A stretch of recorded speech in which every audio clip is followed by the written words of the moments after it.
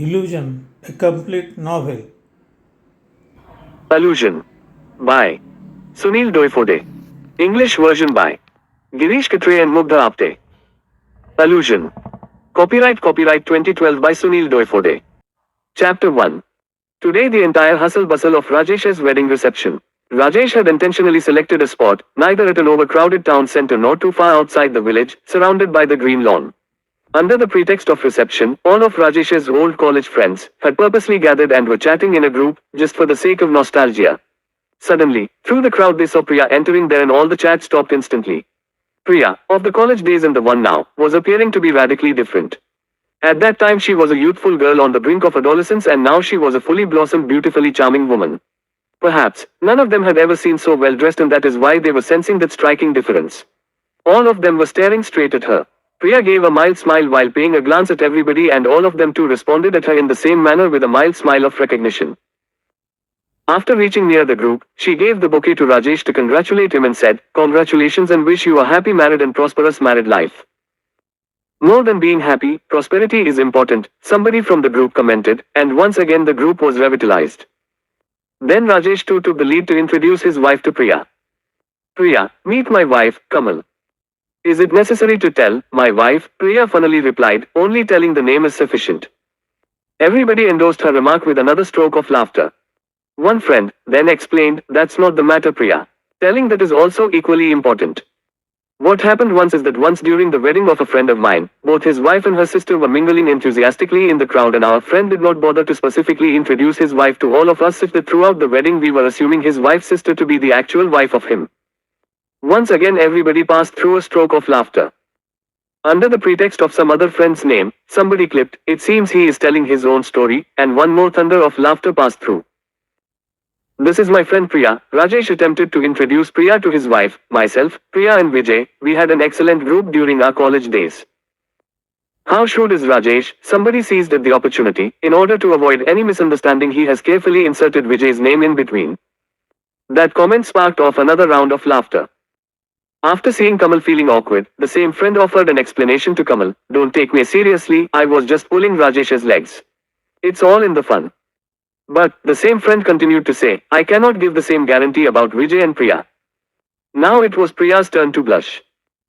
Look at that, another friend of them jumped at the opportunity. How pinkish have her cheeks become immediately after joining her name with Vijay. Priya was continuing to feel blushed and she was confused how to react over this. How is that Vijay has not yet arrived? Rajesh took the lead to change the focus of whole discussion. "He will definitely come, haven't you given him the invitation or forgot it while keeping all your focus on wife?" somebody else said. "Oh number, he is my best friend. Will such a thing ever happen?" Rajesh quickly replied. Few moments passed in peace. "So Rajesh, have you made any plans for honeymoon or not?" Another friend started making fun of Rajesh by turning to change the topic under discussion. "Of course yes," Rajesh replied with meaningful gesture at his wife. Now it was Kamal's turn to blush. "What plan have you made?" Rajesh's friend does not seem to be in any mood to spare him. "Similar," Rajesh replied. "Oh, only domestic, I had thought you would go out of India. It takes long time to reach out of India. He doesn't have that much patience to wait," yet another friend taunted. Discovering that the discussion is becoming increasingly mischievous and absurd, Priya moved from there to another group of guests, by formally saying, "Excuse me," under the pretext of finding somebody from the acquaintance. Vijay entered the reception venue from the gate the very moment Priya moved away from the group of Rajesh, his wife and his friends to another group of women. He was accompanied by his family, i.e. his mother and sister too. Vijay's mother was a barely educated woman and his sister was slightly elder to him, an introvert in nature. After entering the reception venue Vijay started glancing here and there but Rajesh was completely attentive of him and he was well aware whom Vijay was searching for. When Rajesh stared at one his friends and gave a mysterious smile, the entire group of friends too noticed Vijay and they also started smiling in the same mysterious manner. Yet, Vijay was unaware of them and he was continuing to look here and there as though searching for somebody. Just then, one of the friends standing in that group raised his hand and said loudly, Here, come here, we all are standing here." Another boy from the group said sarcastically to Vijay, "Mr. Rajesh, the host of this function, for whom you are searching, is waiting for you here." Now Vijay was left with no choice to pay attention to the group and he approached Rajesh and his friends on the dais along with his mother and sister. "Think of the devil and the devil is there," one from among the group said, "Just now we were talking about you only." At least once in lifetime, please manage to reach in time, one of them mischievously said to Vijay. Why? What happened? Vijay could not figure out his contention and he asked. My friend, till this moment she was standing here only, Rajesh whispered into Vijay's ears knowing fully well of the presence of Vijay's mother, while pointing at Priya. Vijay looked in the same direction where Rajesh was pointing at and noticed Priya there. Priya too was looking at him alone and they both exchanged a sweet smile of acknowledgement. But Vijay found it little odd to immediately leave the group of his friends behind and approach her. Perhaps, she too faced the same problem since she was standing among all ladies. This is my best friend Vijay, Rajesh introduced Vijay to his wife. Yes, you had introduced him in our wedding, Rajesh's wife said, I am aware of it. Vijay handed over his gift box to Rajesh and said, and this is my mother and my sister, Shalini. Rajesh, in turn, handed over that gift to one of his friends standing nearby and bowed before Vijay's mother to offer his respect.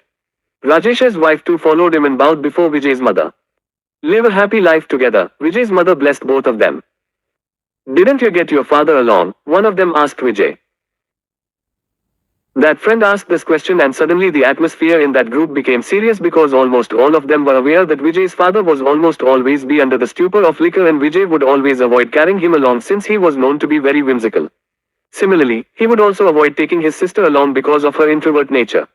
She too disliked to mingle with group of people and therefore Vijay would rarely take her anywhere alone. But today Vijay had brought his sister especially for Rajesh's wedding reception since Rajesh had insisted for it. Apart from her introvert nature there were many other reasons why Vijay would avoid taking her along which were very awkward for him to describe. Therefore, if at all anybody would insist, he would simply put up the problem of her nature as an excuse. That way, Rajesh had insisted Vijay to bring his father along and had personally invited his father too which he too had willingly accepted. But Rajesh was well aware that he would not come and Vijay too would resist him even if he expresses his desire to come. On the other hand, even Vijay found it convenient to carry his sister along, instead of bringing father, because it was one and the same to honor Rajesh's desire. Therefore, conveniently, he had sought to bring his sister along. Finding that the entire atmosphere had become serious, Rajesh was puzzled about how to restore it back to normal. Since everybody in the group was knowing about Vijay's father, Rajesh was aware that the one who asked such a question was either ignorant about Vijay's father or had intentionally asked that question to put Vijay in an awkward situation. Mother. Please come here to meet Vijay's mother and sister. Were you not so keen to meet both of them? Rajesh addressed his mother and found a good excuse to change the topic. Rajesh's mother came there and after the exchange of few smiles, she carried Vijay's mother and sister to the same group of ladies where Priya was standing. Priya smiled at Vijay's sister, Shalini, and also offered her respects to Vijay's mother. Oh. Even though Vijay was busy chatting among his friends' group of men, all his attention was over Priya and she too was doing the same. Although she was chatting among the group of women she was watchful about Vijay. Vijay's mother and his sister were standing adjacent to Priya. Vijay's mother was talking something intensely with Priya. Vijay realized that it was an excellent opportunity. He can always approach his mother under the pretext of talking with her and then talk with Priya. Excuse me, Vijay formally said to his group to slip out of them. You are indeed excused, one of his friends again remarked mischievously. But Vijay ignored that remark and approached his mother. But right at the same moment, some other lady friend of Priya came near her and holding her hand pulled Priya somewhere else. Vijay was thus disappointed. What? Vijay's mother asked him. Having approached his mother, now Vijay had no choice but to say something to his mother. Mother, why are you standing all the while? Go and occupy some chair otherwise your knees shall pain as usual, Vijay said. Yes, I'll go after some time, Vijay's mother replied and ignored him to continue chatting with other women. Shalini, being shy by nature and introvert, was unable to understand what she can talk with strangers and was also unable to locate anybody whom she knew well. She glanced at her mother but mother was intently busy talking whether or not she knew women around her. Now Shalini started getting bored. She looked here and there for a chair but all chairs were placed far away from her. She did not want to leave her mother alone and therefore she simply stood against a pole and delved deep into her own thoughts. Suddenly she realized that somebody was signaling at her standing on the steps of that premises. When she turned around to look at that individual she discovered that the same young man was waving his hand to attract her attention itself. I don't seem to know him, Shalini thought. Then why is he calling me? Shalini was puzzled. She turned around to see her mother but mother was not being seen anywhere around nor could she find her brother, Vijay.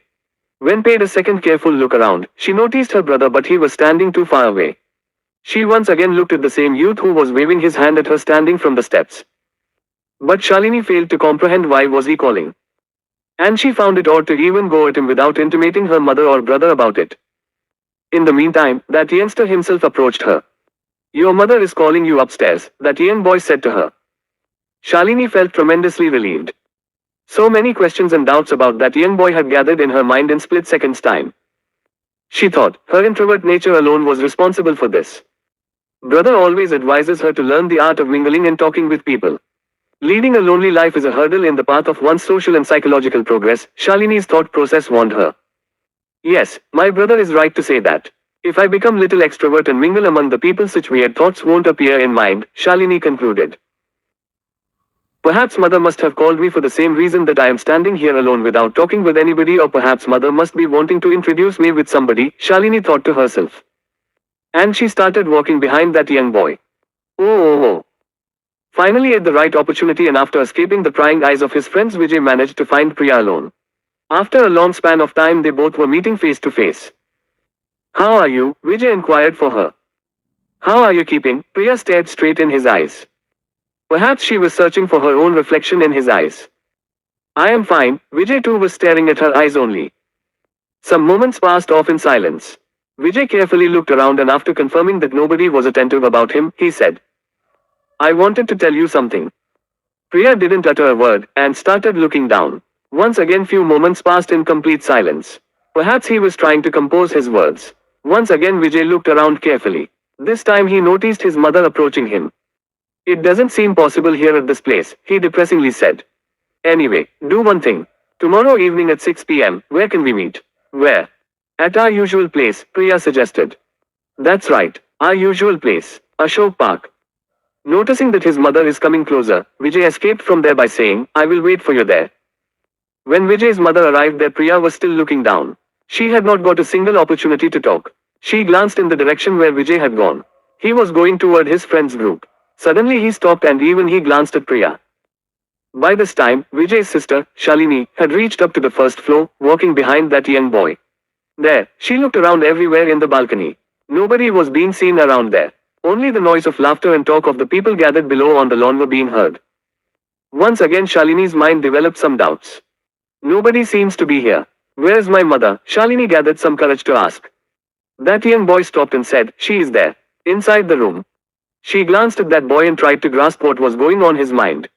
Both of them stared at each other. But she could not sense anything of his mind. Neither did she feel anything malicious or objectionable in his eyes. What a doubt-prone my mind is, she thought and warned herself. That young boy turned and started walking ahead. She also followed him. After walking for some distance, he stopped in front of a room. Even Shalini also stopped behind him. "Your mother is sitting inside," he pointed at the door of the room. Shalini went in front and pushed open the door. It was already open. She once again turned and looked at that young boy. "Go inside," he ordered while standing outside there. She looked at him with questioning face. "Go inside. I will continue to remain watchful and alert here only," he ordered. Watchful and alert, Shalini felt surprise. "Yes, watchful and alert. The times are like that," he said mysteriously. Shalini could not decipher anything from that mysterious voice. Whatever it is, she thought and ignored him. When she started going inside, that young boy said once again. "And yes, do not forget to lock the door from inside after entering there." Shalini once again paused and asked, "Why?" "Do whatever that is told to you. Don't ask too many questions." The voice of that boy had suddenly turned harsh. Shalini went inside the room mechanically and locked the door from inside.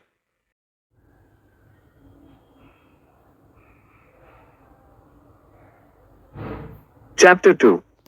The voice of that young man itself was so overpowering that he had left Shalini completely captivated by it. Afraid of that overpowering voice, Shalini went inside the room and instantly she locked the door from inside. But there was complete darkness inside the room. A question popped up in her mind. Why must have her mother called her here in this darkness? No. Fearsome thoughts came to her mind again. There is something malicious in all this. She turned back to open the door and suddenly she saw some figure sitting there in the darkness on the bed there. She turned and looked at that unrecognizable figure, but it was difficult to understand who it was in that thick darkness. She tried searching for the light switch, but it was located right above the other end of the bed. She could not gather courage to go there and light it. Standing there in the darkness, she gave a call, "Mother." But there was no response. Now she gathered some courage and went near the bed to put on the light. She reached up to the switch and put it on. A ray of bright light spread throughout the room and the darkness vanished. Now she could clearly look at the figure sitting there on the bed. He was some another youth sitting there. He gave her a pleasant smile and said, "Welcome. Come and sit here," he said. Shalini and that youngster stared at each other. There was a captivating charm in his eyes. She could not remove her eyes from looking at his face. Shalini sensed that there was such a thrilling magic in his voice that she was mesmerized, so that she went and sat near him on the bed, at least, as far away from him as possible. "There is nothing to be afraid of," that young man assured Shalini, and she felt slightly relaxed and the fear in her mind subsided a little, if not vanished completely. That young man now moved near her. Even she started staring straight at his eyes. Slowly she started sensing that his eyes were turning feverishly red. Even the expressions on his face changed radically. Now she, however, electrifyingly startled when she realized that the red color in his eyes was nothing but the lust in his mind. She had now managed to get rid of the charm he had overpowered on her mind, and she started to get up from the bed. But it was too late, because by now that youth had already leapt over she, and she were left with no other weapon to retaliate except only to scream as loudly as she could.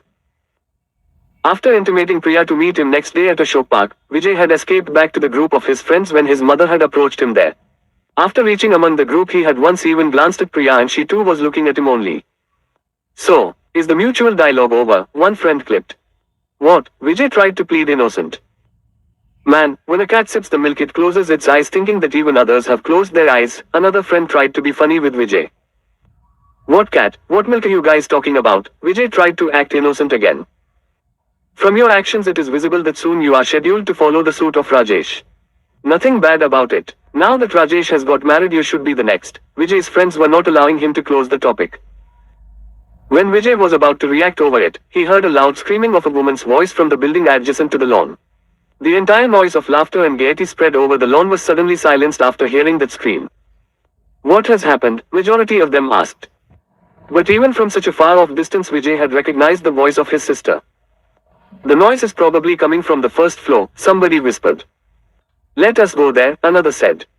"Some serious problem seems to be there," yet another joined. Vijay rushed fast toward the staircase of the building and others followed him quickly. All other guests standing in the lawn who were stilled by that scream too started running after them.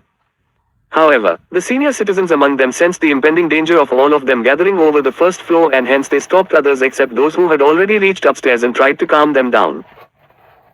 Vijay and all his friends had, by now, reached on the first floor and were trying to find out the direction from where that noise of screaming still coming. Soon they got their answer and started running. Oh. Vijay and all of his friends rushed in the direction of the noise of screaming and came near the room's door. Still lot of people had gathered there running behind them. It was indeed very wise of the senior citizens to prevent all the crowd to rush on the first floor, because it would have caused some confusion and also some mishap. Vijay tried to push the door, but it was closed from inside. Few others started knocking on the door, but Vijay had no patience to wait for that longer time. Even if he was to have patience, it was of no use at that particular moment of time. Along with two of his other friends, Vijay simply dashed against the door with such a powerful strength the latch inside broke down and the door opened. Immediately thereupon, Vijay and his friends pierced inside the room and others too followed them. A crowd of people thus invaded into the room. After seeing the scene inside the room, Vijay cursed himself and repented for bringing Shalini along with him there, whereas there was a wide expression of curiosity and fear on some other bystanders. Inside the room, on the bed, Shalini was alone screaming and cursing somebody as though some invisible entity was misbehaving with her. Even after Vijay and all of his friends rushed inside the room, Shalini had continued to scream and shout ferociously. "You rascal! Leave me! Leave me alone!" Shalini was screaming. Vijay went near her and tried to put his palm on her shoulder. But she firmly resisted and continued screaming. All of Vijay's friends and other people stopped there and were utterly confused. Now Vijay held both of Shalini's shoulders firmly in his grip and shook her. All the people gathered in the room were staring at Shalini and Vijay with surprise in their eyes. "Shalini! Shalini! Please wake up! See for yourself! There's nobody here." Vijay tried to make her aware of the reality. "Vijay, look at that son of a bitch! He is trying to rape me," Shalini continued to yell. Once again Vijay shook his sister, holding both of her shoulders firmly. In the meantime, Vijay's mother reached the spot. "What happened, my dear child?" Mother tried to console her. Held in her arms, Shalini started crying vociferously while saying, "Look at that bastard! He cheated and induced me to come here. It is fine, my child," Mother tried to soothe her, "we will hand him over to the cops." "That is what I had warned you," Vijay annoyingly said to his mother, "not to take her with us. She has not only spoiled the whole function here but has ruined even my prestige." Till then, even Priya had reached there and she calmed down Vijay first by patting over his shoulder. Then she tried to console Shalini by moving her palm affectionately over Shalini's head. Isn't she taking the medicine course nowadays? Priya asked Vijay's mother in a lowered tone. What shall I tell you, my child? Vijay's mother tried to reply. She doesn't take the medicine nowadays. After seeing that weird instance, the discussion started among the people gathered inside. Nobody is here. Why was she crying and screaming then? Said one gentleman. Is she affected by some ghost? Another curiously asked. No. It appears a typical black magic case, yet another man expressed. Don't talk anything nonsense, Mr. Shyam, somebody reacted. You are such an educated man. What education matters here? What else is this to be called other than an evil effect of a ghost? This girl gets induced to come here alone and then the latch gets locked automatically from inside, Mr. Shyam tried to explain. Some of the men there were looking at Shalini with eyes filled in hatred and disgust while few others were sympathizing with her. She must be insane. She herself must have locked the door from inside, yet another opined. Not insane. She must be suffering from hallucinations, somebody rationalized. Hallucinations. That necessarily means she is insane, the same man argued.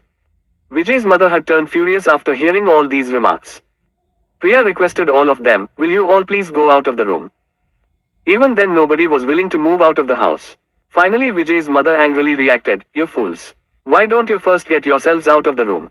Let some fresh air come inside the room. Can't you see how perspiring my daughter is?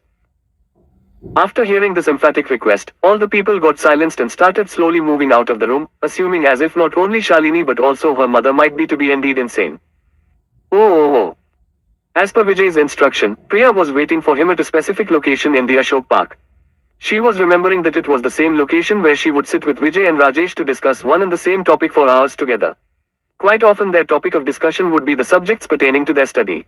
It was a very common practice among them to hold several rounds of debate about the subjects of their curriculum so that all their doubts would clear. Indeed, this method of carrying out their study was perfectly nice and whatever they had successfully achieved today in life was a result of that dedicated study alone. Vijay would always advise that one should dissolve so intensely in the study of a subject that any discussion among them should revolve around the same topic and above all this should happen automatically. But, perhaps, today he had called her here to discuss about something radically different. Actually, that was her genuine expectation. It was the issue that both of them had never discussed among themselves in spite of meeting here several times so far. Therefore, ever since Vijay sought to meet her here in the park, she had become eager to meet him in the garden. That is why she had reached the garden a lot of time before the appointed hour. She glanced at her wristwatch. It was 5:30 p.m. in the evening, which means she had arrived there at least half an hour before time, assuming he would arrive there in time. Of course, he was quite disciplined to keep the appointments. Now Priya glanced in all angles through the length and breadth of the garden, thinking over how to while away the remaining time. First she had a small stroll throughout the garden. Everywhere, couples madly fallen in love were sitting. Priya recalled that both Rajesh and Vijay would laugh sarcastically looking at such couples sitting in the garden because they always felt that love was a kind of a mental and emotional weakness. Although Priya never expressed herself over this, she never appreciated this sarcastic laughter because she always believed love to be an emotion worth respecting. But she was aware that both of them will realize how sacred this emotion of love is only when both of them would fall in love with somebody. And perhaps today, after a long passage of time, Vijay had sensed the serenity of that emotion, thus inducing him to invite Priya at this garden. She once again scanned through the garden. Now scores of changes seemed to have taken place in the garden compared to what it before was. Earlier where there was lot of green lawn had now got converted into a barren piece of land. Perhaps the new gardener was not taking adequate care of the garden. Or perhaps even her outlook had changed over such a long period of time. How pleasant was her life, like a park filled abundantly with trees of flowers and fruits when Vijay and Rajesh were studying with her during college, and how barren had the life become now under the burden of the duties and responsibilities life had in stock for her like a monotonously running machine. While delving deep into the thoughts, Priya was lost in the past memories. It was the very first of Priya in that town and in the college located therein. Since her father was transferred in his service, she was forced to relocate in this little town from Mumbai. She had had all her education till 11th standard in Mumbai itself, but now further education she had sought to take an admission in this new college. New town, new college and company of new students, almost everything was now new to her. When she stepped into her classroom, she became an instant object of curious eyes of all her class. Not only because she too was a new member of their class, but also because knowing well that she has arrived from a metro city like Mumbai was sufficient a reason for the class to be curious about her.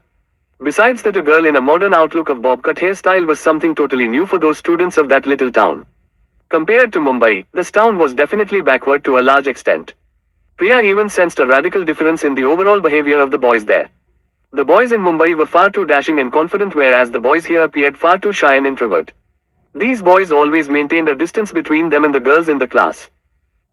Although Priya found these things worth laughing at, slowly she learned that these rural boys were an equal match to their Mumbai counterparts in terms of academic intelligence, but they were under the impact of the rural surrounding atmosphere, for which even they were not to be blamed.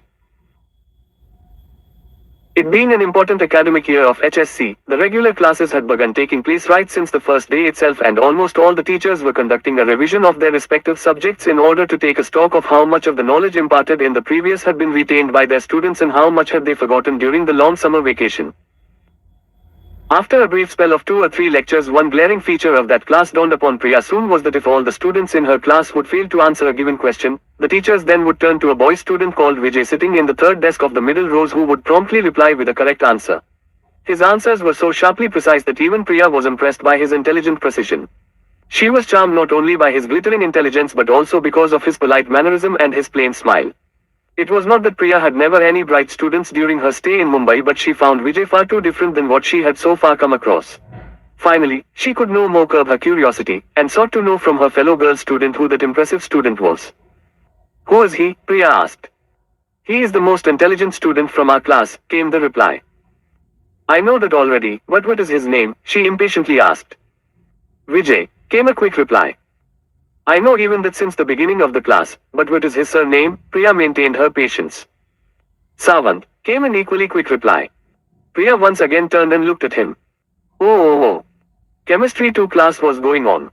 Professor was busy writing variety of different chemical reaction formulae, and the students were busy in writing them down in their notebooks quickly before the teacher would erase them from the blackboard. Vijay was completely engrossed in writing them down, and Rajesh too was doing the same. But Priya was, time and again, turning to look at Vijay while being busy in writing her notes. "Do you notice any difference between this formula and the one previous to it?" Rajesh suddenly asked Vijay while taking the notes.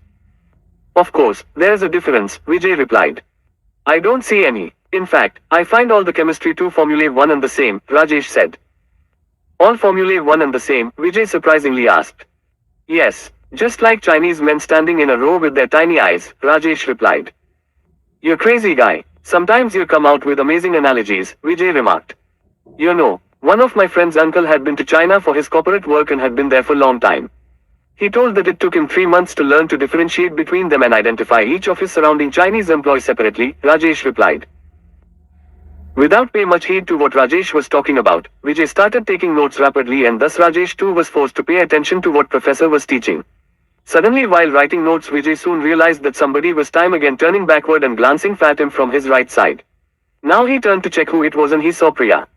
For a moment Vijay and Priya looked at each other, and realizing that Vijay has come to know about it, Priya quickly turned her eyes back to the blackboard. During the 20 minutes recess, all the students were standing in the corridor outside their class in small groups and whiling away their time. Vijay was standing against a pole and Rajesh was in front of him. Vijay clandestinely looked at Priya's group of girls. Although even Priya was standing among all her girlfriends, all her attention was focused on Vijay only. She also clandestinely looked at Vijay, and both of them looked at each other for a moment, and Vijay said to Rajesh, 50.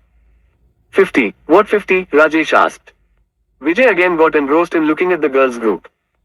This, 50, what you said just now, is like that madman standing on a bridge, Rajesh replied. What madman on a bridge? Vijay asked, although he was not much attentive about Rajesh. Once a madman was standing on a bridge uttering loudly, 50, 50. A man passing from near him asked, what 50, 50? Then the madman pushed him down in the river and started reciting, 51, 51. Rajesh told a joke and started laughing. But Vijay being inattentive about him, there was no chance of why he would reciprocate the laughter. Raja, I will share one fun with you, Vijay mysteriously smiled and said to Rajesh. Fun? What fun? Rajesh replied. Look around. In that group of girls, Vijay asked him. Rajesh turned his sight and started looking at the group of girls. You fool. When I asked you to look at the girls, why do you always look at that fat lady? Vijay annoyingly asked. She is not a fatty girl as you call it. She is only slightly stout, Rajesh explained. Oh, is it? Anyway, forget it. Look at that new girl who has joined our class, Vijay said. Looking in that direction, Rajesh said, oh, so you are talking about Priya. Great. So by now you have come to know her name also, Vijay pinched. What is so great about it? The whole class knows her name. Even you must be knowing it, but you are only pretending innocence, Rajesh replied. No, really, I did not indeed know her name, Vijay clarified himself. Anyway, coming back to what you were telling. What is the fun? Rajesh asked. What was the subject of our first lecture? Vijay asked. It was of chemistry. Why? Rajesh asked. Right since the chemistry lecture, I am counting, Vijay started telling, she has looked at me exactly 50 times so far and now see for yourself. This is the 50th time she has glanced at me, Vijay replied. Oh, so this is the fun you are talking about, Rajesh mischievously asked. Now I will tell you one more fun, Rajesh said to Vijay. What fun? Vijay asked. Just tell me one thing. She looked at you 51 times. How did you come to know about it? Rajesh asked. Of course, I have counted it, Vijay replied unknowingly the wit of Rajesh. You counted. This means you came to know only when you two looked at her at least that many times, in fact more than that, Rajesh trapped him. Which means even she can accuse at you that you have been looking at her 51 times, Rajesh caught the point. Vijay was completely cornered and was tight-lipped about this. You are talking on my behalf or hers? Vijay angrily asked. I am not talking on anybody's behalf. Only explaining the facts, Rajesh shrugged his shoulders. What do you mean? Vijay asked. This means, my dear friend, you have become habituated to calculate everything using the mathematical terminologies only. But always bear it in mind that there are certain issues which never fit into the mathematical jargon, Rajesh explained to Vijay as though he was explaining the gist of something. Now I understand what you are explaining, Vijay replied. What have you understood? Rajesh asked. That this is an excellent excuse for ignoring the physical weight of that fatty in numerical and mathematical terms, Vijay hit back. Why the hell, you time and again come back to that girl, Rajesh annoyingly asked. Oh, sorry, Vijay apologized. Ooh. Chapter 3. College was over. A big flood of bicycles and motorcycles started coming out together. The faces of some of the students were brightly glowing with the feeling of college being over, while those of few others were bearing the expressions of being utterly tired and burning with hunger. Generally, the last lecture of Vijay would always be of chemistry, biology or physics laboratory practical only. In the morning, started for college after a sufficient breakfast, first few lectures of different subjects would take place followed by a short recess. Then during the second session, generally, languages lectures would get over again followed by a recess. Finally, in the third session at the end, when all the students would be usually tired, they would be engaged with the chemistry, physics or biology laboratory works. Thus the students of the science stream would hardly get a moment of leisure, whereas the students of arts and commerce streams would truly relish the charm of living the college life. If there is any mood to attend the classes, they would go for the lectures or would straightaway while away time chatting either in the college canteen or while sitting on the compound walls of the college premises. Just like the science students were occupied, even their professors would be equally busy with work. After completing the lectures in the college till the afternoon, they would be required to begin their personal tuitions immediately after the lunch, which would continue right up to 10 p.m. at night.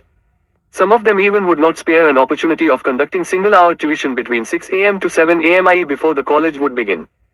The professors of the arts and commerce stream were, however, very lucky as far as the busy schedule of conducting lectures at college and followed by the tuitions. What it means is that, for the teachers staff of the arts and commerce faculties, the classes in college would take place only if the students would be interested to attend them, and there would not be any activity of tuitions after the college getting over. At times, then, the professors of these two faculties would board not to conduct lectures at college, and then they would develop a sharp desire to conduct one lecture, but after visiting the classroom, if they would find it empty, they would summon a peon and dispatch him straightaway at the college canteen to fetch the students. During such times, whatever a few number of students they would find in the canteen would be forced to attend a lecture irrespective of their will.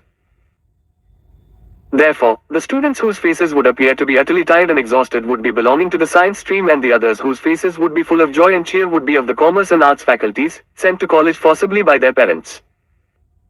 Another reason why these arts and commerce students would be so joyous was never the college being over, at least for the day, but it was the opportune time for them to see the beautiful girls of the science faculty, appearing to be more and more charming, thanks to the strain they would have endured during their college schedule. Vijay and Rajesh found their way through that outpouring flood of students and started pedaling their bicycles toward home through the main street of their town. Usually while going home they would hardly talk with each other for being tired and exhausted. They would be very eager to reach home fast and eat lunch before commencing the next equally stressful schedule of attending the tuitions.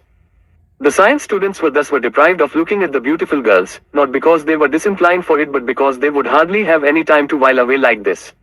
After joining the main street, both Rajesh and Vijay pedaled their bicycles hard as fast as they could, and at one turning their roads would bifurcate. Okay, bye for now. See you soon at the tuitions, Rajesh said to Vijay. Bye. Bye, Vijay replied without even looking at Rajesh and started riding ahead. After covering some more distance, a turn to the road would lead Vijay to his home. While taking a turn, Vijay suddenly felt that somebody was coming from behind him. If it was somebody from his college itself, he would have easily ignored, but he also sensed that it was some beautiful girl, perhaps he knew her, and therefore he turned back to have a look at her only to realize that it was Priya.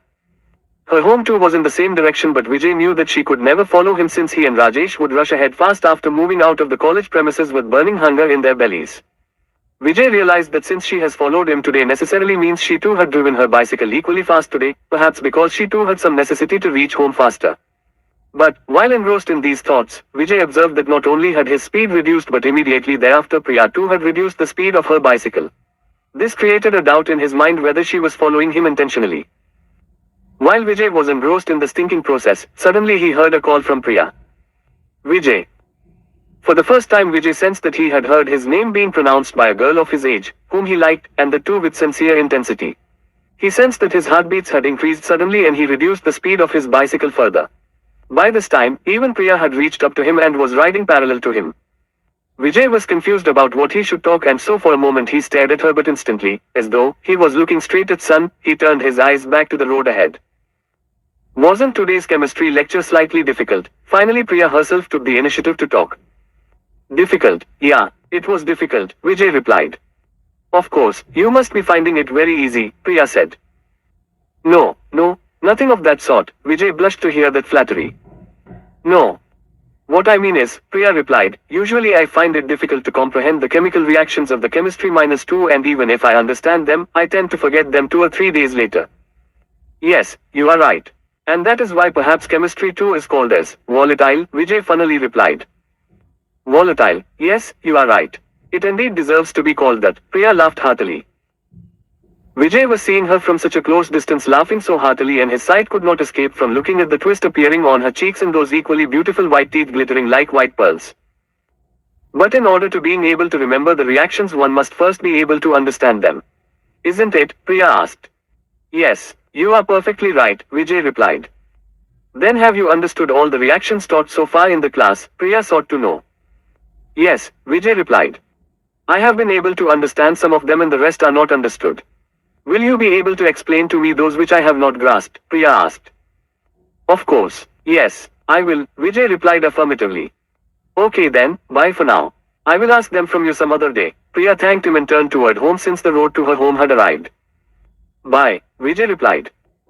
She had gone and he had realized that he had stopped his bicycle on that turn, and he was looking at her till such time she went beyond his sight. Even she was smiling at him. Now Vijay shook head as though he was discarding something and he started toward his home.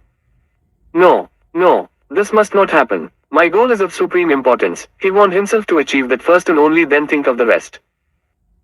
Deeply involved in these thoughts he was moving toward his house, but even then he was feeling better for the barely few moments he had spent with her. Again he warned himself to control his emotions and must let this happen again. Deeply engrossed in these conflicting thoughts, he did not even realize when he reached at his home. Oh. It was the evening time, but still there was lot of time for the darkness to spread. The atmosphere was very pleasant. Those who wanted to go for an evening stroll were slowly coming out of their houses. Even Priya was riding on her bicycle through the road. While riding the bicycle, her hairs, styled as bob cut, were flying on her forehead, and her manner of removing them back from there using one hand while riding the bicycle was appearing very attractive. Moreover, after every brief spell she was also resetting her skirt blowing up on the air, and even that action was quite pleasant. After covering some distance she moved on one edge of the road and stopped it near the compound with a wooden gate on it. After putting the bicycle on its side stand she locked it first and then approached the gate of that home. All her actions, such as stopping the bicycle and resting it on the side stand, were following some beautiful captivating rhythm. The gate she had approached was of Vijay's home. While peeping over the gate and opening it, she glanced over the open space in front of the main door to see whether anybody was sitting there. Since it being an evening time she hoped to see somebody from Vijay's family sitting there in the open space, or at least Vijay could be there. Contrary to her expectation of the evening time, the main door too was closed. Have all the people gone out? Priya thought. She first opened the gate and stepped inside the open space. Then she glanced here and there since she was coming at Vijay's home for the first time. Similarly, not a single window of Vijay's home seemed to be open. All the windows were closed from inside. She approached the main door of that house. Fortunately, there was no lock hanging on the door, which, Priya was assured, there must be somebody inside the home. Perhaps, Vijay's mother must be alone at home, or it could also be that Vijay must be alone at home and he must be engrossed in his studies inside his room. She gave a thought to all this, came near the main door of the house and raised her hand to ring the doorbell. Her arm, raised above to ring the doorbell, came down automatically after realizing there was no switch to ring the bell. Then she was forced to knock on the door and wait for someone to open it. But she could not sense any movement inside the house and therefore she knocked on the door once again. Even then there was absolutely no movement being felt inside the house. Now she genuinely wondered whether all the family members had gone out. She also felt tempted to go at the backyard of the house to check whether the back door was locked, since she had, by now, come to know that in order to prevent thefts taking place, the people of this town had a regular practice of locking the back door from outside while going out. For a couple of moments, Priya even felt tempted to visit the backyard of the house, but she avoided going there because firstly she was coming to that home for the first time and secondly she was not even knowing the exact layout of the backyard of that home. Finally, she turned back and started going toward the wooden gate of that house, but suddenly she heard the noise of the door being opened. Therefore she turned back only to see Vijay standing in the door.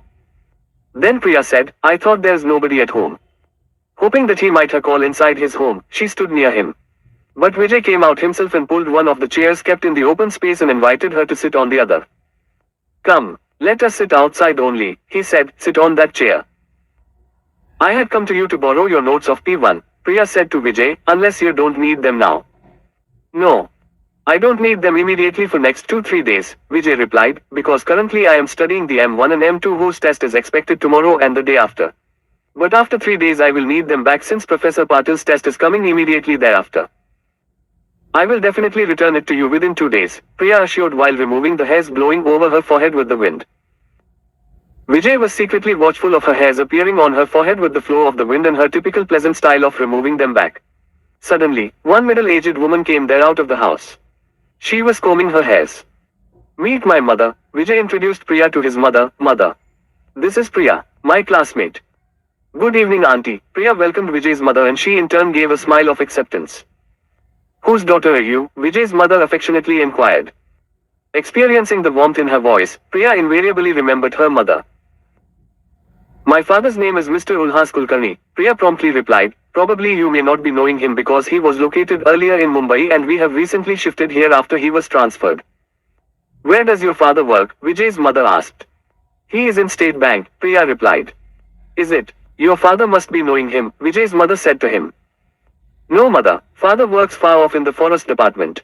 Her father is in the bank," Vijay replied. "But he must be going into the bank sometimes," Vijay's mother said. "But how can her father be knowing every visitor to the bank?" Vijay questioned. "Yes, even you are right to say that," Vijay's mother replied. "But now probably he may come to know," Priya said. Suddenly, some noise was heard from the kitchen of that house and Vijay's mother turned back and yelled, "Coming! Coming, baby," and she went inside again. After Vijay's mother went inside again, for a couple of moments both, Vijay and Priya spent in silence. Perhaps they were thinking what to talk next. "Can you give me those notes?" Priya reminded Vijay. "Just a minute," Vijay said and he went inside home to get them. Oh.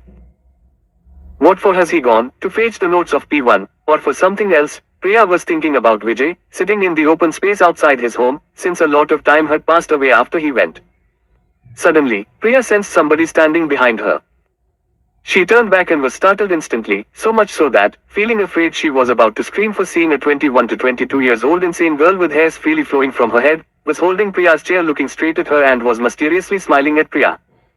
Right at the same moment, Vijay came out of his home holding the notes in his hand, and finding Priya completely afraid, he laughed at her and said, "This is my elder sister Shalini." Feeling relieved, Priya offered her greetings to Shalini by saying, "Namaskar," to Shalini, but she did not respond and went away inside the home.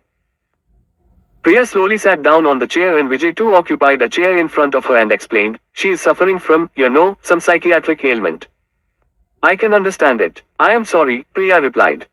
"You need not feel sorry about it. We are very much habituated of it by now," Vijay replied while giving the notes to her. Priya flipped through the pages of those notes and spontaneously said, "Your handwriting is really very beautiful." "Even you have been endowed with one beautiful gift," Vijay responded. "What is that?" Priya curiously asked. "Your teeth are marvelous," Vijay explained. "Is it?" Priya blushed with all pink color being spread on her face with eyes looking down. "Thanks that you came to my home, at least under the pretext of notes." "I am delighted," Vijay said. Priya felt confused what to say on this. No, usually no one comes to us, Vijay said further, probably because of his insane sister. Priya sat there in silence for few moments and then got up to leave. She then assured, I will definitely return your notes within 2 days. Precisely within 2 days. I know you will. Not an issue at all. Vijay too got up and came as a courtesy to drop her up to the gate. Right at the same moment one man, in his late 50s, entered the wooden gate holding his old bicycle. His face was full of sweat, unshaven as he was, and his clothes too were crumpled. Besides all of these discourteous looks, when he came and stood near Priya, she was bitterly irritated since his mouth smelled disgustingly foul with liquor. Who is this drunkard man? And where is he going here in decent family's house? She thought, probably he must have entered by mistake. Priya thought like this and glanced at Vijay, but he was standing calmly. That man gave an unrecognizing glance to Priya and pulled out a pack of cigarettes of some utterly cheap brand. After opening it when he realized that it was empty, he annoyingly threw it in some corner of that open space outside Vijay's house and pulled out a Rs. 50 currency note from his pocket and ordered to Vijay, go and get one pack of cigarettes. Priya thought that Vijay might react against that discourteous behavior, but on the contrary he calmly inserted that money in his pocket. That drunken man, in turn, moved ahead and disappeared toward the backyard of Vijay's house to keep the bicycle he was holding. Vijay glanced at Priya's confused face and explained, he is my father.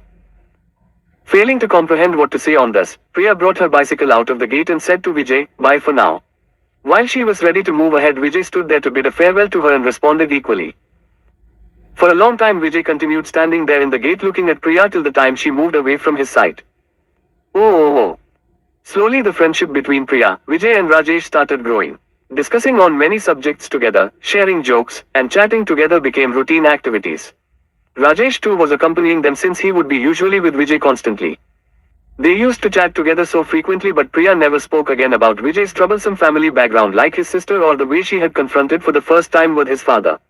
Frankly speaking, she never dared to raise those topics and nor Vijay volunteered to describe anything further about it. But after witnessing all of those troubles constantly present in his life, Priya had started respecting Vijay for his determination to move ahead in life. What an inspiring will, she always felt curious and surprised toward Vijay for this. Vijay was already going at Rajesh's residence for studies since it was not possible to do it at his home given the kind of limitations he constantly faced. But ever since Rajesh's elder brother got married, even their righteous occupation of that room was annulled and now they both faced the same problem. This problem was easily solved by Priya because at her home only she and her father were living, particularly because her mother had expired during pregnancy while she was studying in the 4th standard and her father had avoided going for a second marriage after her death. Now he was playing the dual role of Priya's mother and that of being her father. Priya's residence was a nice State Bank of India quarters of 3 rooms house. Therefore, she decided to invite Vijay and Rajesh at her home for studies, sitting there in the dining hall of her home. Once Rajesh, Vijay and Priya were studying at home in the dining room and Priya's father came out there. He glanced at all of them, but they were so deeply engrossed in their studies that they did not notice him at all. Priya's father was holding one carry bag in his hand and it appeared that he was going out for some work.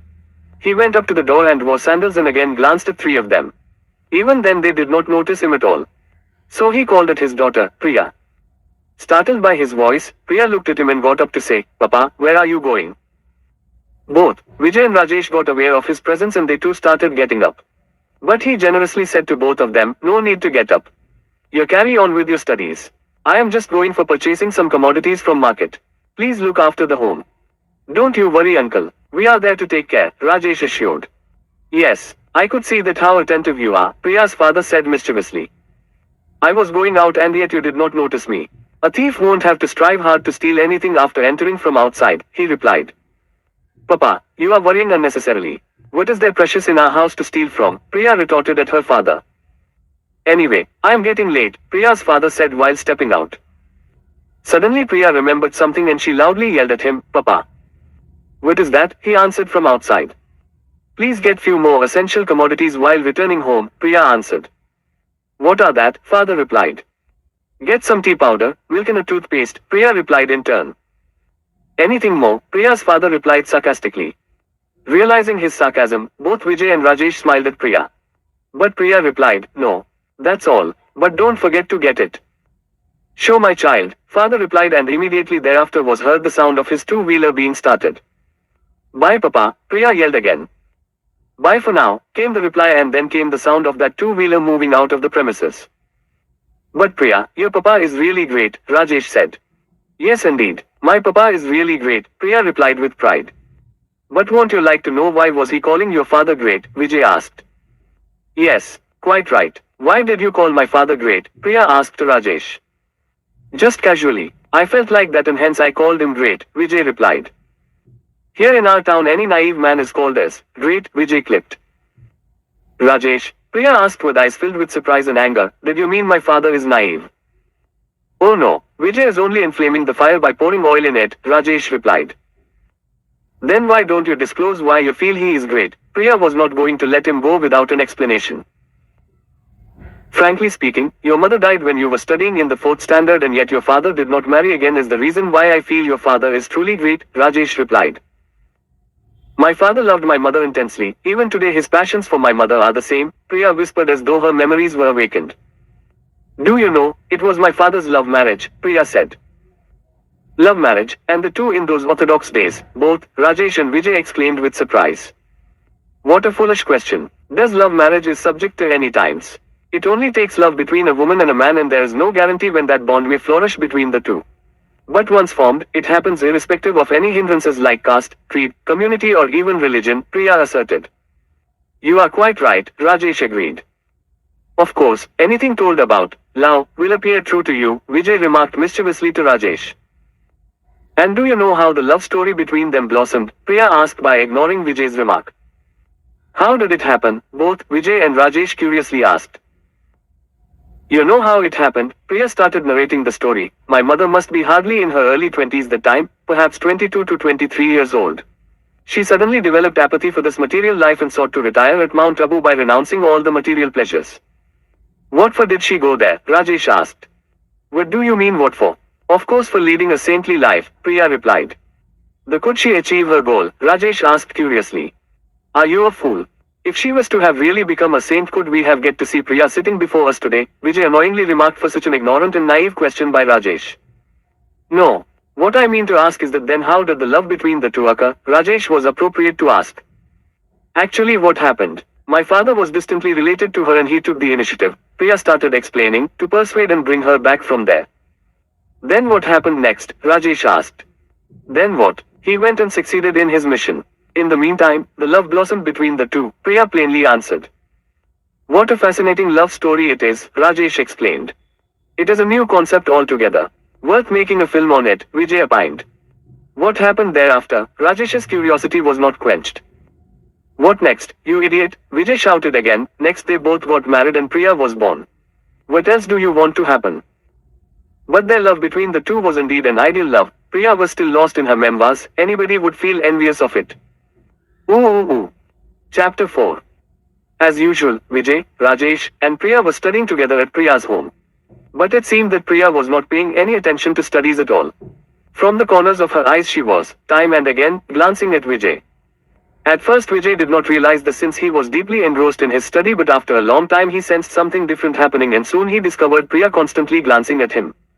Vijay tried to ignore it or at first he even pretended to have noticed it but soon he too was unable to concentrate since Priya continued to glance at him repeatedly. Now Vijay too could not focus on his studies and once he caught Priya red-handed, as though she was stealing something, and asked, Priya, what is this happening today? What? Nothing. Priya shrugged her shoulders and started reading her notes as if nothing was happening. Now even Rajesh's attention was disturbed and he asked, what happened?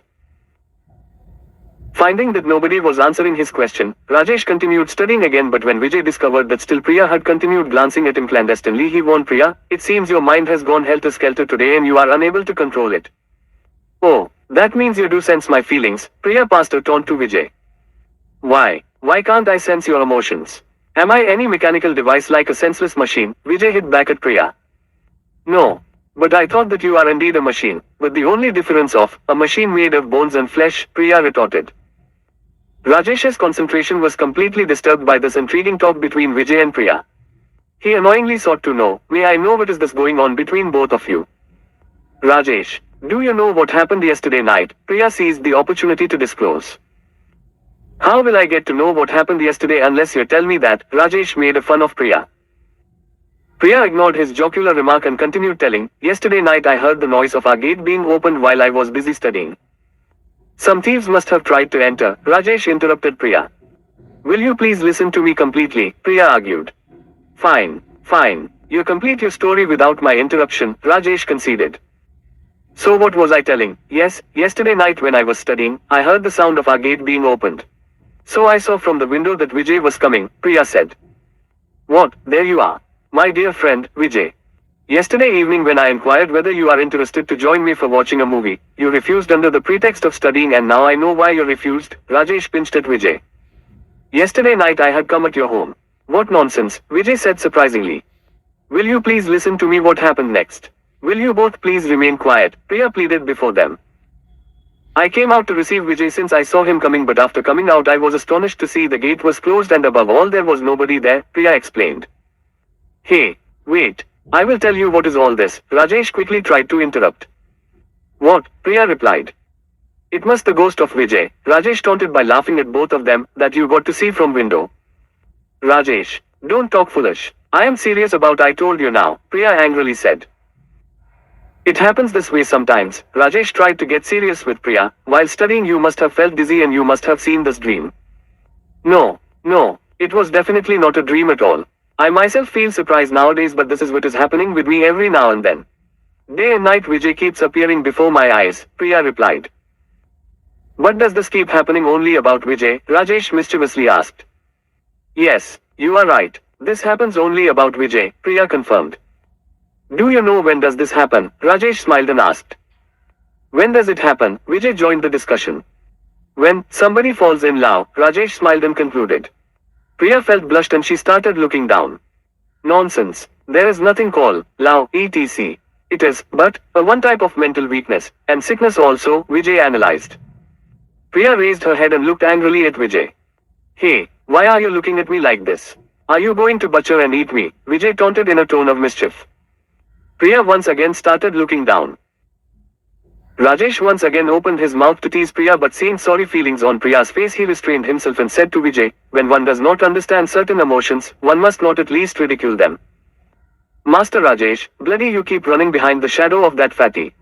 Now you tell me honestly whether you have a genuine love for her in your mind or it is only a physical attraction, Vijay angrily asked. Priya started going from there angrily banging her steps on floor and both Vijay and Rajesh kept looking at her in a surprised manner. Therefore, Priya herself turned back and said, I am going to get a cup of tea. First of all I have told you several times not to call her fatty, Rajesh angrily warned Vijay, it hurts me severely. It hurts me, Vijay sarcastically repeated Rajesh's words and said, show me where does it exactly hurt your friend. Vijay please, stop it, Rajesh replied. Okay, I'm sorry, but at least answer my question honestly. You genuinely love her or is it only a physical attraction? Vijay was not going to spare Rajesh without obtaining the answer of this rude question. I cannot say it so clearly. There is some love mixed with some physical attraction or even some casual feelings. But all said and done everything sounds really nice and worth craving for, Rajesh replied. That means you can call it an utter confusion of emotions, Vijay asserted. You won't understand these emotions. Perhaps, only when you two will fall in love that you will get to experience this, Rajesh calmly said.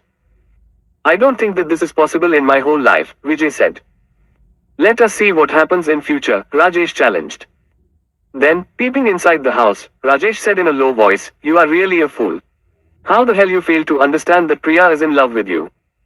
She is crazy and is also little talkative. That's why she keeps churning out words like this, Vijay ridiculed Rajesh. Bear one thing in mind Vijay. If you are unable to understand her emotions then you have no right to ridicule her emotions, Rajesh warned. Then what do you think am I supposed to do, Vijay asked. Rajesh kept mum over this. Shall I induce her further and deviate from my goal? Is even she not going to suffer then in all this mess, Vijay ruthlessly asked. This means you two understand her emotions to some extent, Rajesh smilingly asked.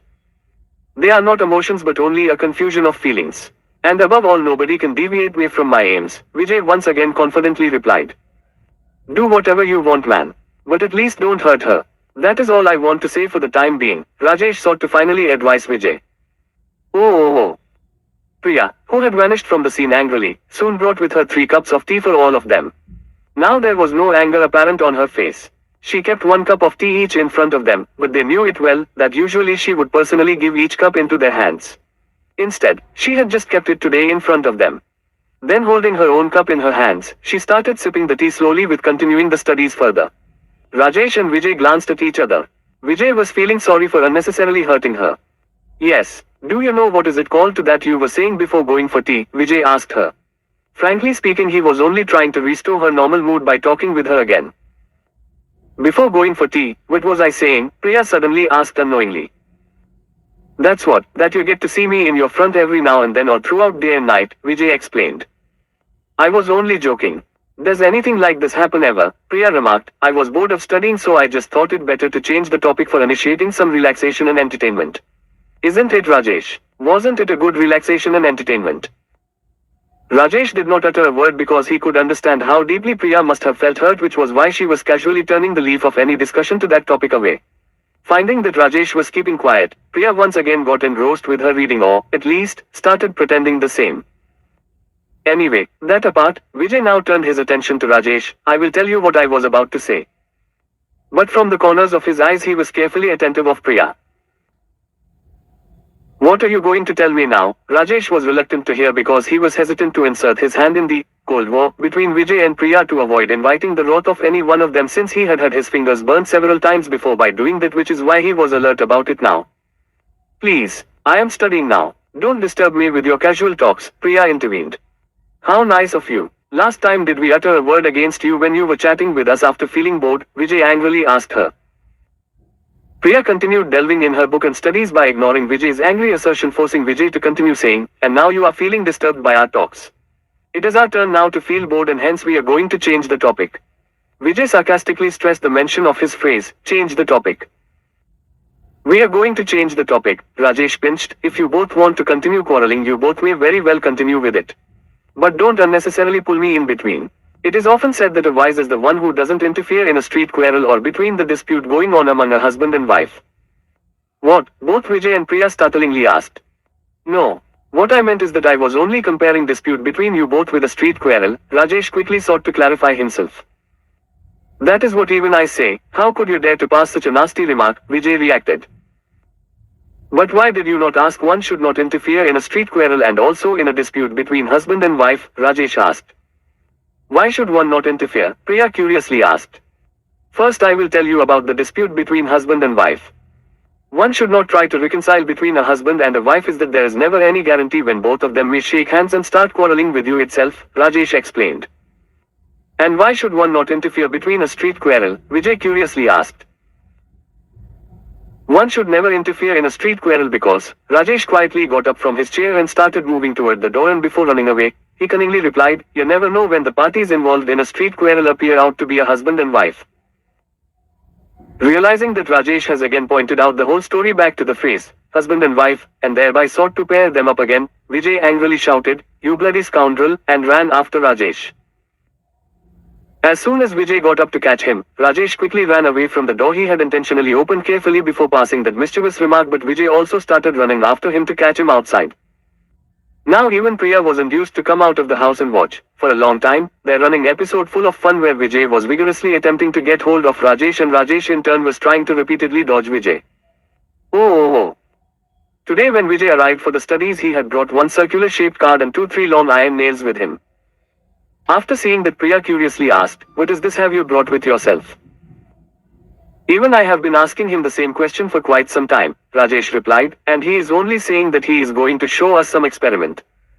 That's really nice. Go ahead and show it quickly, Priya curiously said. First of all, you at least occupy your seats, friends, Vijay insisted. Both of them occupied their seats, but still they were unable to trace what experiment Vijay was intending to show. Rajesh was aware that Vijay was purposely delaying so that everybody's curiosity may reach to its peak, but he too was cunning enough not to ask even a single question to defeat the very purpose of Vijay's delay. But how was Priya to restrain herself from asking? And that is what she did by saying, yes. We have taken our seats and now show us what experiment you have decided. Yes, certainly, Vijay replied. Will you please wait and watch? You are always so impatient about everything. Priya got annoyed with the remark, and just like yesterday, felt angry too. Immediately, she opened the book and began her studies because she had realized that since yesterday, Vijay was intentionally maintaining some distance between she and himself. Now she had made up her mind not to talk with him on her own unless and until he would not open some dialogue. Vijay was going to say something to Priya, but sensing the changed mood of Priya, he said to Rajesh, while clandestinely giving an intentional gesture at Priya, "Yes. Rajesh, you were saying yesterday that anybody who has fallen in love starts feeling as though he or she is seeing his or her fiancé or fiancé everywhere." Hearing this sentence, Priya too was tempted to glance at Vijay, but she focused her attention back to the book after Vijay saw at her at the same instance. "Yes, quite right. What new have you said?" Rajesh replied. "No, what I mean is that, you assume that you get to see that that queen of yours, everywhere," Vijay asked. "Why to assume? Of course, yes, I experience seeing her everywhere." Rajesh committed himself with pride, having been able to join Priya's camp. "Fine. I accepted that you see her everywhere.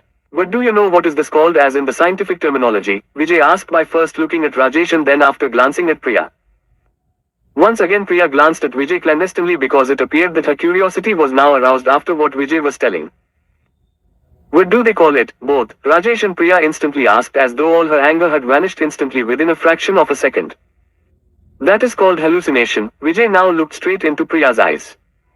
"It is also called as illusion," Rajesh contributed. "Quite right," Vijay endorsed. "It is about that concept itself. I am going to demonstrate one experiment today," Vijay said, while lifting the cardboard and the nail, the instruments of the same. Rajesh and Priya glanced at each other and they started carefully observing the cardboard Vijay had held in his hand. The surface of that board was white and there were many circles drawn on it with the same center, one circle, drawn outside the other, thus giving it a look of a coil. Then Vijay pierced a hole at the center of the board and inserted the nail there. Now holding that nail, Vijay started revolving the board around that nail. "What is this new idiotism?" Rajesh exclaimed. "Now both of you start staring at this board for 2 minutes without even blinking your eyelids, and immediately thereafter you look at your fingers," Vijay asked, and started revolving the board at a much faster speed. Accordingly both Rajesh and Priya stared at the board consistently for 2 minutes without even blinking their eyelids. After the completion of 2 minutes, Vijay signaled them to look at their own fingers. Instantly Priya shouted, "Fantastic! My fingers are appearing to be bending." "Even mine," Rajesh endorsed with equal surprise. Vijay was only smiling mysteriously. "Now they're straightening up," Priya said soon. "Yes, mine too," Rajesh endorsed again. "Do you know this is called?" Vijay asked with a smile. Both of them looked at him with the same question on their face. "This is called hallucination," Vijay replied with the same smile, "or even an optical illusion." Their curiosity fully aroused, both Priya and Rajesh lifted the cardboard and started revolving it themselves to look at other objects in the room, and soon discovered that even those objects were appearing to be bending at first and then straightening up. Both of them were enjoying the fun and Vijay was watching them silently with a smile on his face. After giving them some to enjoy with their new discovery, Vijay gave a thought for a while, and he said to Priya, "Anyway, now let us turn to the prologue of this experiment. Let me ask you the answer of a riddle." Priya curiously smiled at Vijay as if all her anger had vanished within no time. "It seems you guys are not interested in studies today," Rajesh questioned. "Just wait. After solving this riddle we will get back to the studies," Vijay requested. "Of course, while studying some short break of relaxation is a must," Priya commented. "That is quite right, but ever since we have come only relaxation is going on and nobody is even making a mention of studies," Rajesh protested. No, Vijay argued, after this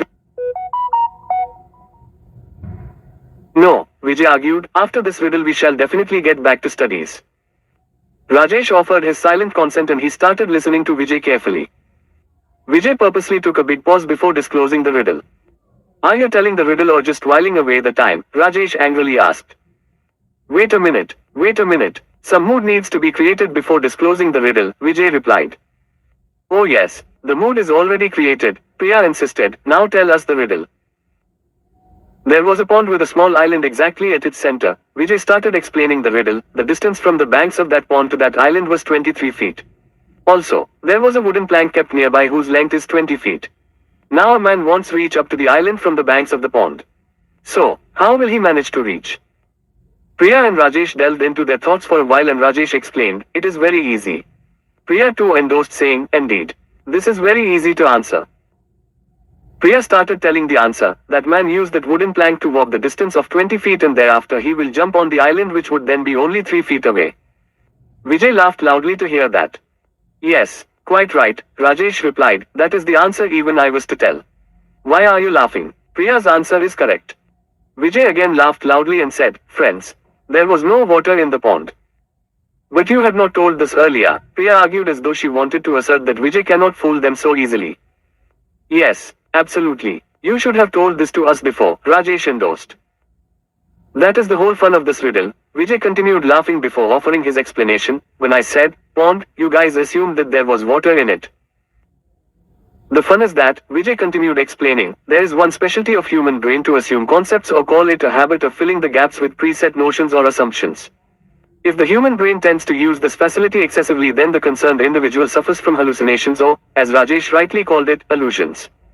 Not only that, if a human being loses his or her control over the specialty, then several variety of hallucinations start taking place which can even culminate into being insane. After completing this explanation, Vijay laughed loudly as though he was making a mockery of Priya. But right at the next moment a grave sadness spread over his face, probably because he realized that his own sister herself was an insane woman. Oh. Vijay, Rajesh and Priya did not even realize how the days passed in meeting, discussing and studying together at Priya's home. But now the examination time had come. Nevertheless, they were not worried at all because their studies had been completed and to the sufficient depth too. It was only now they were realizing the benefit of conducting discussions while studying. Throughout that fun and frolic, Vijay had carefully avoided one thing, i.e. he did not hurt Priya ever. Vijay was fully aware that Priya used to frequently look at him intensely or at times even clandestinely while studying or chatting, but continued pretending as though he was completely ignorant about it, as sometimes he would simply smile at her mildly. Through all these experiences he had learnt one very significant lesson, that as more and more you may confront something from entering your sphere with equal strength, it rebounds further back to you, whereas the more you firmly oppose it from happening equally fast does the intensity of it wanes and eventually it loses its sharpness.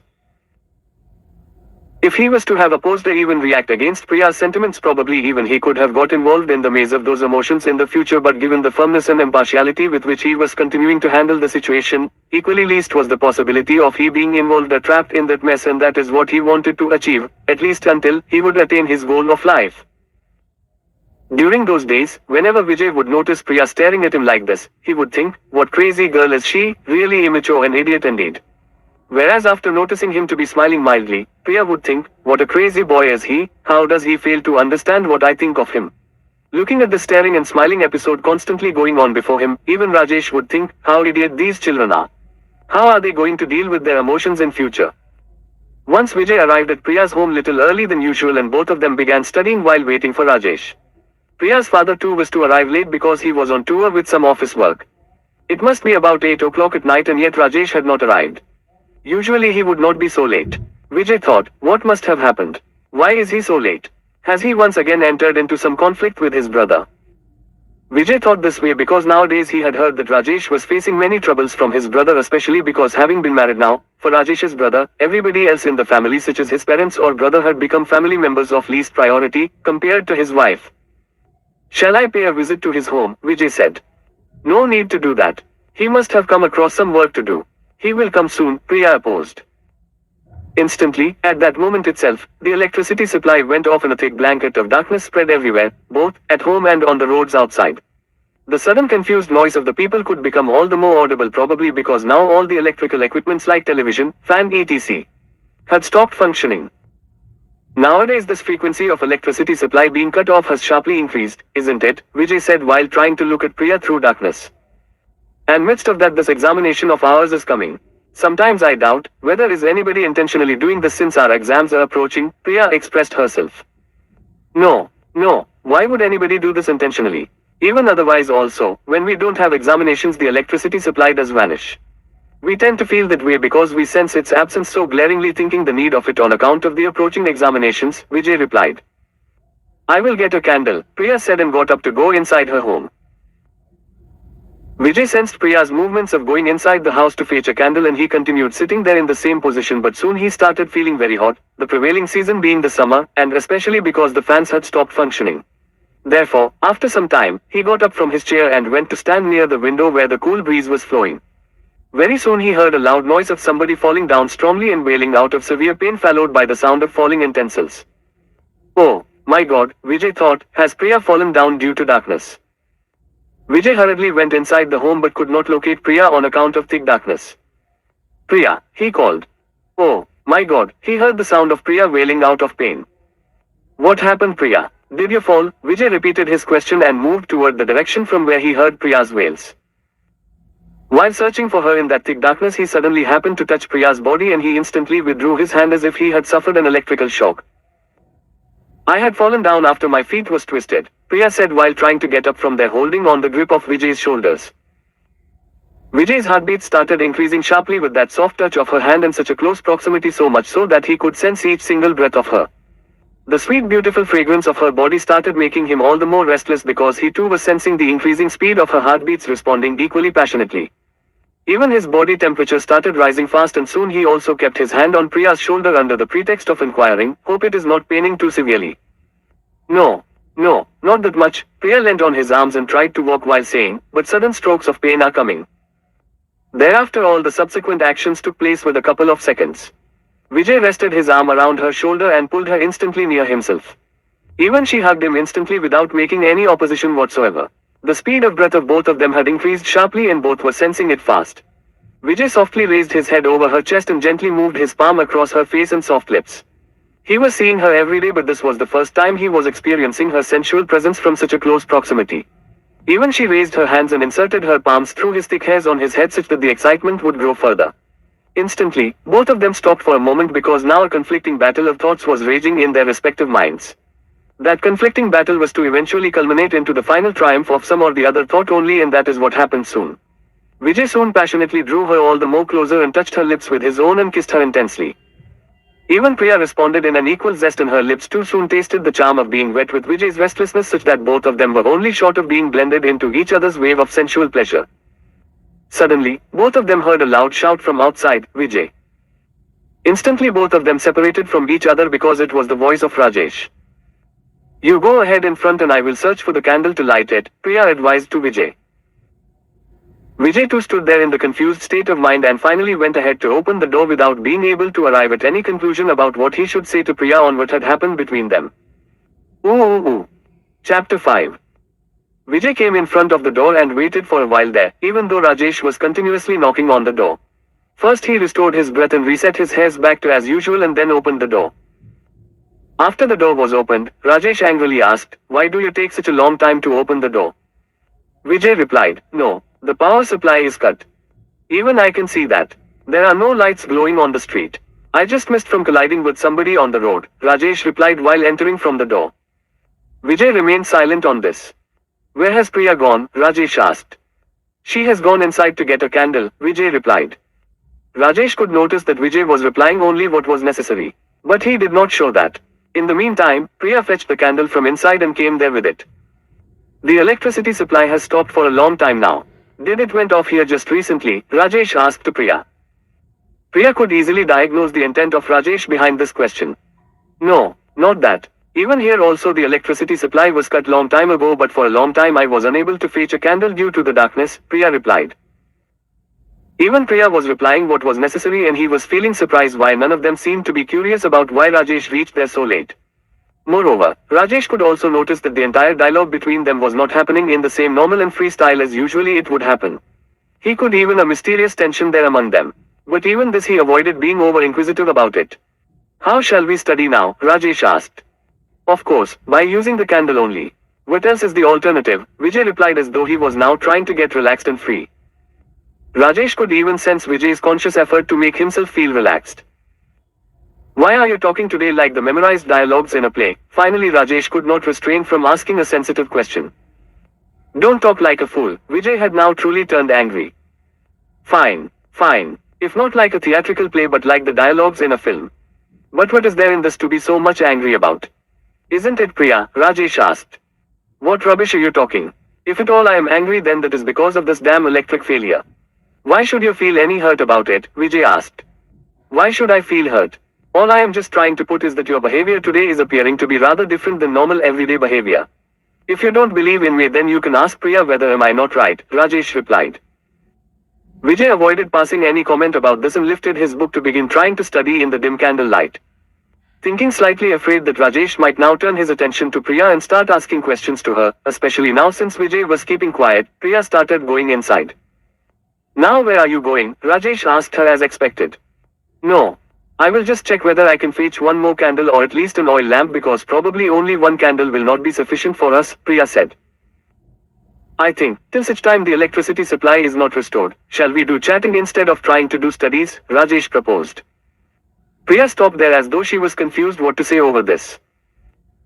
Examination is scheduled and there is hardly any time left for us to prepare, but this gentleman is proposing to chat, Vijay passed a taunt.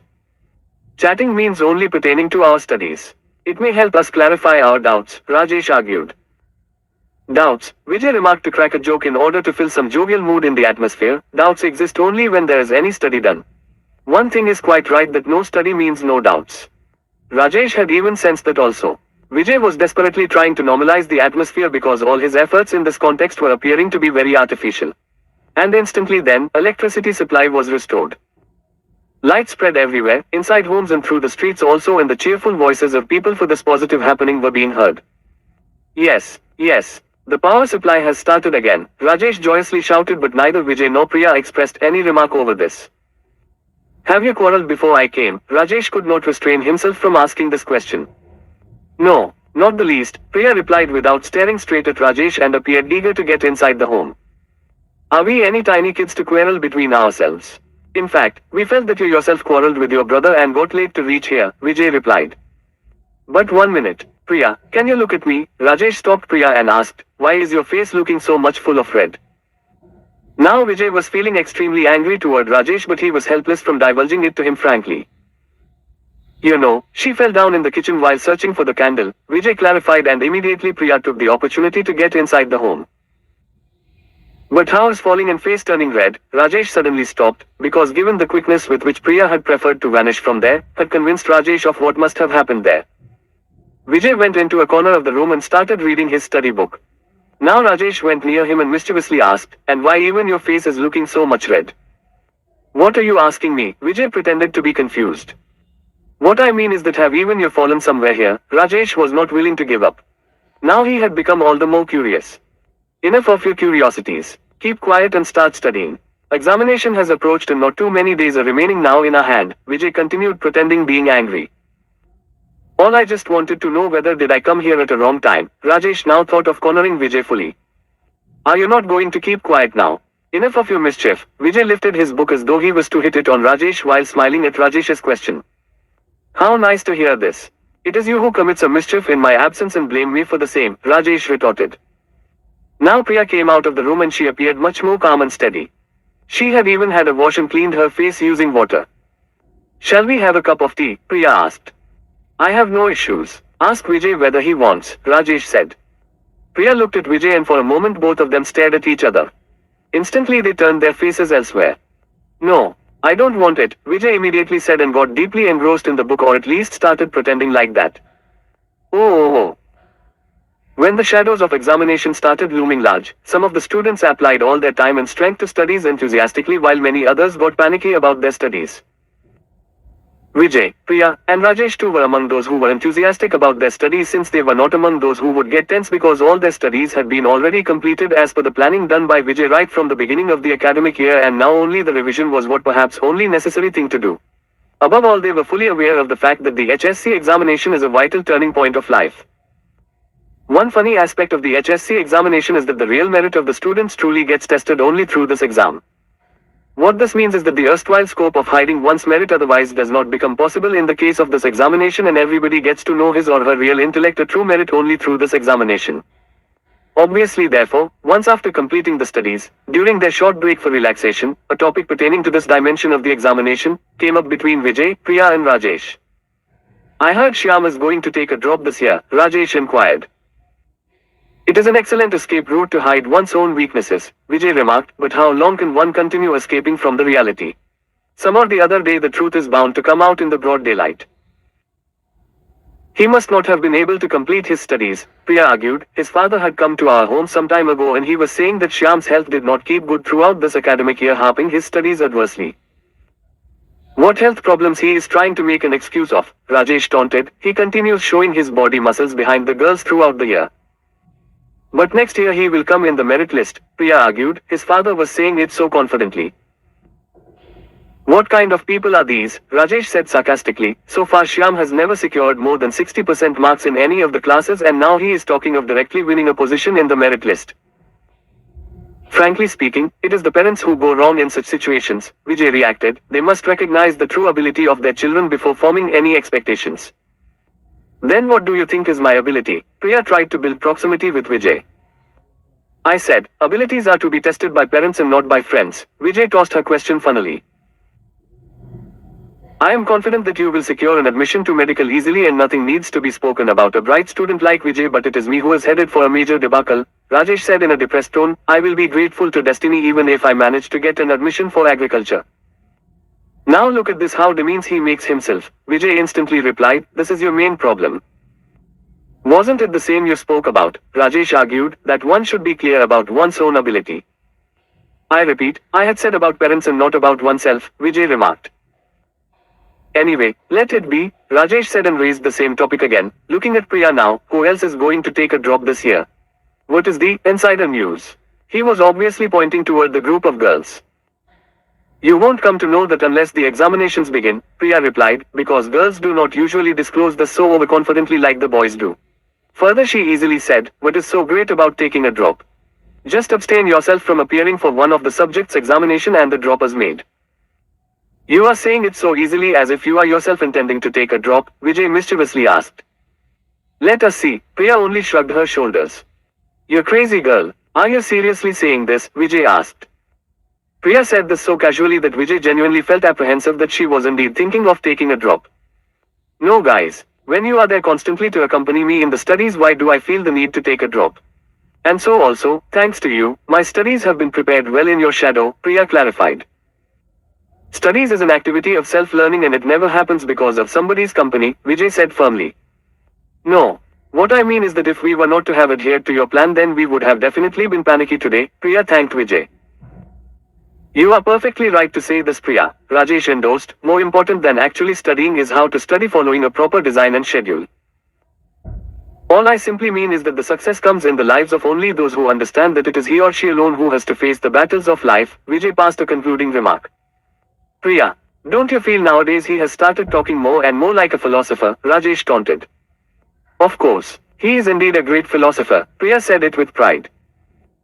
By the way, what is happening between that Pinky and Sanjay nowadays? Rajesh turned now to a relatively soft topic. It seems that they both have come too closer to each other, Vijay remarked. They meet in gardens and keep roaming together. Indeed both of them love each other, Priya said. Love? What foolish concept is this? How can they even think of this when examination is confronting them so bluntly? Vijay replied, they must have come to know about their true fate now. Those who cannot face the harsh realities of life only sustain themselves in such dreamlands. See the philosopher again, Rajesh again pinched Vijay. I fail to understand what is wrong between love and this chap, Priya instantly remarked. Raise the topic of love and he is bound to speak against it. When he will himself fall in love will be the only day when he will realize its significance, Rajesh remarked. Keep waiting for it infinitely, Vijay confidently said. I don't even see a remote possibility of me falling in love. So confident about yourself, Rajesh asked. In this world there is only one thing that is truly worth believing and that is none other than one's own confidence, Vijay said. You are quite right to say that, Priya replied. If you cannot believe in yourself, what iota of expectation can you have to seek confidence from others? Oh. Vijay, Rajesh and Priya had, by now, started spending time for studies intensely because there were hardly 8 days remaining for the examinations to begin. Through these last 8 days doing one last revision was necessary and above all doing it properly was extremely important. Examination started after the 8 days passed. Every day they were supposed to appear for one paper. Now all of them started studying independently at their respective homes since each and every moment was important. Every day the examination was scheduled at 10 o'clock in the morning and after finishing it at 1 o'clock in the noon, they would return home for lunch and take up the preparations for the next day's subject. After each examination, the only brief time they would stay together to inquire, how was the examination for that respective subject, and then separate for going home on bicycle together. Almost all the examinations were through now, as per the schedule of per day one subject, except the last today. The subjects that were significant for shaping their future were already over and today was the last examination of the language paper. It was only a formality remaining to be completed for ending the schedule of examinations. After that paper was over, all the students started coming out of the examination hall. Everybody's face was flooded overwhelmingly with joy at last, as though the faces that were appearing grim and tense under the fear of examinations had now suddenly changed into a blossom of joy and happiness. A huge crowd of students gathered outside the examination hall and everybody was craving to talk such that the scene was appearing funny because there was no one to listen except that everybody was talking. All of them started toward their respective homes holding their bicycles in hand, and even though it was a time for lunch, no one seemed eager for it or even appeared to burning with hunger. After the discussion pertaining to how each of them went through each of the examinations, the focal point of overall discussion now turned to how they were to celebrate the thrill of having finished with the examinations. Not with much debate, all the groups of students unanimously passed a resolution that they should go and watch a movie after first having finished with lunch. It was impossible to attend the 3 o'clock cinema show since none of them could sense that it was already 2:30 p.m. while being thoroughly engrossed with chatting, and therefore they decided to gather outside the Sandeep talkies at 6 o'clock in the evening. It was only then all of them paced toward their individual homes. Right since 5 o'clock the groups of boys and girls of HSC started gathering in the lounge of the cinema theatre. Although there was a lot of time yet for the next show to begin, the queue for the tickets was already increasing because the movie was recently launched.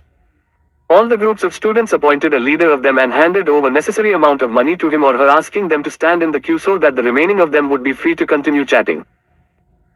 While the flow of their chat was on, one of the boys paid a clandestine glance at the group of girls and said, "How aged are the girls from our class appearing to be?"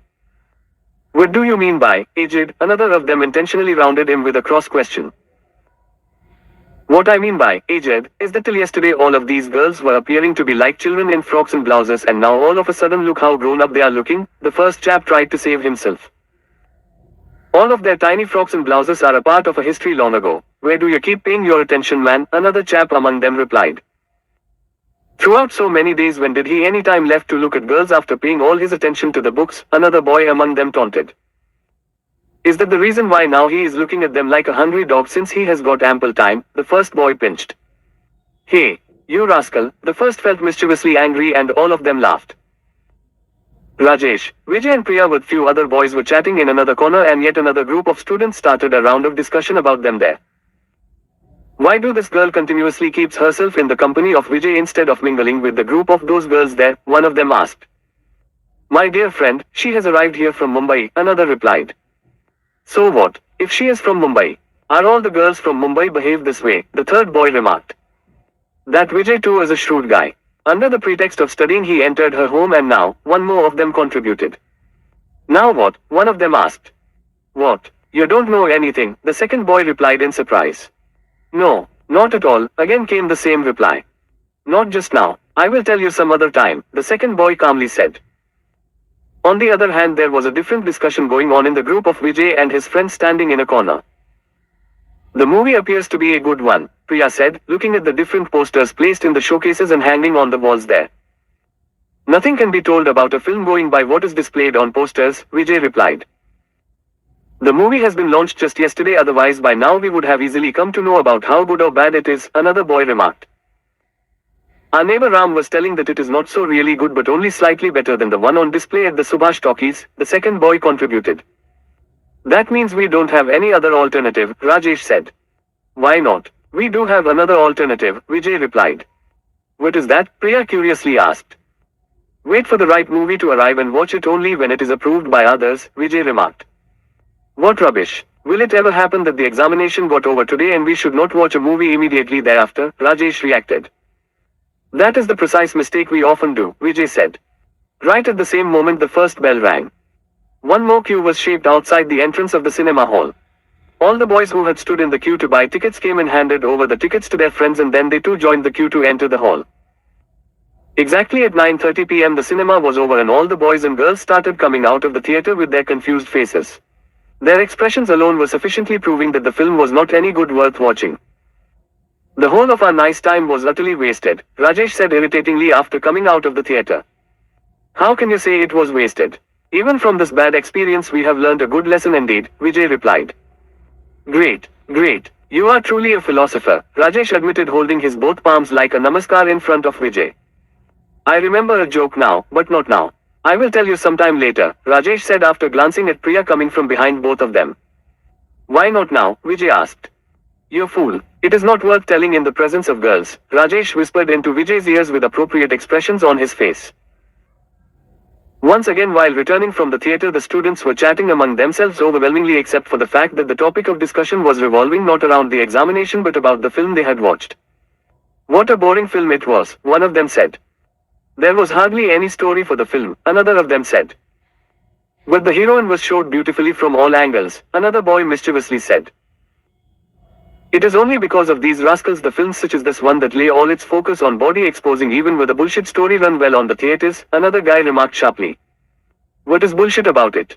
And body exposure is also an excellent art, the same boy argued in self-defense. What nonsense art are you talking about? Another guy remarked. Of course it is an art. Reaching an exact balance between an actress's body fully covered with clothes and the one exposed with all her feminine beauty is not an easy task to achieve. This is so because when a body gets covered more and more the film turns boring, and when it is exposed beyond a limit then the film becomes very nauseating. Making a film that does not appear to be boring and yet not even nauseating is indeed one of the definitions of art itself. Wow, what an excellent analysis. You deserve to be a great analyst, another boy complimented. Yes, quite right. He is excellent at making an analysis of bullshit concepts, the same critic opened his mouth again. After cutting some distance from the cinema hall, the big group got split into smaller ones while approaching their homes. With the passage of time passing swiftly, nobody even realized how the examination approached and was even finished. After the examination got over, all of them spread from their village to all their relatives to enjoy the holidays.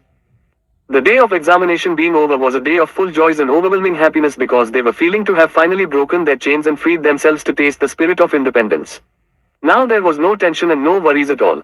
They were now completely free to do anything except studies. Not only had they been freed from the awesome responsibility of studies, but anybody who continues to do the studies even after the exam was over should necessarily be deemed as a fool only. But the human nature is also a very weird phenomenon. After finishing the examinations, all of these boys and girls tried venturing into all forms of entertainment such as chatting, playing, watching films and simply relaxing or loitering here and there, but soon they realized what limitations each of these methods had, or perhaps because all their money to be spent for enjoyment too was exhausted by now. Sometimes they were even feeling that the times of studies were at least better because they were not feeling stressed to think of what to do next anytime. The mind that was constantly busy in studies was now feeling absolutely free and therefore sad too. An individual who is constantly overburdened with work, if let free absolutely, then he does enjoy the freedom, but only temporarily, because later, especially after the first stroke of joy is over, a mysterious sadness grips his or her mind. That is the precise reason why each of them were quite literally running away from their village to variety of their relatives, either under the pretext of holidays or even under the trivial excuses like a wedding etc. Even Priya went to meet her grandfather and Rajesh too went to meet his sister. But Vijay had no such options, and there was also a problem of money. Therefore he stopped at his home only and started spending time at the library. During this phase of his life his reading habit flourished and he read biographies of many prominent people. He also read the fiction stories written by prominent freedom fighter Sen, the veteran teacher. And while reading the stories of his mother, tears often came into the eyes of Vijay because he got a glimpse of different side of the life that narrate the bonds between a mother and her son. Later he also read the humorous literature of renowned leaders like P.K. Atre or distinguished authors like P.L. Deshpande. Slowly, Vijay was enjoying the company of books, and above all what was more important, that the books were successfully keeping him sufficiently occupied also. But when the date of the results started approaching near and near, all the students who had gone out started returning back. Now none of them was facing the problem of spending time, because now most of their time was being spent in thinking about the probable result. Finally, that very day that was to decide their fate dawned soon. Priya, Vijay and Rajesh were sitting on the steps of the college looking at their mark sheet. Now I don't see much of a problem for both of us to secure an admission in a single medical college, Priya said enthusiastically looking at her result sheet. You both can dream of going for the medical, but what the hell is my future? Rajesh angrily got up and reacted sharply. Why do you bother so much? Even you will get an admission at some good college, Vijay tried to pacify him. Finally the same fate I have, Rajesh annoyingly said, to become a teacher. And he started going away from there. Listen, wait for a moment, Priya got up and tried going behind him. But Vijay signaled her, indicating that let Rajesh go from there alone. Priya stopped, but after returning back to Vijay she curiously asked him, Vijay. He is our friend. He needs our company at most today at such a grim moment of his life, and you are stopping me from consoling him. No. At this point of time, he does not need us, but he needs to be alone with himself in seclusion. And certain problems or calamities in life can be solved, not by using any other medicine but only after allowing the wounds to heal naturally after a passage of time, and that is what Rajesh needs most at this point of time in his life, Vijay calmly replied. Oh. After Rajesh went away from there, Vijay and Priya continued sitting there on the steps of the college staircase for a long time, completely engrossed in their thoughts. But how did he so pitiably low marks? Priya broke the silence and asked. Vijay did not utter a word. We both secured so nice marks and that poor fellow who studied equally with both of us got so low a score. How can that happen? Priya exclaimed sadly. Even then Vijay continued to maintain the silence. I think there is some mistake in the checking of his answer sheets.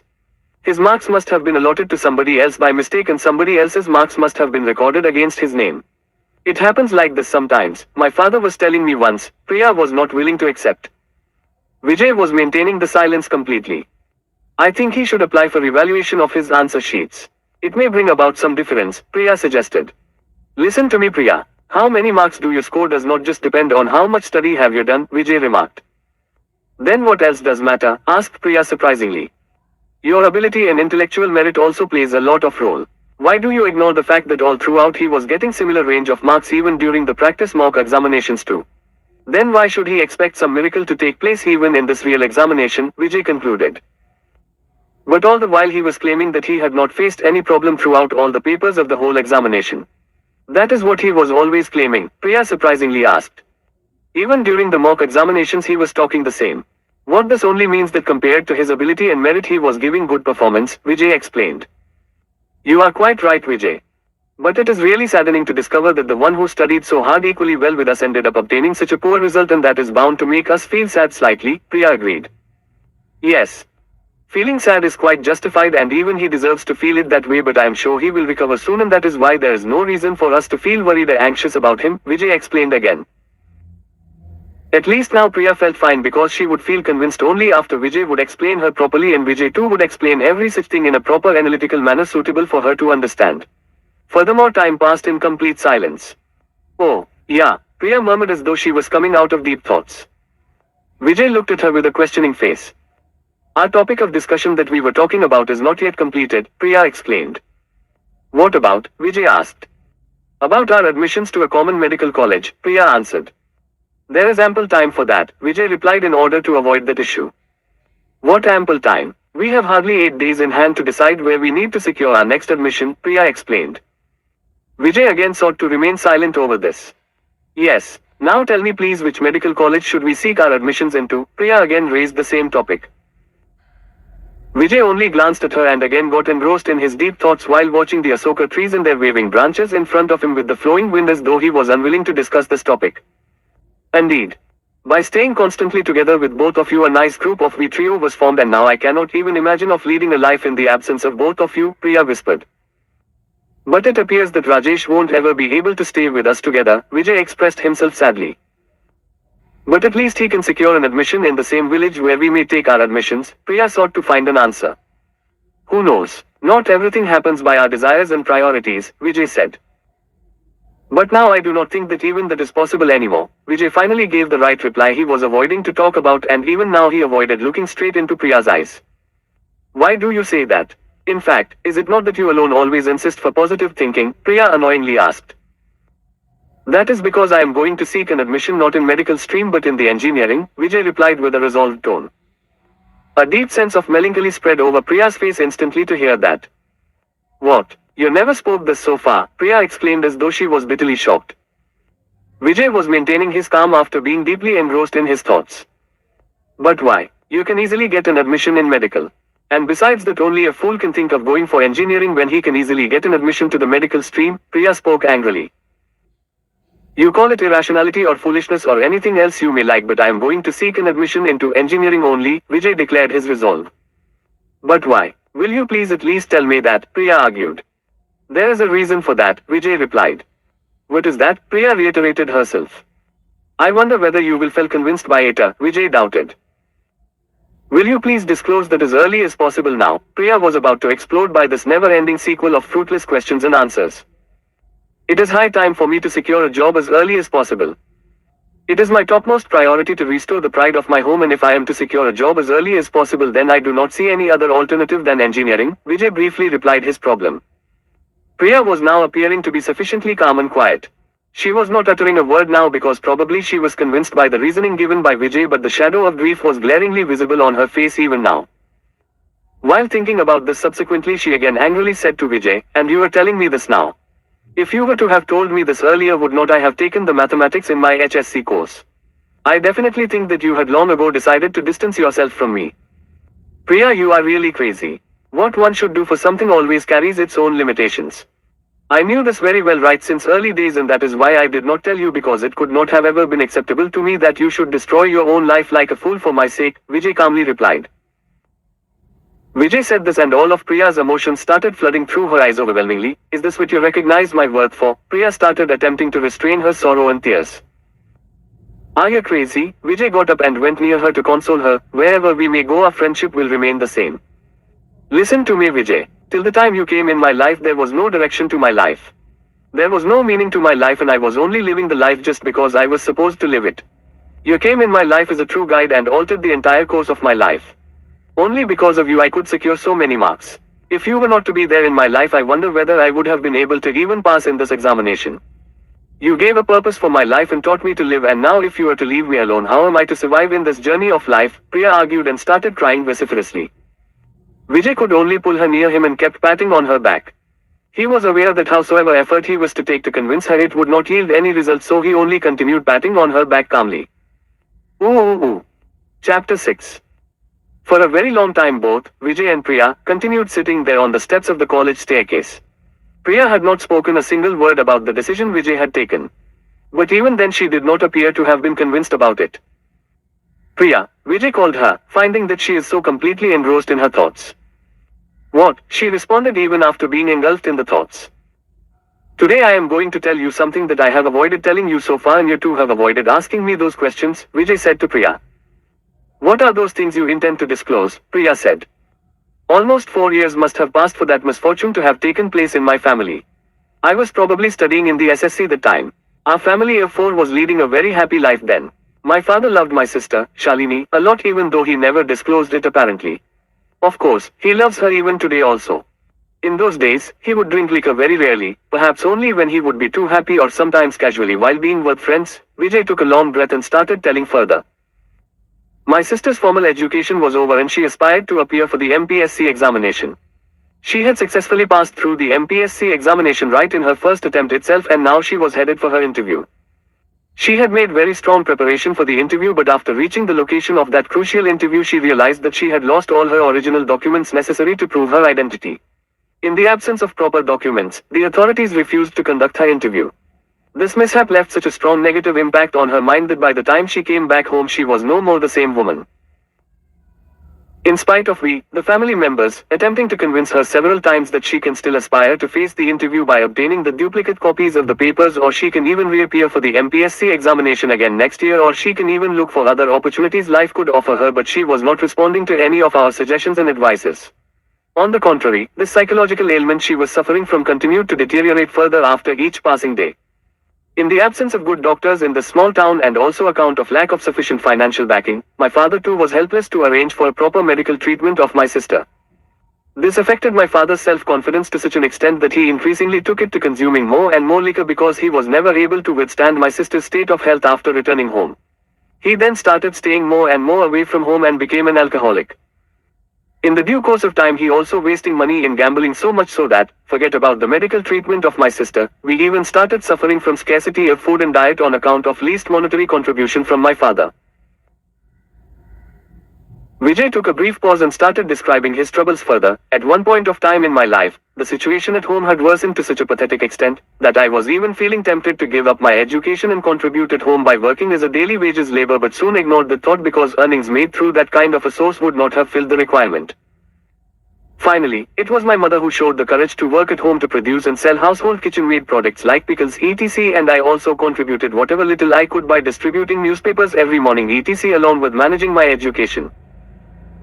But the two was proving highly insufficient, and that is why I had made up my mind that I will strive to complete my education and choose one such stream of education, after completing HSC, that will give me a job and a fixed monthly income as soon as possible and help restore the financial health of my family.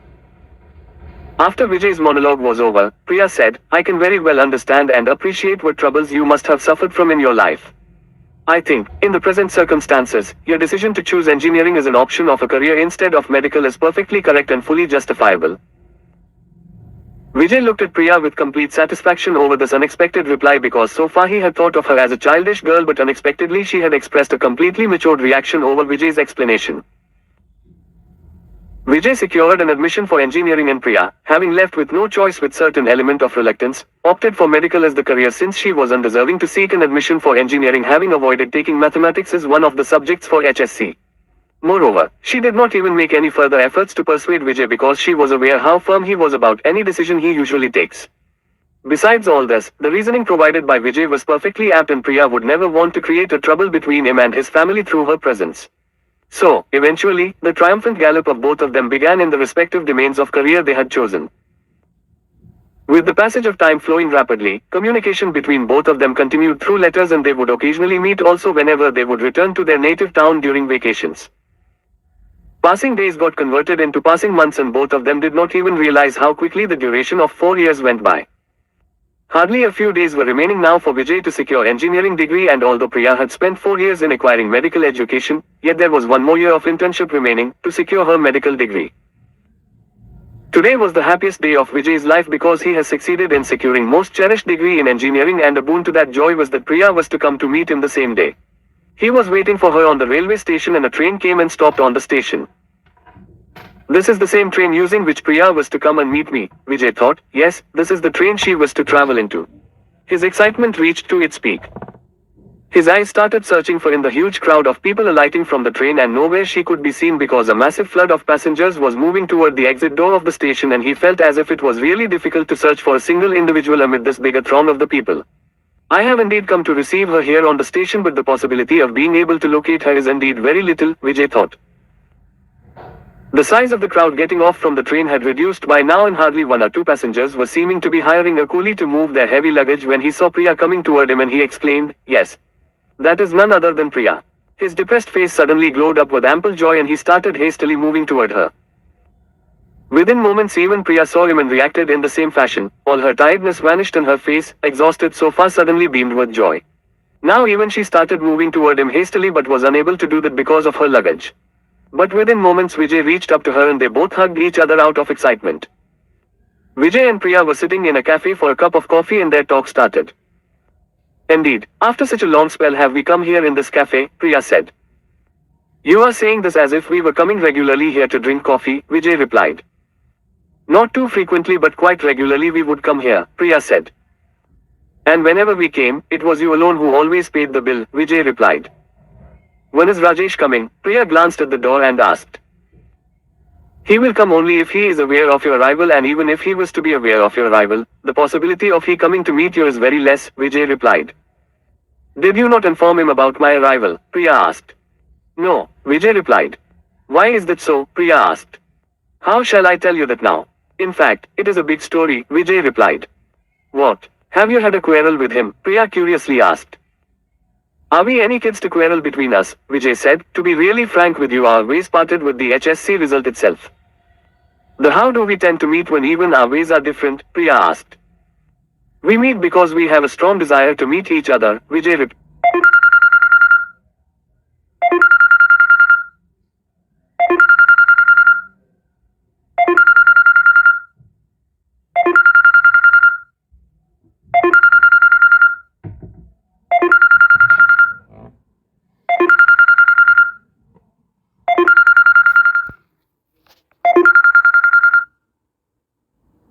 "We meet because we have a strong desire to meet each other," Vijay replied.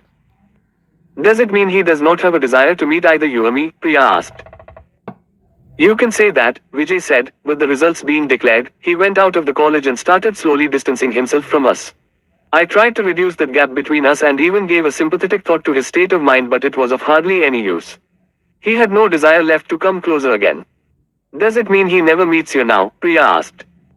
"He does meet me sometimes, but very rarely, and he is never intense during such encounters. He behaves like a complete stranger," Vijay replied. Oh. Both Priya and Vijay spent a lot of time there in the cafe, while continuously discussing about the attitudinal changes that had occurred in Rajesh, and why he must have suddenly started distancing himself from both of them, or whether anybody must have instigated him to behave this way. Vijay was increasingly feeling bored to discuss this topic anymore, but Priya was sticking to that subject all the while. Finally Vijay angrily said to her, "Enough of it, Priya. Let us talk about something else now." "How can you say something like this?" Priya exclaimed. "He was such a good friend of ours. In fact, he is a good friend of us even today." "That is what I am saying. He is indeed a good friend of both of us even today, but what about the fact that he does not look at it that way?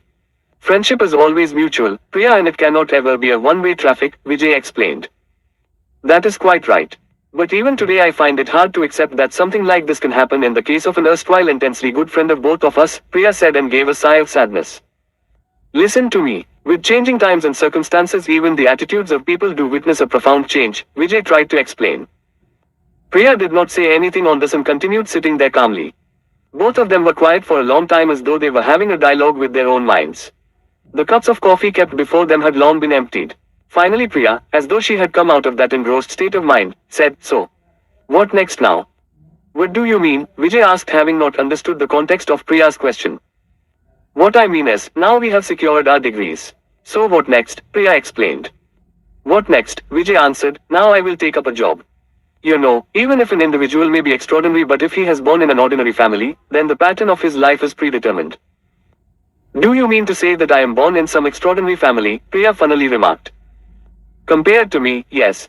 You are born in an extraordinary family," Vijay said. "This is going just too much, Vijay. You call me a girl born in an extraordinary family.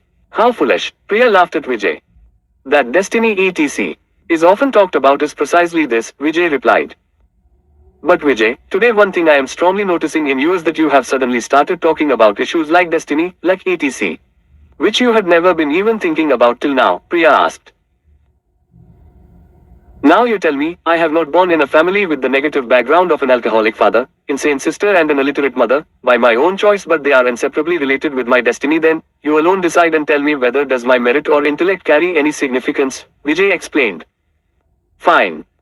But it was you alone who used to repeatedly assert that an individual should not blame the circumstances and must think of how he can confront the adversities of life and manage to go ahead in life," Priya recalled. "Certain concepts are very easy to talk about, but one realizes the true pains of the circumstances only when one actually starts suffering from them. Now, given the life you are leading, perhaps you can definitely understand my sufferings, but you cannot for sure experience them," Vijay concluded. Suddenly changed topic of their discussion, and the sharply harsh feelings of Vijay about his circumstances left Priya confused about what she should talk next, and therefore she opted to keep quiet for some time. Then Vijay himself took the lead to normalize the atmosphere, perhaps after sensing the unnecessary harshness of their discussion, and asked Priya, "What are you going to do now? Now the medical education is over. Now the final examination followed by the internship of 1 year," Priya answered. "After that what do you intend to do?" Vijay asked. "I don't know," Priya replied. "You are talking as though you are not happy even after doing a course of education that is going to open the doors of such an excellent career," Vijay replied. "Happy? Frankly speaking, I had never given a thought about what to do next and for what purpose. All I always preferred is that we should continue to live together just the way we were enjoying during HSC," Priya replied. "Indeed, Priya, you are still the same, just like what you were during HSC, childish and immature," Vijay laughed at Priya. "Then do you want me to change?" Priya asked. "Just look around the surrounding world and see where it is going. You ought to change your outlook toward these ever-changing times, because very soon you are headed to be a renowned doctor," Vijay tried to convince Priya. "You know, Vijay, nowadays becoming a doctor alone too is not enough. I feel it even today that I should have taken mathematics so that I could have continued staying together with you, and by now even my education would have got completed. I have started feeling so much bored with this continuously education now," Priya sought to explain her desires. "Bored about education? How can you even say that? Do some post-graduation so that you will have some specialty at least," Vijay advised. "These 5 years of medical education alone is too much, and you are asking me to add 2 more years of post-graduation, which is simply unbearable," Priya remarked. "Then go for some diploma course which is shorter in terms of duration," Vijay suggested. "Let us see that later," Priya replied. Again some more moments were spent in silence. Now it was Priya to ask Vijay, "What is your idea of life after securing a job?" "After securing a job, as I have explained to you, my first priority is to restore the overall order of my family.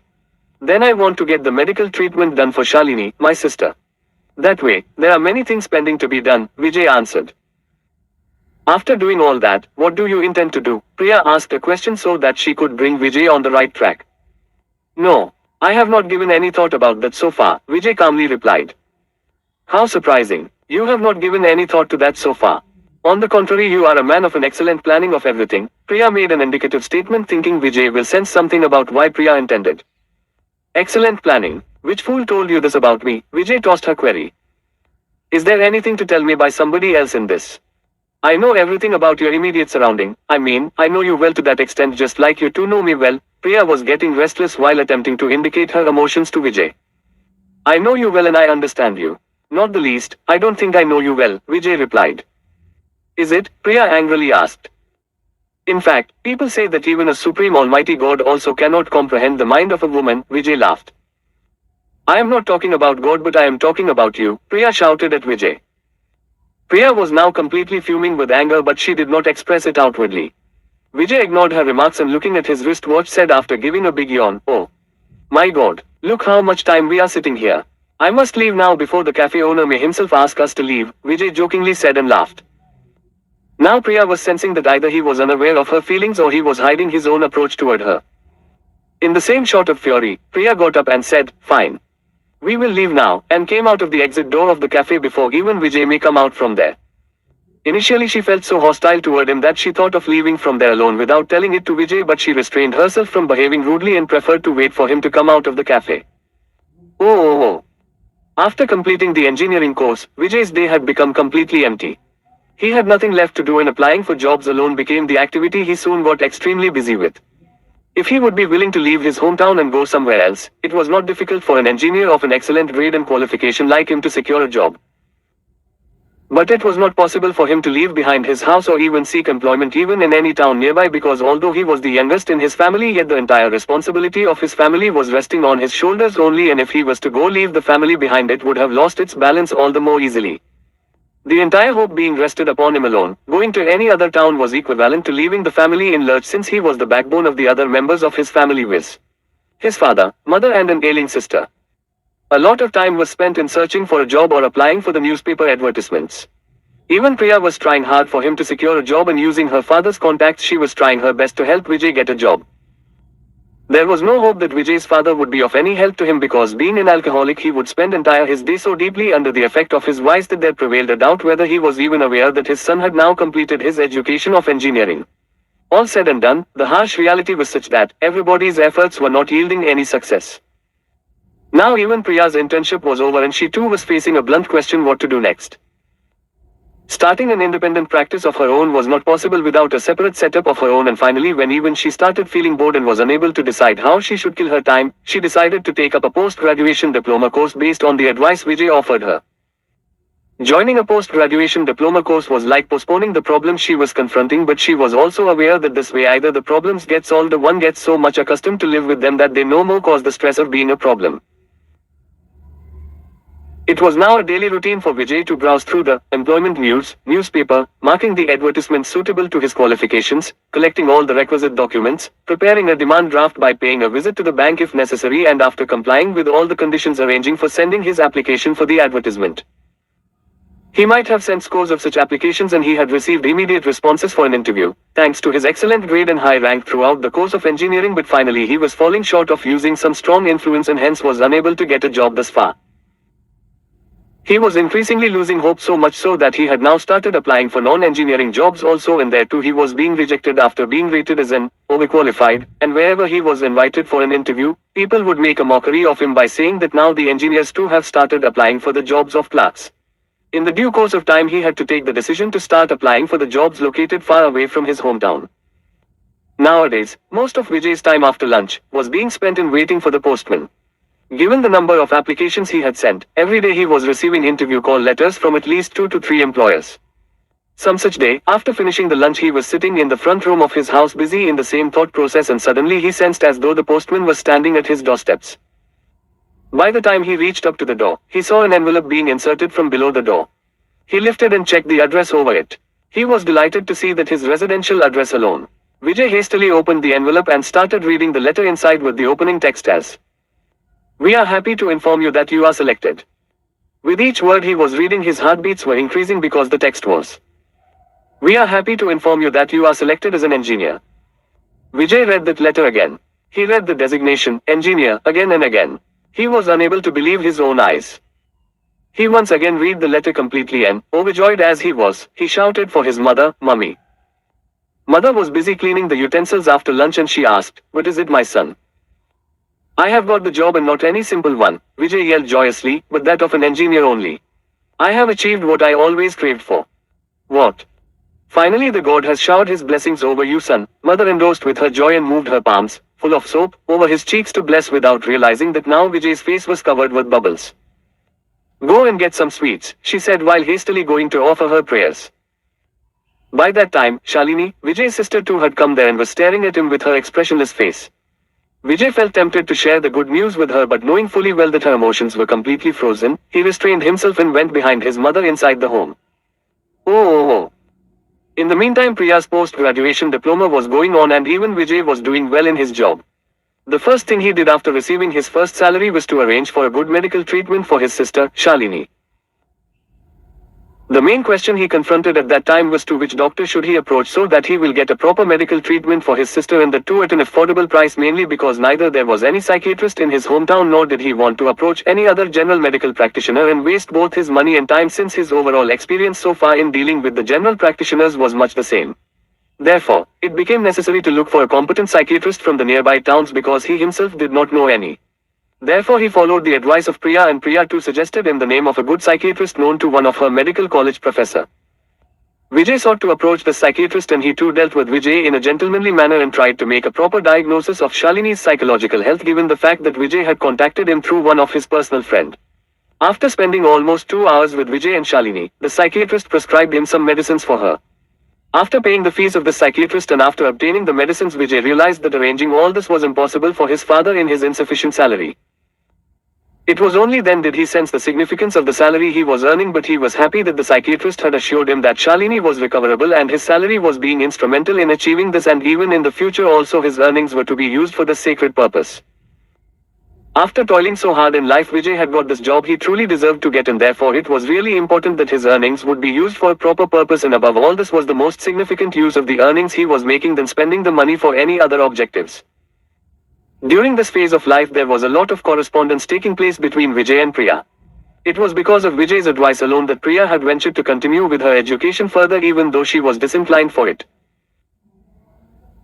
Frankly speaking, it was indeed going very difficult for Priya to stay away from Vijay under the pretext of continuing with her additional medical education, but even then she was also not in a position to avoid pursuing a post-graduation diploma as advised by Vijay, because she had long ago assumed Vijay to be the guide of her life, and she had also long ago started filling colors into her picture of life with an aspiration of being into Vijay's constant company. Going by the way the things were happening, Priya did not see any obstacle in her desires being fulfilled, but at the same time she was feeling sad. Why was Vijay ignoring her emotional desires? But then, she would counsel herself that this was happening because Vijay was paying all his attention at the moment to restoring the order of his home first. Besides all this, Priya was finding it extremely necessary to address and possibly solve one more intriguing question of the distancing of Rajesh with both Priya and Vijay, apparently for no sound reason. One day, Priya received a very long letter from Vijay in which Vijay had narrated a long story of how he had personally been to Rajesh's home, as per the advice of Priya, to discuss this issue of why their thick friendship had eventually become so dry and why Rajesh had started distancing himself from both of them. At first, the participation of Rajesh in this discussion was very superficial, but in the course of time even he did not realize how deeply he got involved in that discussion, such that neither Rajesh nor Vijay realized how the whole night passed away. Through the course of talks all old memories were revitalized, and even it dawned upon Vijay that although Rajesh was apparently maintaining distance, he was nevertheless the same old friend of Vijay during his college days, and Rajesh was still the same old friend, just like a coconut appears to be hard and impenetrable on its skin but soft inside. Perhaps he had acquired the hardness superficially because of the circumstances and challenges of life he had had to endure after leaving behind the protected days of college life, and this entire distance had perpetuated to grow for no reason, sheer because of the misunderstandings remaining unresolved over a longer duration of time. On the contrary, the very moment if such a round of long discussion was to have occurred right at the moment when this distance started developing, then perhaps their friendship would not have been reduced to such a dryness between all of them. Sometimes during the talks, with their old memories being aroused again, their eyes were turning wet, such that both of them were realizing that it is the friendship during the school or college days is indeed the true friendship, because during those days no selfish interests govern the relationships being formed then, and no one expects anything else but a pure joy of companionship from such a friendship. Getting such intense friends during the remaining course of life is indeed rare, because by that time, individual aspirations, selfish interests, and other expectations tend to have entered into our lives. Only when did Vijay get up after finishing the discussion to go back home that he realized how the whole night had passed and a new day had already begun. When Vijay took a few steps and approached the door, Rajesh called him from behind. "Vijay. Vijay now stopped for a brief while and looked back at Rajesh only to witness a pleasant surprise. Rajesh got up from his chair and coming forward he hugged Vijay with overwhelming emotions. That was one such divine moment between them that for few seconds they were speechless in a serene exchange of many emotions, which were perhaps beyond their ability to express, were being expressed between both of them. All said and done, every human being needs an outlet for expressing his or her emotions, and their ways to achieve this can vary from individual to individual. Throughout their talk spread over the whole night, maybe, Rajesh may not have even spoken as much as Vijay had because Rajesh's oratory and talking skills were no match to that of Vijay, but now this emotions-filled action he had spoken far too more than what he might not have done verbally. Your friendship does not depend upon how much and how frequently you talk with your friends, but it entirely depends on how much of an exchange of emotions is there between both of you and to what extent you are capable of understanding each other. Priya felt extremely delighted when Vijay informed her about this latest exciting development through a sufficiently long letter, and she even felt slightly disappointed to have missed the opportunity to attend that meeting between both Vijay and Rajesh, because even she wanted to recall those beautiful moments of their strong friendship. As much right Rajesh and Vijay had over those memories, equally deserving right did belong to Priya also, since majority of the times all three of them were always together, and in the absence of Priya through that night along with both of them, Priya felt that meeting was essentially incomplete. But at the same time Priya was happy that finally the misunderstandings between both Vijay and Rajesh have finally been overcome, and eventually all the three have come together. It would have been difficult to judge whether the situation then, when this distancing started actually taking place between them, was sufficiently in favor of thinking for such a mediation, but it is equally true that for certain wounds to get healed, time is the only perfect medicine and one needs to wait for it to happen. Now the letters Priya had started receiving also included letters being sent by Rajesh. Sometimes she would even receive letters sent by Rajesh much before the letters written by Vijay, as though he was trying to satiate the unfilled hunger of sending letters earlier. Priya was, in fact, writing to Rajesh, but looking at his reluctance to respond, even Priya had curtailed her frequency of being in touch with Rajesh. This was as if a water stream clogged in the form of a pond after coming across some hindrance had started flowing again after that obstacle was removed. But there was no difference in the overall style and tone of the letters being written by Vijay. On the contrary, his letters were no more full of emotions as it were earlier, and nowadays his letters were typically impartial. Priya had even questioned him once about this, and his reply was as calm as a philosopher. During those days where childish students stepped into the outer world just recently, but now having endured the real life for such a long spell, we ought to have become impartial and mentally strong. After listening to this grossly philosophical and utterly practical answer, Priya dared not to counter it, nor did she have any desire to discuss it any further. Priya's postgraduate diploma had now been completed, and again she was confronting the same question: what next? Priya had by now got so full of boredom of acquiring any more education that if anybody was to advise her to pursue any further education, she would have hammered his head in a fit of rage. But the two would not have solved her problem. Therefore, once again she turned back to her guide, Vijay, and sought his advice. Even Vijay happily played that role to offer her further guidance. Vijay was so articulately excellent at his art of persuasive skills in offering advices that often it would so happen that Priya would refuse to accept certain advice offered by her father, but immediately concede to it if the same was to be explained by Vijay alone. Once again, Priya started working at a private clinic of a prominent doctor in the same town, even though she was of the desire to return to her hometown so that she could be in the company of Vijay, but she once again accepted the advice of Vijay that she can return to her hometown anytime in the future as and when she may get the right opportunity. A lot of time was spent in this, and Priya had not been able to get a right opportunity to return to her hometown, and she had had to continue there in the same alien town against her will. Moreover, she was even got over-occupied with her daily routine so that she could not spare sufficient time to write a letter to Vijay, and similarly Vijay's volume of correspondence too had reduced, probably because even he was occupied with his work schedule. Once, after returning home after a tiring day, Priya first browsed through all the postal envelopes she had received that day, and there she saw the wedding invitation card of Rajesh, which left her aptly convinced of the reason why even Rajesh had not corresponded across last couple of months. She looked for the wedding date, which was yet 8 to 10 days away, and it was a Saturday, the day of her weekly holiday. Vijay too was going to attend the wedding since he was already there in the same town, and therefore Priya instantly took the decision of attending the wedding and not to lose the opportunity of meeting Vijay. Chapter 7. When Priya came back to her senses after the deep thought process of all of these old memories, did she realize that Vijay had not yet arrived. So she glanced here and there for a while and then checked her wristwatch to discover that the appointed time was not yet reached, that she had arrived far too early at the Ashok Park. Time and again she was recalling the incident that had occurred at the wedding reception of Rajesh.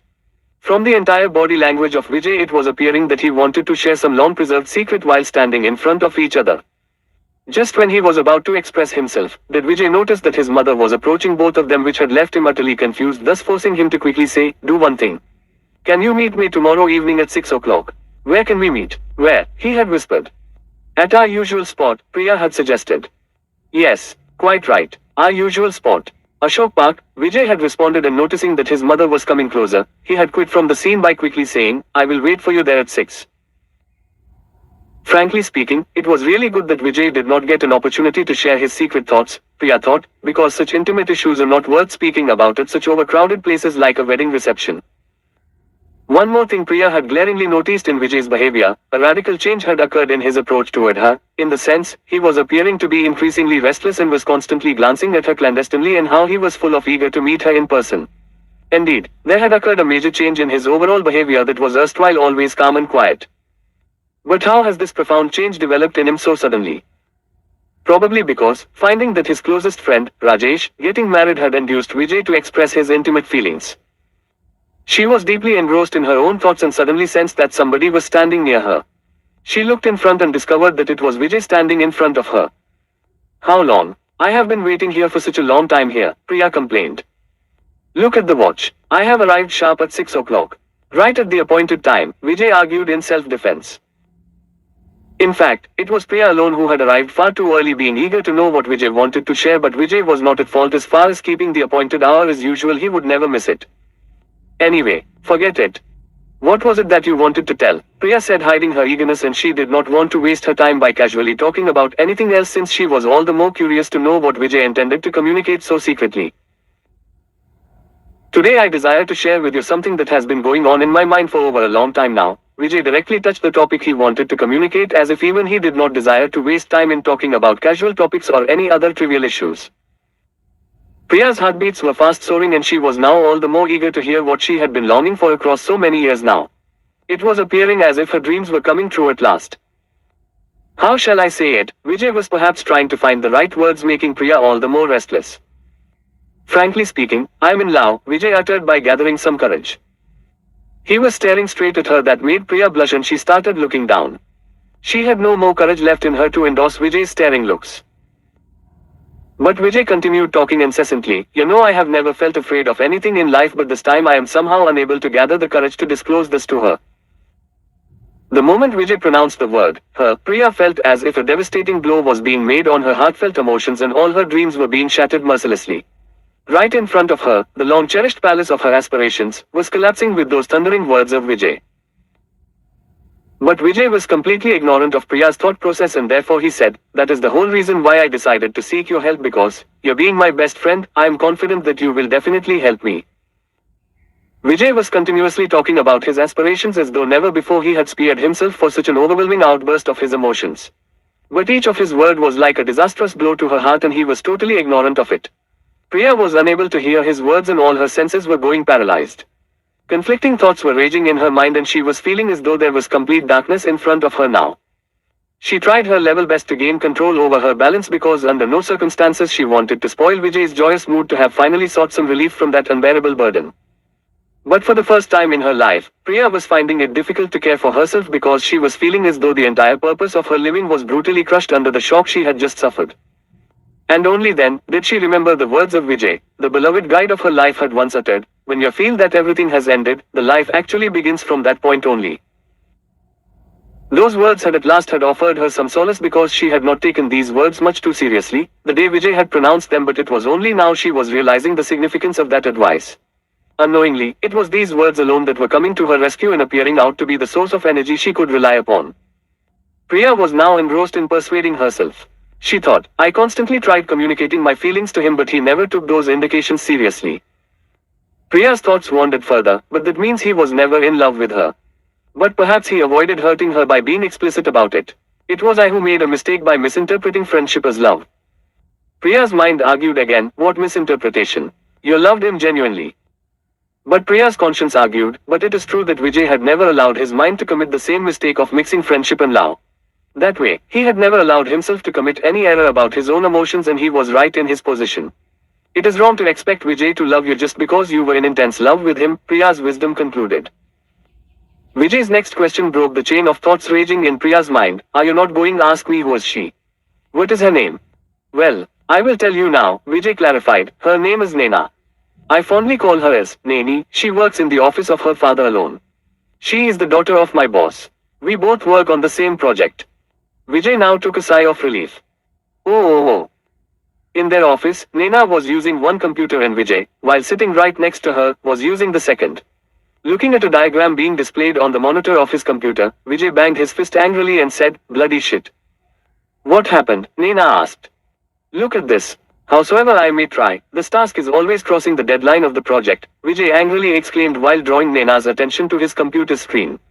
On his computer screen, there was a task graph being displayed and one of the tasks was being displayed in a red highlighted color.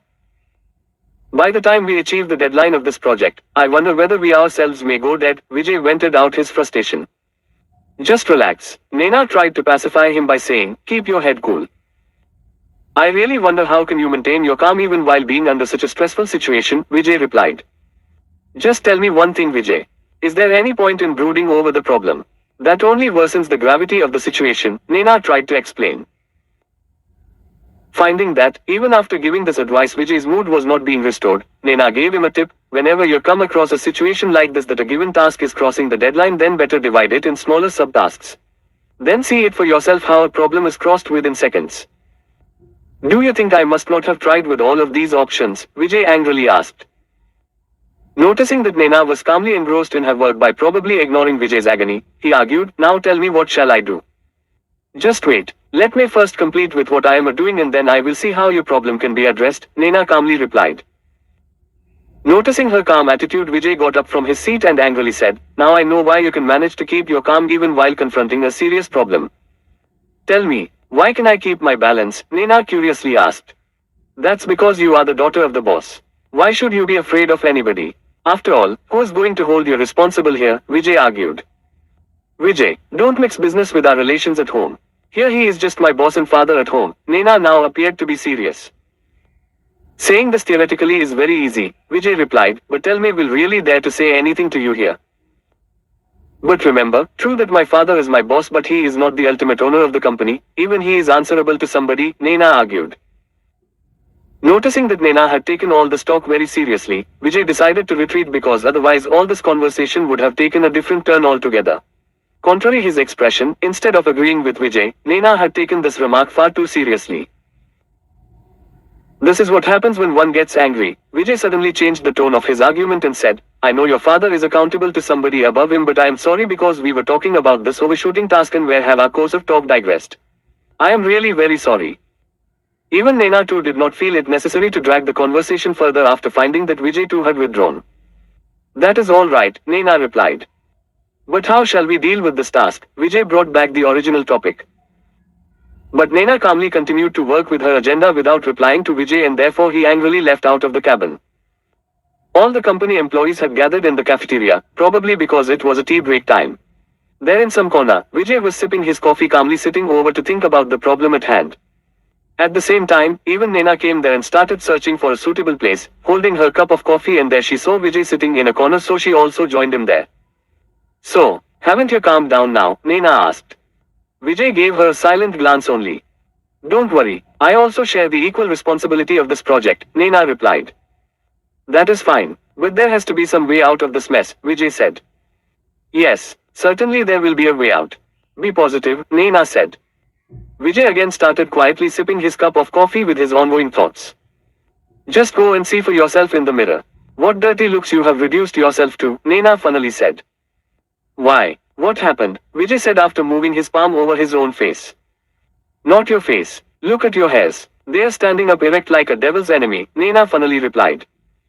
Vijay quickly tried to resettle his hairs now. I think you need a break, Naina said after seeing his state of looks. Finding that Vijay was not reacting even then, Naina said further, what is your program for the evening? No, nothing special. Nowadays after returning home I am so tired that no desire is left to do anything, Vijay replied. Then it means you desperately need a break, Naina said. What exactly do you mean? Are you planning to tell your father and give me a break from the job itself? Vijay now returned to being normal and cracked a joke. Oh, no. Do you feel that even if I may suggest him anything like this, he will accept it? Naina replied. No. What is called as temptation to abide by son's desires, in your case, daughter's desires, Vijay replied. Don't you know the story of Dhritarashtra from the epic of Mahabharata? Dhritarashtra. You think my father is Dhritarashtra? Naina asked. Oh, no, I just cited an example, Vijay said. Is it? You can feel free to give any example about him here, but probably you may not be knowing that you are his favorite, Naina said and smiled. Hope you are telling the truth, Vijay questioned. I mean it. Why should I tell you lies? Naina replied. Then what do you say? Vijay brought back the topic of their discussion. What? Naina asked. You were telling something about your program for the evening, Vijay said. Let us go for some movie. How is the idea? Naina proposed. Vijay's eyes were glistening with joy now and he said, yes, that will be a nice break, and with your company that will be even more nice. Isn't it? Naina only gave a pleasant smile upon hearing this. Who else should we take along with us? Vijay intentionally asked. Vijay, sometimes you really behave like a backward guy. Do you think I am going to bring my mom or dad with me? Naina angrily asked. No, I don't mean that. I thought you would ask any of your other friends, Vijay replied. No, just you and me, Naina replied. Yes, that will be a fantastic idea, Vijay joyously said. Oh. Vijay and Naina were watching the movie and Naina realized that Vijay's popcorns were finished. Finished, so quickly, Naina whispered to Vijay, look here. I have not yet eaten even a single piece. You know, I am so quick in eating, Vijay replied, and the men's speed of eating is always more than the women's speed of eating. It is the women alone who waste their more time in eating. It is the speed of your eating that reflects your state of mind and your nature, Naina replied. Is it? Then why don't you tell me something about my nature and also about the state of my mind just now? Vijay asked her. You seem to be confused, Naina replied. Fine. Then how is the nature of the people who eat at a lesser speed? Vijay curiously asked. Such people are very strong mentally and they do not usually get depressed even amid negative circumstances. They are always very crystal clear and never confused about anything, Naina remarked. Oh, I see, Vijay replied. Holding her popcorn in front of him she said, but remember. When you are with some lady, these are not good manners. Who cares? Vijay said, shrugging his shoulders. That's also true.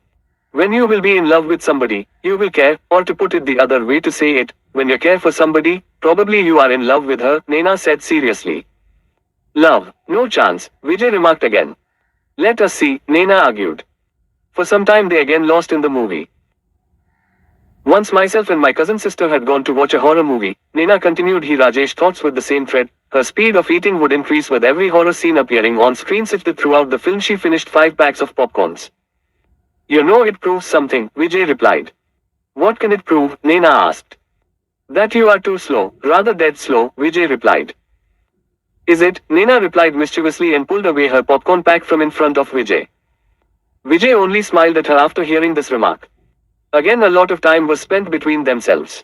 Vijay seemed to be intensely watching the movie in front of him and appeared to like the story of the film. While watching the movie he sensed as though his shoulder was heavy and he looked at his side to discover that Naina was fast asleep with her head rested on his left shoulder. Vijay softly glanced at her and how innocent and loving her face was looking. After the movie was over, Vijay and Naina were coming out of the cinema theater amid the crowd of the people coming out of there. While walking through the crowd, Vijay glanced at Naina's face and she was still looking fresh and attractive, probably because she had woken up from an intense sleep just recently. Indeed, there must not be any other better break than this one, Vijay said to Naina. Naina just smiled at him. No, I am only talking about the idea of sleeping in a cinema hall under the pretext of watching a movie, Vijay mischievously said to her. Naina patted on his arm and said, what is so wrong about me sleeping after feeling necessary to sleep even after coming into a cinema hall? I don't agree with the notion that one should restrain oneself from sleeping just because one has paid for watching a film. We just came here for a short break and a little enjoyment and that's it. You seem to be very clear about everything, Vijay remarked. Of course yes, not only just clear but I am in fact crystal clear, Naina replied, and I like to be that way about everything in life. Then how do you find me? Vijay suddenly asked. What exactly about are you asking? Naina was startled to hear that. What I mean is that whether you find me a man of clarity or confusion, Vijay explained himself. Oh, you are asking about your attitude. I have already told you that, Naina replied. What is that? Vijay sought to know. You seem to be a bit confused. Am I right? Naina replied. How can I say that? That too about myself. Now that you are saying it so confidently, then it must be true, Vijay replied. No, you should have your own conviction. That is also one symptom of being confused. Just because somebody says does not necessarily mean that it must be true, Naina replied with conviction. Really, it is really true that one cannot win an argument with you, Vijay remarked. Is it? Naina asked. For the first time in life I am confronting somebody such with whom I am unable to win an argument, Vijay remarked. Sometimes we come across some such individual with whom we like to get defeated. Is it happening anything that way? Naina asked. What do you mean? Vijay asked. I mean in this world, you come across two types of individuals. The first are such who you like them to be your followers, and the second are such whose leadership you like more and you accept to be their followers, Naina replied. Oh, all this is becoming too philosophical. When I was in college all my friends used to call me a philosopher. But it seems now this philosopher too has come across one philosopher, Vijay said seriously. Philosopher. For the first time in life I am being addressed this way, Naina replied. And to be really frank with you, Vijay continued saying, what you call me is confused was not really the state of my mind few years ago, but I fail to understand what has happened in the recent times that indeed makes me feel that way. It happens like this sometimes in life, especially when you are on the verge of facing a new turn to your life, Naina replied. After watching the film, it was already decided that both of them would go for a lavish dinner in some quality restaurant. While eating the dinner, Vijay continued with the discussion and said, yes. But I really enjoyed it. What? Are you talking about the movie? It was a bullshit film. That is why I felt asleep, Naina replied. I am not talking about the movie but rather about your head continuously resting on my shoulder, Vijay replied. You naughty boy, Naina blushed. See for yourself. My left shoulder has not yet lost that heavy sensation, Vijay replied. Then you must see your doctor, Naina replied. Why? Vijay asked. Because it is one of the symptoms of your heart problem, Naina explained. Yes, it seems indeed a heart-related problem, Vijay remarked mischievously. Naina felt blushing again and she looked below with her neck bowing down. Oh. Priya had not got the opportunity to come back in the same town of her own when Priya was of the desire to work where her father and Vijay were staying. But now, thanks to her father's efforts, it was now she had got the opportunity to come back in the same town when Vijay was no more a goal to be achieved for her and when her earnest desire to come back had vanished. But now she was of the keen desire not to be in the close proximity with Vijay and was trying to be as much away from him as possible, although she had not been able to overpower her father's desires.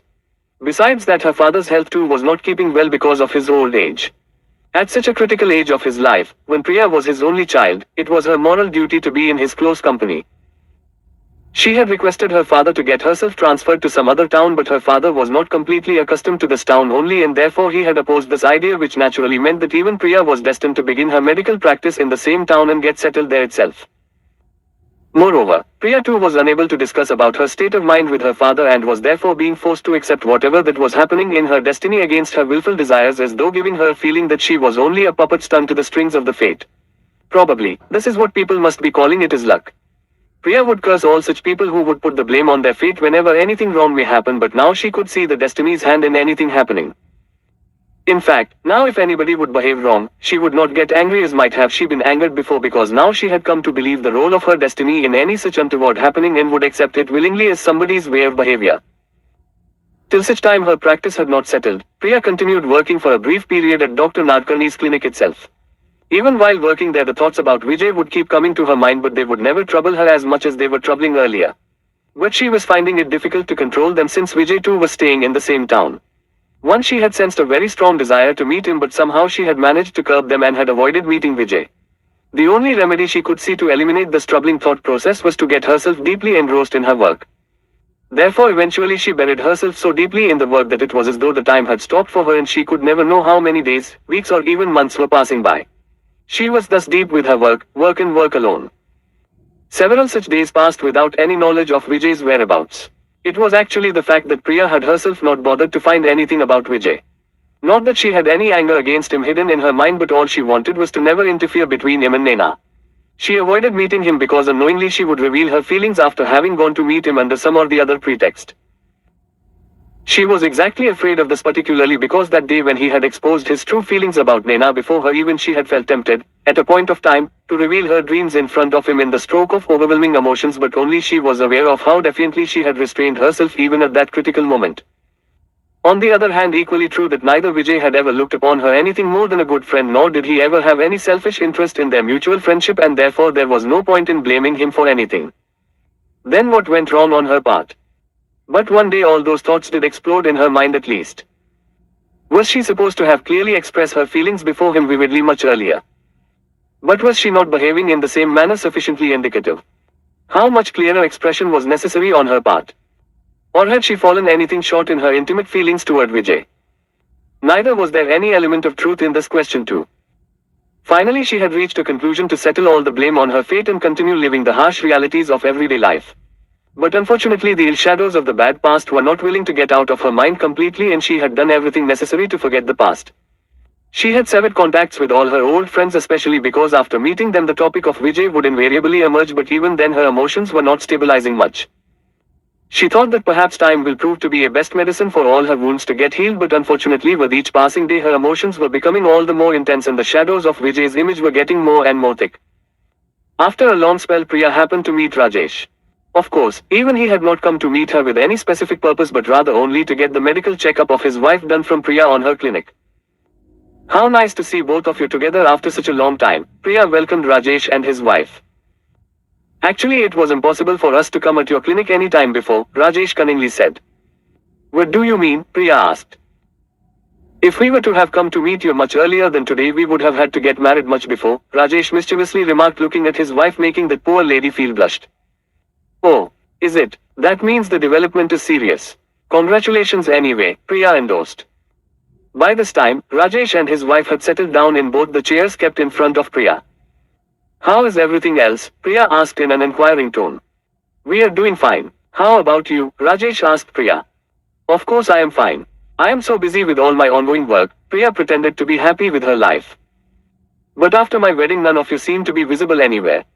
It was me who got married, but you all have vanished, Rajesh pretended to be angry. It is not that, Rajesh, but don't you know a newly married couple is not to be disturbed? Priya stood up from her chair holding her stethoscope in her hand. While requesting Kamal, Rajesh's wife, to come along for the sake of checkup, Priya said, Kamal, please come here.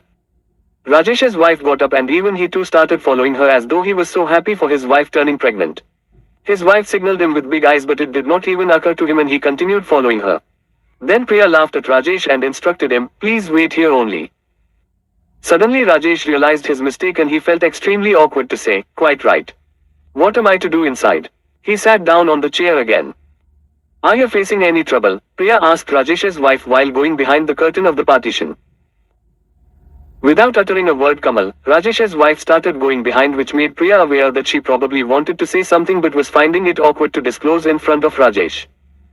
During the course of the medical checkup, Rajesh was getting here a whispering sound of both the women talking but was unable to understand what was going on, and hence he had to wait sitting there for a long time. After the checkup was over, Priya came out with Rajesh's wife, Kamal, and assured her by saying, just like we the women feel anxious whenever any new guest is to come, the same way a woman's body too needs time to get adjusted with the new entrant in her family, and the whole of her body starts preparing itself to meet the challenges of the new situation, since that new member of the family is to first blossom in her womb only, and therefore many harmonic changes keep taking place in a woman's body, because of which such small troubles can possibly take place unavoidably. Rajesh was listening to all this intently and was feeling proud of his erstwhile college-time friend Priya having become a full-fledged medical professional. In the meantime, even Kamal had settled in the chair kept next to Rajesh, and Rajesh said, in fact we both were tremendously worried because sometimes Kamal behaves as though she is tremendously frightened and worried. There is nothing to be anxious or worried about, Priya assured, saying, during this phase of a woman's life not only physical but emotional changes too take place through the harmonic changes. Did I not tell you there is nothing to be worried about? Rajesh assured Kamal and said, don't you think my friend like any other doctor? She is really an expert now. I am not any prominent doctor or like that, Priya replied courteously, but it is necessary that certain things be told to a woman undergoing pregnancy for the first time, since they are completely ignorant about them. I will just prescribe you some vitamin and calcium tablets, Priya whispered while opening her writing pad, which you need to be consuming regularly. Ooh. Chapter 8. Priya was busy writing her prescription and some time passed in silence. During the time, Rajesh kept himself occupied in watching different pictures hanging into Priya's clinic, and he soon suggested his wife too to look at the picture of a beautiful infant child. Priya sensed their communication and she smilingly asked, do you want to take that picture with you? No, what for? Rajesh replied. If that picture keeps hanging in front of your wife's eyes, then even her child too will be beautiful like that child, Priya explained. How is that possible? Rajesh asked. It may not happen completely, but the mother's psychological state of mind does bear a strong influence on the health of the fetus indeed, and your wife will continue to feel pleasant if the picture of that child remains constantly before her, which is bound to influence the child to be born, Priya explained. But, Rajesh tried to argue. Don't worry about that. The medical representatives of several pharmaceutical companies keep regularly visiting my clinic, and they do keep giving me several such pictures every time, Priya explained. Rajesh rose from his chair and pulled out that picture from the wall, and while rolling it he came back and asked something he was not sure whether to ask or not. Did you meet Vijay anytime in last weeks? No, I have not. Why? Priya answered without lifting her head while busy writing the prescription, thus avoiding to reveal her expressions on face. Then you must be aware that Vijay, Rajesh was about to tell, and Priya interrupted him. Why, what happened to Vijay? I thought you must be aware of, Rajesh tried to explain. Will you please tell me what has happened? Priya angrily said to Rajesh. I heard that his company has terminated him from his job, Rajesh answered. What? Terminate? But why? Priya exclaimed in surprise. Something happened between him and the daughter of his boss, Rajesh explained. That means you still did not meet him? Priya asked. Of course I did meet him, but he is not revealing anything. In fact, what I told you just now is true, something I learned from others, Rajesh revealed. But he is in love with that daughter of his boss, Priya explained. What? In love with her? But you, Rajesh exclaimed, and sensing what he was about to say further, Priya instantly interrupted to say, and you are disclosing this to me now after so much time. Priya quickly got up from her chair and rushed to the door of her clinic while saying, don't you know how important his job was for his family and sister? I must go to meet him immediately. Priya started from her clinic and stopped only after reaching at Vijay's home. From across the gate of his bungalow he peeped inside, and it reminded her how during their days of college life she would come the same way at his home, and her eyes would keep searching for Vijay while looking all over from the gate. But today everywhere there was complete silence, as though nobody was staying in that house. Unrepaired for several years now, that old structure of that house was adding to the tranquility spread over there.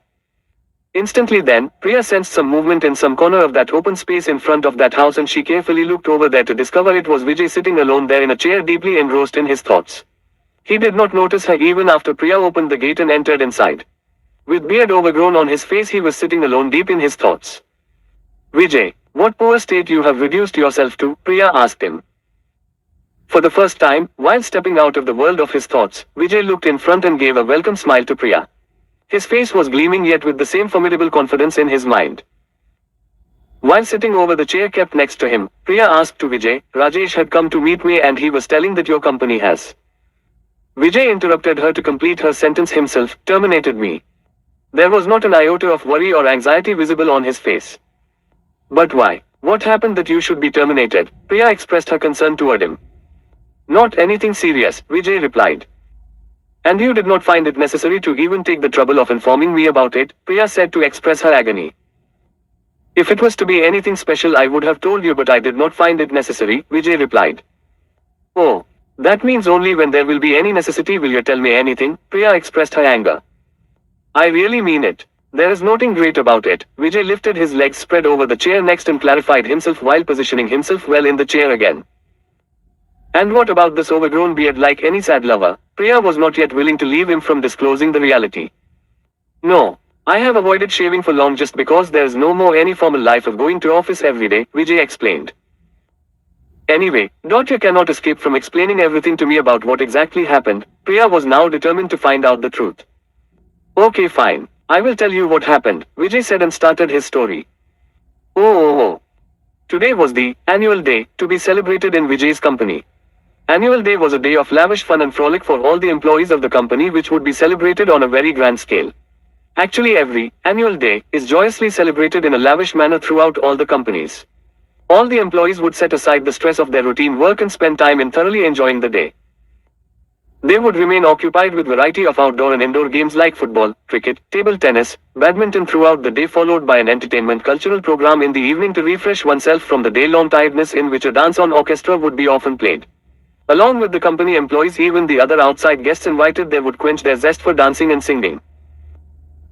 After the end of that dance and singing orchestra would be the lavish dinner at 9 p.m. But experience was that nobody would be able to begin the dinner party sharp at 9 p.m. and everybody was allowed to stay doing all the fun as much as possible till one can remain in the party at night, which means there was no end to the fun and frolic. Besides, the next day would be a holiday, which means everybody could afford to relish the fun till late in the night, even up to 3 a.m. Actually speaking, this annual day in the company was Vijay's first to be experienced of its kind. He had heard a lot about it so far. Therefore, today he had lavishly enjoyed all the indoor as well as outdoor games such as cricket, table tennis, and carom and all other possible play activities till the time his thirst for joy was fully quenched. Besides that, while participating in each of these activities, Naina was inducing him constantly to double his enthusiasm. As a result, he did not feel much tired as such. In fact, in the evening he even abundantly enjoyed the fun of playing musical chair in the cultural programs by constantly occupying every other chair adjacent to Naina. And now the moment of enjoying the peak of that day's fun and joy had arrived finally. The evening party had started. Today, no one had any restrictions of eating and drinking anything up to any quantity he or she may want to relish. All types of liquor, such as beer, rum, vodka, whiskey and even red wine were made available to all the employees and guests equally alike. The hardcore liquor fans were bound to jump at this golden opportunity, but those who would remain aloof from consuming liquor too would feel tempted by the lure of this unique freedom of its own kind, available only once in a year. So the games were played abundantly, followed by the cultural program, and now the liquor party and dinner was scheduled. All the employees arrived at the venue little before the scheduled time and were whiling away their time by standing in small groups. Obviously, the topic of the entire talk was how lavishly they had enjoyed the day while playing variety of games. The evening party was organized on a fresh green lawn outside the hotel venue, and there 4 counters organized in the 4 corners of the lawn to serve liquor and cold drinks. All the counters were attended by the catering staff in their formal ironed white clothes with white gloves in their palms. The whole atmosphere was appearing out to resemble with the grand ballroom or a dinner banquet hall of a 5-star hotel. While chatting among themselves, everybody's sight would time and again settle on the 4 wine and liquor counters set up there, but no one had any courage to go and fill his or her glasses because the boss was yet to arrive, and therefore no one had any guts to begin the party before the boss had arrived. Without boss's arrival, no one would think of touching the liquor or even fill the glass with plain chilled water. What if the boss arrives and he unnecessarily doubts the plain water glass to be that of vodka, causing a grave misunderstanding in his crocodile mind? It is for this reason, throughout all the annual day parties, an unwritten rule that no activity should begin without boss's arrival would be strictly adhered with. Therefore, although all of them were pretending to be busy in the chats among themselves, all of them were curiously awaiting for the arrival of the big boss.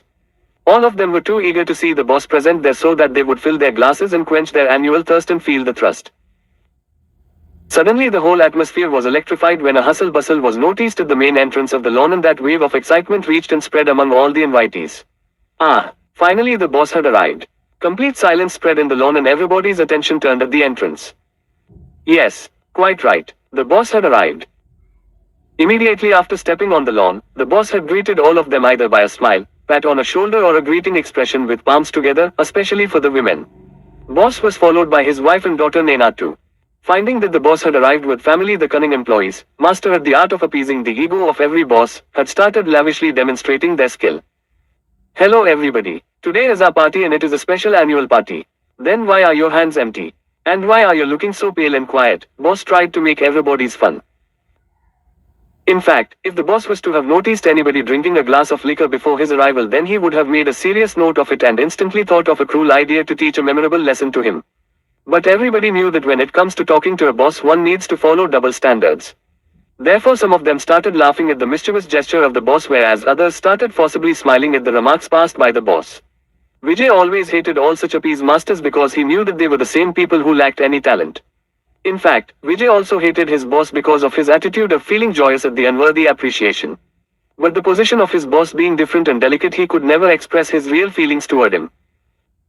However, he was going to one day reveal his thoughts to the boss, because these were indeed the same people who, in spite of being inefficient and relatively unproductive, were managing to rise in the company as compared to the other meritorious employees who were being treated in an unjust manner. This was indeed the crux of the reason why the real-life atmosphere in the company was being highly polluted. Although, apparently the atmosphere in the company was appearing to be fine, this infection in the minds of the people was bound to prove harmful for the future growth of the company. After the boss entered there, the whole atmosphere had changed radically. One of the pawns of boss prepared the glass of liquor for the boss and offered it to him. Only after the boss galloped a first sip of the liquor that everybody rushed to the wine and liquor counters. Soon from all corners of the lawn the noise of glasses and bottles started echoing. During the college days, Vijay had tasted the beer with friends after being pressed by them, and he also knew that in a corporate atmosphere one needs to taste it again because of the formal pressures, but on the whole he had never liked the taste of a beer. But he had very firmly resolved not to ever go beyond drinking the beer given the kind of pathetic state his father had reduced himself up to. Although many of his colleagues and friends had tried persuading him to go for hard drinks, but Vijay was not going to succumb to their demands. He would rarely break a rule he would have bound himself with.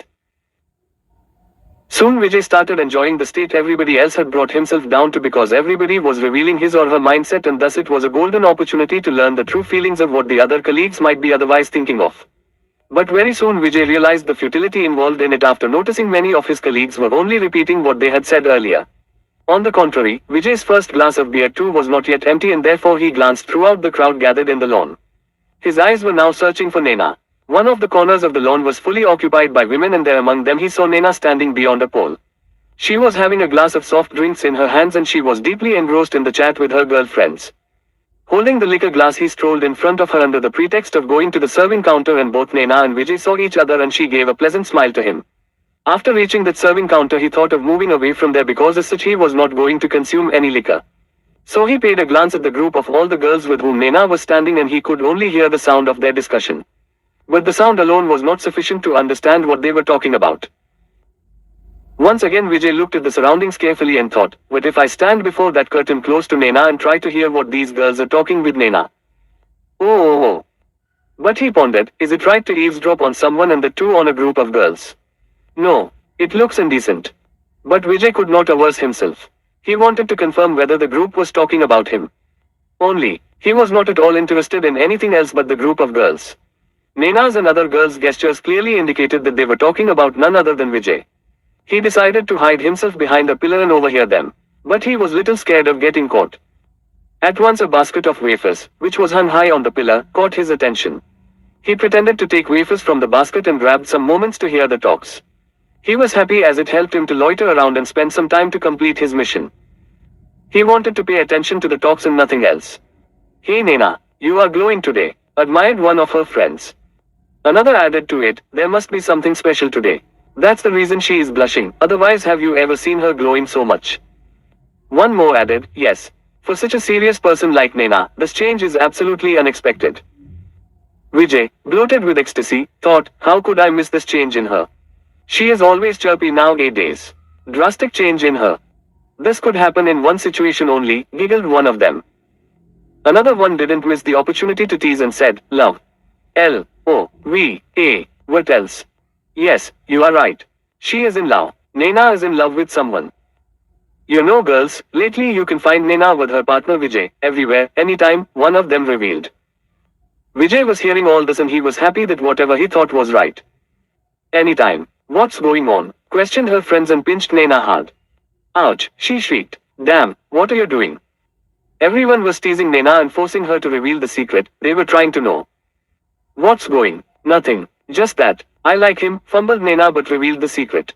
Shucks. Like, only like, or more than that. She was again interrogated. Yes, I love him too. Is that enough? This is what you wanted to hear from me, isn't it? She answered. Vijay couldn't believe that Naina could confess her love so boldly. He was on top of the world. He took his glass of beer and headed towards the wine counter. Everything was clear. Naina had admitted of being in love. Yes, I love him too. These words kept echoing in Vijay's mind.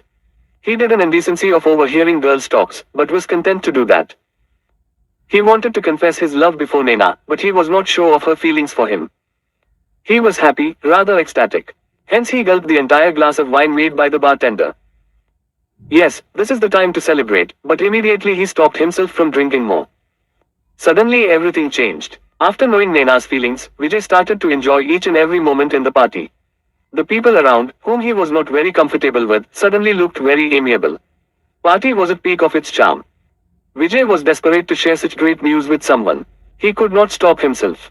Everyone seemed to be sharing his joy. He thought of his friends' group which was still busy chatting at the same place. He thought of sharing this with them. He was unsure of their reaction on it and was afraid that they will not take him seriously. But he was least bothered about it. He tried reaching his friends but he was obstructed by a group in between. He was little uncomfortable to see that his boss led the group and fortunately or unfortunately he was Naina's father. How couldn't Vijay notice that his boss is standing so close to him? He decided not to pass the boss's group and stand there only. He was trying to find some other way to reach his friend's group. Suddenly he could hear some talks from boss's group also. You know, at last, my search is completed. I have found a perfect match for my daughter Naina, commented Naina's father. Vijay was little apprehensive of some unfavorable decision of the boss. One in the group asked, taking a swig of whiskey, so, who is that lucky guy? Naina's father chuckled, took a swig and said, guess who that fellow is? How could we know, sir? Does he work in our office? Speculated one of them. Naina's father sneaked assertively and answered, yes, you are right. But still I can't. The fellow pretended to be still clueless about that. Perhaps by this, he wanted to flatter the boss. He was cunning enough to know that overriding the boss is not going to help him. It's better to keep him happy. You quit? Asked Naina's father. Yes, I quit. The fellow surrendered. He knew that every ass likes to hear himself bray. Naina's father perhaps liked the attitude of the fellow and blessed him with one more chance. Okay, one more clue. He took a snooping pause and said, he works with my daughter, now guess. Vijay was exhilarated to hear all this. He was now anxious to know the name as he had a tough competition from other same-aged guys in his office. The fellow chuckled and answered, Vijay, am I right? He had to be right this time. Yes, you are absolutely right. Vijay was all ears to hear this and now he was content with the answer. He was so delighted and celebrated the moment with one more glass of beer. Oh. Perhaps Naina's father also wanted him to be his daughter's life partner. Vijay was at top of the world. This development was too fast and unexpected to believe. He had struck gold, and the two without much of efforts. He suspected Naina's ploy in this, especially to get her father's approval. Perhaps they are very close to each other, not far informal than any other daughter and father. He silently commended the relationship and unknowingly compared it with that of his father's and his. He had reminiscence of his father as one ever smashed with liquor. Even his parents also didn't have any bonding amongst themselves, then there was no question about parents and children. Vijay was delved deep into his thoughts. Suddenly he pulled himself to present. He got green signal from both Naina and her father, and this was the best time to drive the situation ahead. The most important thing was Naina's father's approval to their relationship and they have received that. His mind was at work. He wanted to do something which could help him achieve his aim. He postponed the thought of telling this to his friends. The orchestra was playing enthralling music. People, who Vijay never expected to dance, were also swaying to its beats. All thanks to the liquor. Gradually the music started responding to people's vigor and had started catching the pace. Now it was playing fast numbers, even a couple of item songs also. People were whooping it up. A couple of them even went on the stage to sing. Few of them, who normally feared the boss and spoke quite seldom with him, were freely chatting today.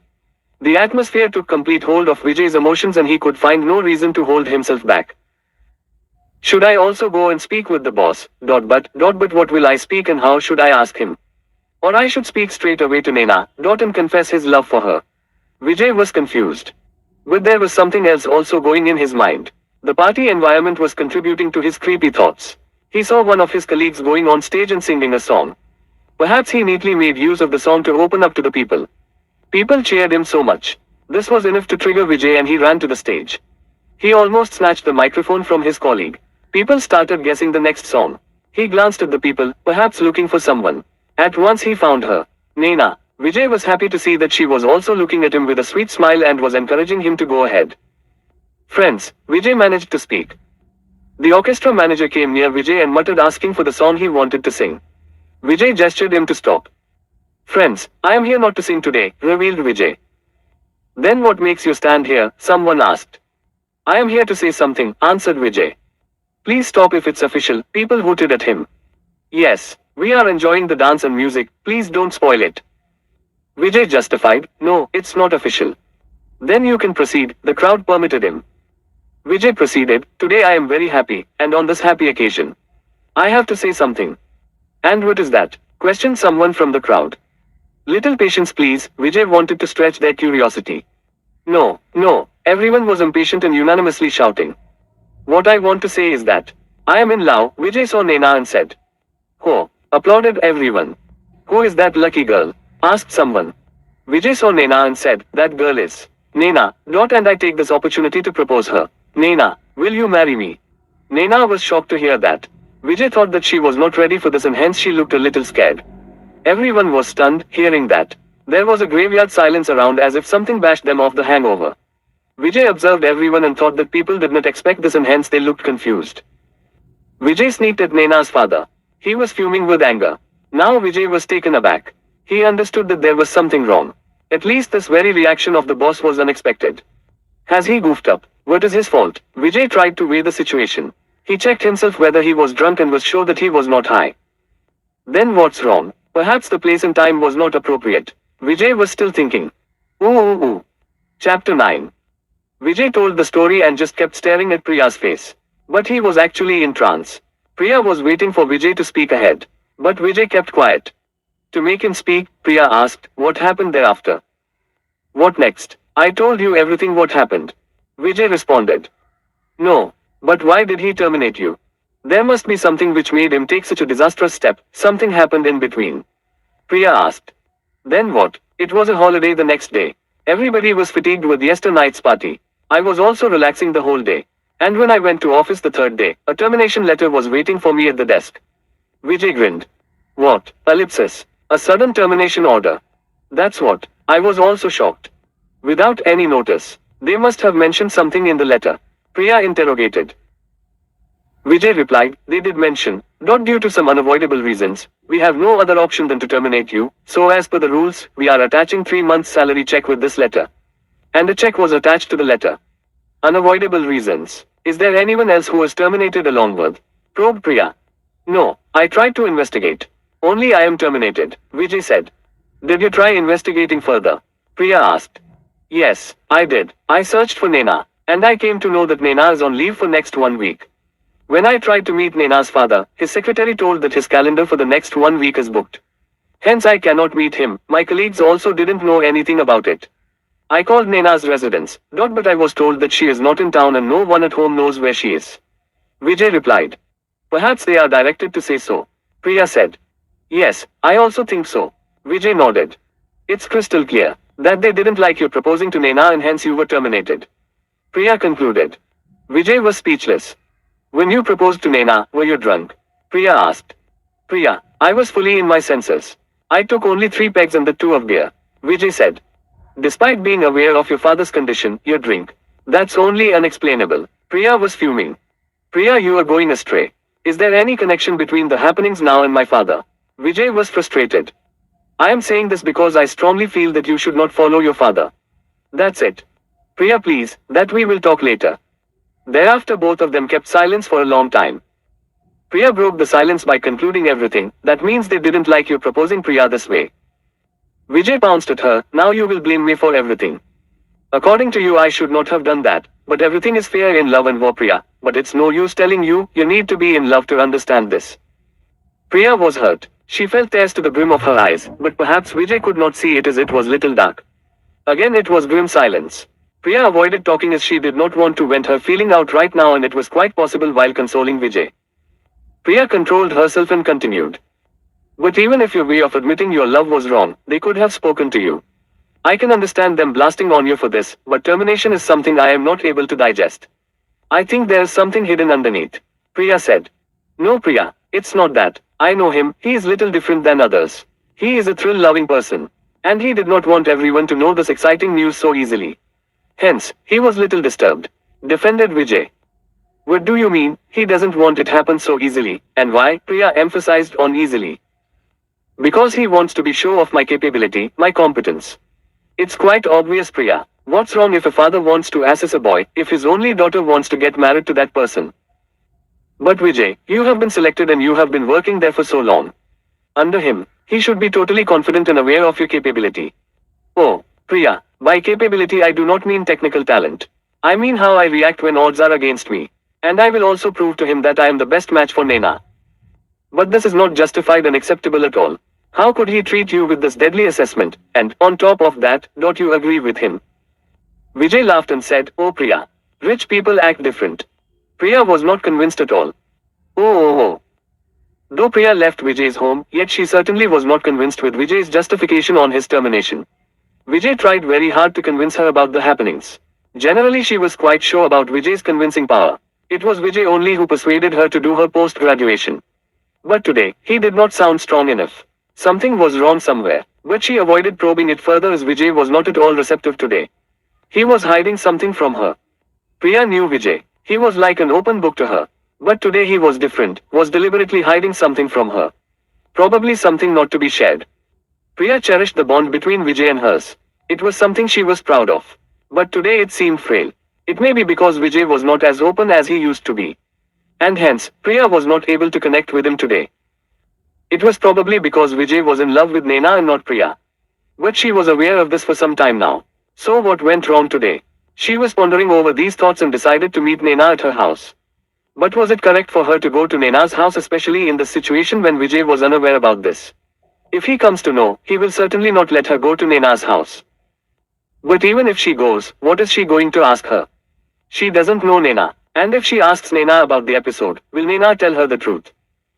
But Vijay loved Naina, and Priya was confident of Vijay's choice.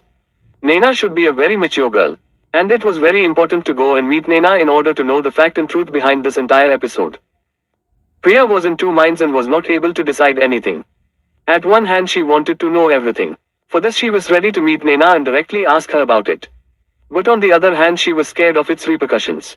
If Naina misconstrues about Vijay and Priya's relationship, their mutual relationship could break. Priya was boggled. She knew Naina out of Vijay's conversation only. She did not know her personally. Probably it was out of jealousy that she wanted to see her once. She verified her feelings, and she was sure that this was not the case. Now everything is beyond jealousy and callousness. But Priya was still desperate to meet Naina once, as she was worried for her friend Vijay. And this proved that Priya still loved Vijay, unconditionally. And Priya herself also could not erase this from her life. But this would lead to scraping the old wounds. She was sure that those would bleed. She was getting more and more confused. Finally she decided to stick to her very first thought of going and meeting Naina once. She headed to go to Naina's residence. She took an auto rickshaw to cover that distance. She directed auto driver about the address which she knew while speaking to Vijay. When she reached the bungalow, she was amazed to see the grandeur of the place. Lush green lawns, pruned shrubs, expensive and ostentatious showpieces, everything seemed to be strikingly picturesque. Unknowingly Priya started to imagine about Naina's father and she figured him like a perfect mechanical human being without any emotions and feelings. While observing the bungalow, she suddenly recollected that when Vijay called at Naina's residence, he was told that Naina was out of town for few days. Would she have come back till now? Priya was guessing, but Vijay called some 7 to 8 days ago. She would have come back. Setting all these thoughts aside, Priya decided to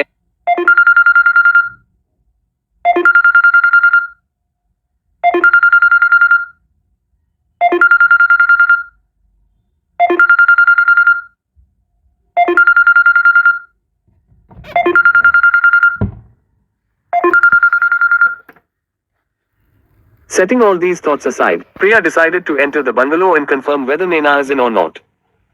When Priya reached the entrance gate, she found a watchman at his duty. He asked, "Who do you want to meet?" The watchman was rude in his conversation. "Naina," Priya was crisp. "What for?" he again questioned. Priya knew that one has to be stern while dealing with these people, otherwise they take disadvantage of that. And it's not their fault as they are used to this treatment. "I need to meet her, for some personal work." "I can't tell you," replied Priya with stern looks. Now the watchman softened his attitude and asked, "Madam, what's your name?" "Priya." The gatekeeper immediately picked the intercom and dialed a number and waited for the answer. "Madam, there's some Miss Priya who wants to meet you," the watchman informed over the phone. He listened to the instructions given over the phone and asked Priya further, "Priya, what's your surname, madam?" "Vijay's friend. Tell her," Priya replied. After hearing Vijay's name, the watchman looked at Priya for a moment, and then spoke over the phone, "Madam, she says she is Vijay's friend." After some time he disconnected the call and let Priya in. Priya understood that he knew something about Vijay. Or else he was directed about Vijay. Because when he heard Vijay's name, a grave streak crept over his face. And Priya did not miss that. Priya entered the bungalow and headed straight to the main door. The door was still closed and despite an intimation, there was nobody to receive her. It was little unsolicited for her. She expected someone, probably Naina herself, as she had already introduced herself to be Vijay's friend. But there was no sign of acknowledgement. She halted at the closed door. Probably Naina must be busy in some work. For that reason, she is taking time to come, Priya presumed. She had waited for a long time, but nobody came out. So Priya had to press the bell and wait for the door to open. Meanwhile she took a glance at the veranda wherein she was standing. Here also she could find expensive furniture and fixtures, evidently matching with a manager's status and lifestyle. After a while, she could hear someone opening the door. A beautiful lady was standing in the door. It must be Naina. Her beauty was charming enough to fascinate someone. Priya felt little jealous. Though she was also good looking, but Naina's beauty was even more adorned by her lifestyle and standard. On the other hand, Priya was so busy that she was not able to pamper herself. Hi, this is Priya, Vijay's friend. Priya introduced herself. And I guess you are Naina. Right, she continued. Yes, I am Naina. Naina confirmed. Please come in. There was a subtle humbleness in her voice. Everything inside was demonstrating the high-class status of Naina. There was a middle-aged person reading newspaper in the drawing room. He must be Naina's father. Naina gestured her to sit. Priya was feeling awkward in front of that person. Naina guessed that and whispered, "He is my father." Priya could easily observe a discomfort on Naina's face due to her father's presence. Her father probably guessed that, bunched up the newspaper and went in. Priya was sitting on the sofa and Naina was sitting next to her. Priya was little hesitant to start. At last she broke the silence and asked, "How are you, Naina?" Naina also answered with a smile, "I am fine, thanks." Priya continued, "I am coming from Vijay's house." Naina was just listening to her. Priya expected that Naina will take the conversation further by asking about Vijay and show her concern. But she was wrong. Naina was very cool as if nothing had happened. Priya was confused whether it's the same Naina she wanted to meet and whom Vijay loved so much. She also doubted whether she is at the right place. Nothing was going as Priya expected. Priya was very restless, but she suppressed her emotions. She knew that they are high-class people, and loud emotions do not suit them. Yes, it should be the case. Priya was quite uncomfortable with Naina, but she started the topic straight away. "Can I ask you something?" asked Priya. "Yes, please," Naina replied calmly. "I will be very honest and straightforward. Do you love Vijay?" Priya hit the bullseye. Naina waited for a moment. She made herself comfortable and answered to Priya's question in very subtle manner. She said, "Look Priya, Vijay is very nice and talented guy. We used to work on same project. I always saw him as a good friend of mine. But I think he misunderstood." Priya was shocked, as if it was Vijay's reaction. She could not understand what to say next. But she wanted to leave no doubt, hence she continued, "It means, you don't love him." Priya was firm in her voice. "Frankly, I do not love him. On the contrary, I do not believe in love." Naina was frank enough. Priya was more and more confused. Priya came here to sort any misunderstandings. But the truth was something else. Still Priya wanted to give it a try. "But Vijay says that you love him, means, he heard you telling this to your friends. And your father also knows about it. He had approved of this." Priya defended Vijay. Naina looked in void and she said firmly, "He is lying." "Vijay can't lie." Priya immediately responded. "It is not true. He never lies. Not even in dreams. How can he lie on such a serious issue?" Priya found no meaning in further probing Naina as she was sure that something is wrong somewhere. She was absolutely sure that Vijay won't lie. On the contrary, Naina looked little boggled as if she is under pressure of her father. Probably because of this, she must be lying. But Naina's father also was ready for this marriage. Then what made her disapprove of the fact which Vijay told? Priya was tired of thinking. But why is Vijay lying? Priya again probed Naina. "How do I know this?" Naina was very casual. Now Priya was irritated of this casual attitude. She wanted to grill her with tons of questions. She wanted to ask why Naina played with Vijay's emotions. If she never had any feeling for Vijay, why did she provoke him? Why didn't she stop Vijay when she got first hint of it? Or she wanted to see Vijay hurt and broken. Priya controlled herself and as there was nothing more to talk, she concluded, "Okay then, I should make a move." Naina also escorted her to the door. Still Priya had a streak of hope. She stopped for a while and said, "Look Naina, Vijay is very nice fellow and you yourself have admitted that. Then why do you want to spoil the relationship? Vijay is a perfect match for you and you will lose him." She waited for Naina's response on that, but all in vain. She continued, "Don't you think you are at fault?" Naina opted to be silent with a straight face. Oh. When Priya left Naina's house, she was all the more confused. She had epitomized Naina on the basis of Vijay's conversation, but she did not match with that image at all. Priya doubted that even if this relationship went further, would it sustain for a longer time? Was Vijay at fault by selecting Naina as her life partner? Probably he wanted to be associated with a high-class family, perhaps from point of view of his career. Or family's future, but he was surely doing a blunder. Even if this reason is justified, was Vijay sure of benefiting out of this association or he would have been hurled far away from his family? Or as Vijay said, were those people pretending of disapproval in front of me? Surely, they must be pretending only. And moreover, it was quite conflicting with what Vijay had described about them. It is obvious that they are pretending to be so. Priya was juggling with her positive and negative thoughts. But she was still not convinced about the reason behind this pretension. In short, she was boggled to the core. Hence, she decided to involve Rajesh to clear this chaos. Priya had deliberately called Rajesh and Vijay both in Ashok Park today. Priya and Rajesh both reached early so as to discuss the happenings beforehand, which could have not been possible in Vijay's presence. Vijay had still not arrived. Priya stated the entire story to Rajesh. Look Rajesh, I have heard both the sides and also have understood them well. But still, I am not able to conclude anything out of it. They don't match each other. Priya summed up the confusion. Okay, it means. According to Naina, Vijay is lying, deduced Rajesh. Vijay won't lie for sure. I am sure about it. Priya said and Rajesh also agreed with her. Then why Naina is lying, was Priya's question. Rajesh was packed with thoughts. If Naina and Vijay undergo a breakup, it would be good only. At least Priya will have a chance to be close to Vijay. Actually he was very happy with the situation but he could not have been verbose about it. As you described about Naina, it's better for both of them to break up. Rajesh worded his opinion. What? How can you say this? Today Vijay has lost his love and job also. You should be thinking of some way out and on the contrary you are happy about events. Priya was angry. Then you tell me what I should say. Vijay has completely changed since he has got the job. He is not ready to understand who is friend and who is foe. Rajesh also got angry. But Rajesh, please understand, this time is not to fight over these issues. Priya requested him. Rajesh kept quiet, and both of them waited for Vijay. This was the first time when Priya and Rajesh were discussing something about Vijay. On the contrary, Vijay was the one who sorted out these people's problems. He was a guide and guru to both of them.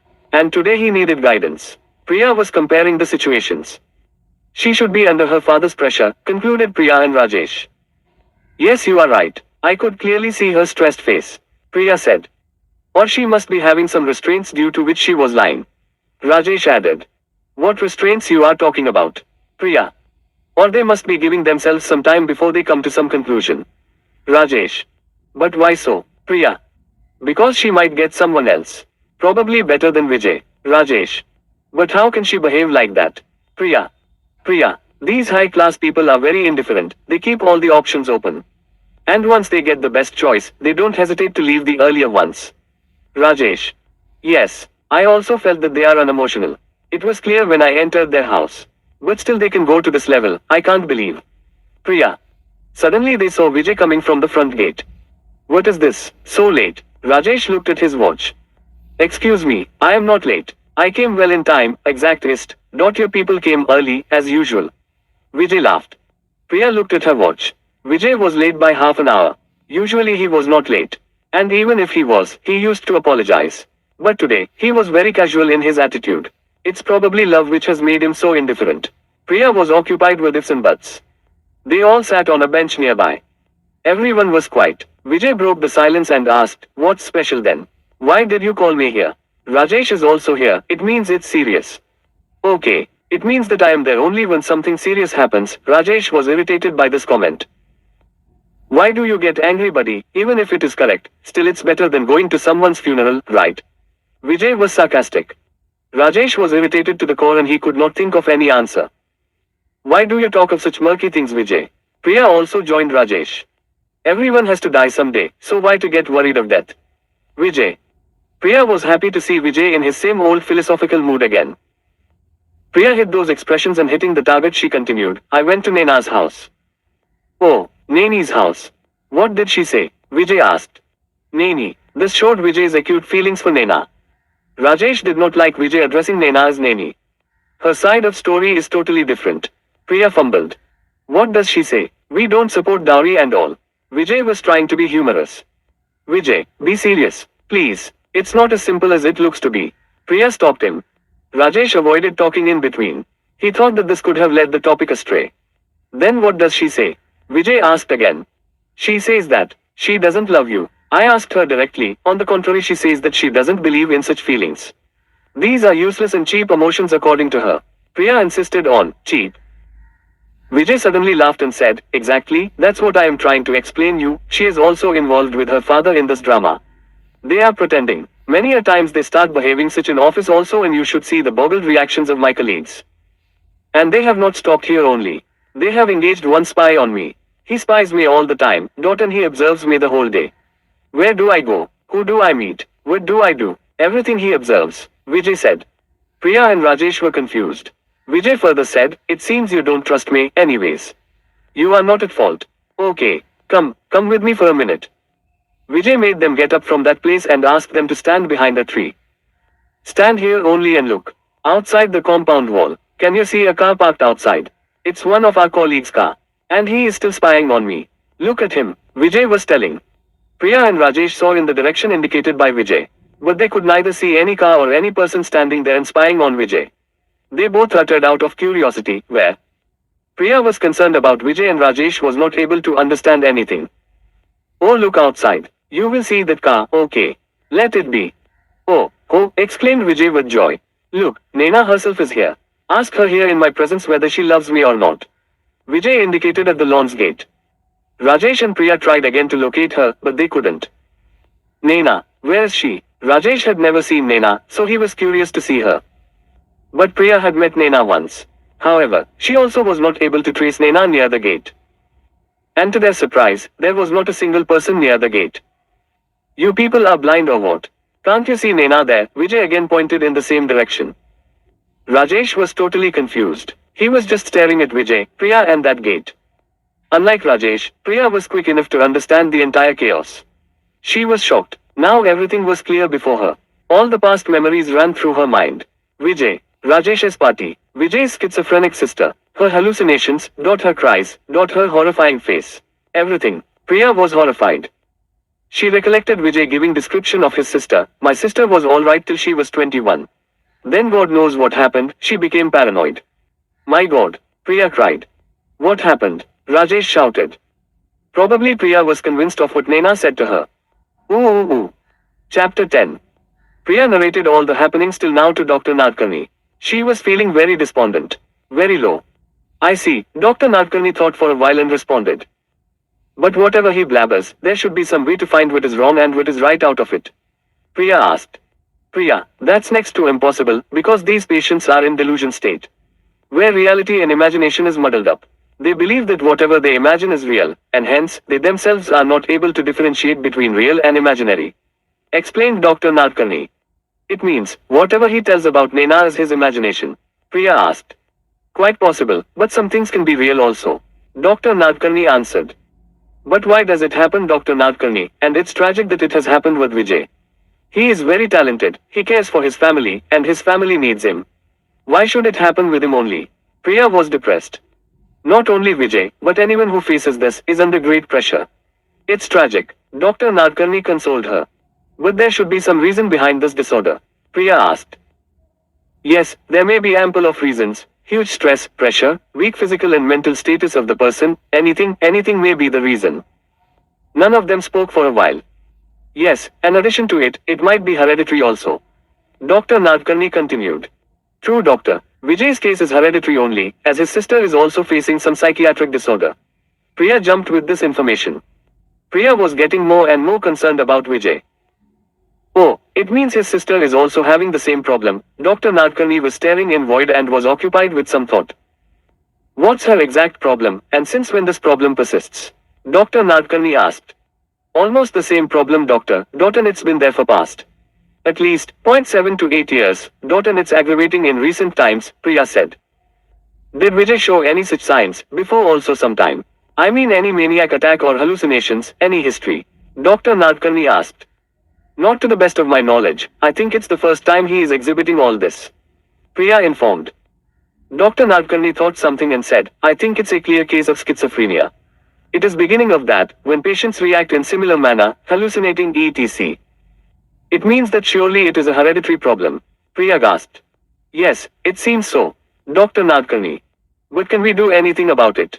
Any cure? Priya tried to sound hopeful. Don't worry, Priya. Medical science has progressed a lot. Even if it is a hereditary problem, there is surely a cure available to this disorder. But there is a problem with these patients. Dr. Nadkarni. Problem. Is it financial, doctor? No, not financial. Then. Priya, it's very important that we take patients into confidence and then start the treatment. They need to know that they are suffering from some disorder. They should be ready for this treatment and should make an effort to get cured. Dr. Nadkarni explained. Whatsoever it takes, doctor, I will take him into confidence. I will make him ready for this treatment. Priya was hopeful. Yes, I think, even if it is difficult, you should not find any difficulty, because you yourself are a doctor, and our patient is also educated and intelligent. Dr. Nadkarni was constantly encouraging Priya. Again it was silent for quite a while. Okay, how is his sister now? Means is there any treatment going on? And she is responding to that treatment. Dr. Nadkarni. It's not as expected, doctor, but still much satisfactory, actually. Vijay took the responsibility of his sister's treatment after he got the job. Probably, she would have taken some time to recover, as the treatment in her case was delayed. But now God only knows what will happen to her. Vijay was the only earning member in their family, everything was dependent on him. And Vijay has lost his job recently. And you know his mental status now. Priya was boggled with all these problems. Dr. Nadkarni was worried hearing this. But doctor, there is nothing to worry. Now I am there. I will take care of everything. I will help them, Priya said. Yes, that's better, said doctor. Oh. Now Priya was desperate to meet Vijay. So she came to Vijay's house. She saw him engrossed into some thoughts. Hello Vijay, what are you thinking? Asked Priya. Oh Priya, no, nothing. Vijay came out from his trance and answered. No, there's something going on in your mind. Usually I haven't seen you so immersed into your thoughts. You didn't even notice me coming here. Priya. Nothing Priya. Today I am feeling little unusual. Vijay. Unusual means, Priya. Don't know. I am not able to understand. But there is something different today. Vijay. Priya found this is the best time to talk about this. Recently you often feel like that, right? Yes, many a times. Almost every day, Vijay. Means you feel scared or irritated, without any reason. Right, Priya. Yes, you are right. But how do you know? Vijay. Vijay, do I know you today? Even if you miss one heartbeat, I come to know. Priya imparted her emotions innocently. And she eagerly waited for Vijay's reaction on this. But Vijay was in his daze only. He said, I think it's because I am jobless nowadays. Totally idle. I have an idea. Priya tried to strike the topic. Idea? What idea, Vijay? I can't tell you here. Let's go out somewhere, for a walk. We will be able to chat there freely. Priya. Out. For a walk. ... Okay, let's go. Vijay got up and headed to the door. Priya ployed for a walk, but she got him to Dr. Nadkarni's clinic. Hey Vijay, this is our Dr. Nadkarni. And trust me, he is a genius. Priya pointed to Dr. Nadkarni's board. I see, but I don't think that anyone else is more talented and genius than you are. Vijay teased. Oh, is it? How do you know that I am talented? And by the way, I am a gynecologist. You cannot have that experience. Priya also grinned. Oh yeah, that's right, Vijay laughed. But to be sure of one's talent, it's not compulsory to experience it. Then, Priya, one has to just look at you, and he will know that you are a genius. Vijay was constantly pulling her leg. Vijay, no one can beat you in talking. I swear, Priya said. Suddenly Vijay remembered Naina because he too always praised her like this. Vijay was immersed deep into his thoughts. And Priya did not want to lose this chance. Okay Common, let's go in. Priya changed the topic. She anyhow wanted to take Vijay to Dr. Nadkarni. Inside, Vijay was astonished. Is it important to go in? Oh number, nothing important as such. Just a casual visit, let's go and meet him once. Priya said. Vijay went in unwillingly. Dr. Nadkarni saw them coming. He wore a pleasant smile on his face and got up to welcome them. Please come in. Both of them entered the cabin. Dr. Nadkarni asked Priya to wait outside. Yes sir, Priya answered with respect. She turned to the reception area and sat on the sofa kept there. Vijay could not understand what was going on. He apprehensively stared at Priya. Just go in, Priya pacified him. Vijay reluctantly went inside and the door of the cabin got closed. Vijay was in for quite a long time, and Priya was waiting outside. She wanted Vijay to spend more and more time inside with Dr. Nadkarni. She was sure that it would be for his betterment only. They will get good opportunity to discuss the problem. Vijay came out after about an hour and a half. He gestured Priya to get up and walk out with him. Let me say him goodbye, Priya said, heading towards the cabin. Vijay obstructed him and said, no need to do that. Priya was little shocked to see Vijay reacting in such a manner. She followed him without uttering a word. Her heart was pounding. What would have happened inside? With the doctor, how will she come to know about it? Vijay was walking very fast and after a while, he reached far ahead of Priya. Realizing this, he stopped and waited for her. This gesture made her a little relaxed. Probably he would have calmed a little bit. But as soon as Priya joined him, he started walking again silently. For a long time, they kept mum. Priya found him disturbed and hence, she also decided to keep quiet. But in between she was sneaking at him with the hope that he would say something. Suddenly Vijay broke out with anger. What does he think of himself? Why, what happened? Priya groped. This is how he is utilizing his so-called doctor degree. He again frowned. But what happened? Can you please be clear? Priya asked him. Priya, he wanted to prove me mentally ill. He did not find anyone else since morning, I think. Vijay shouted.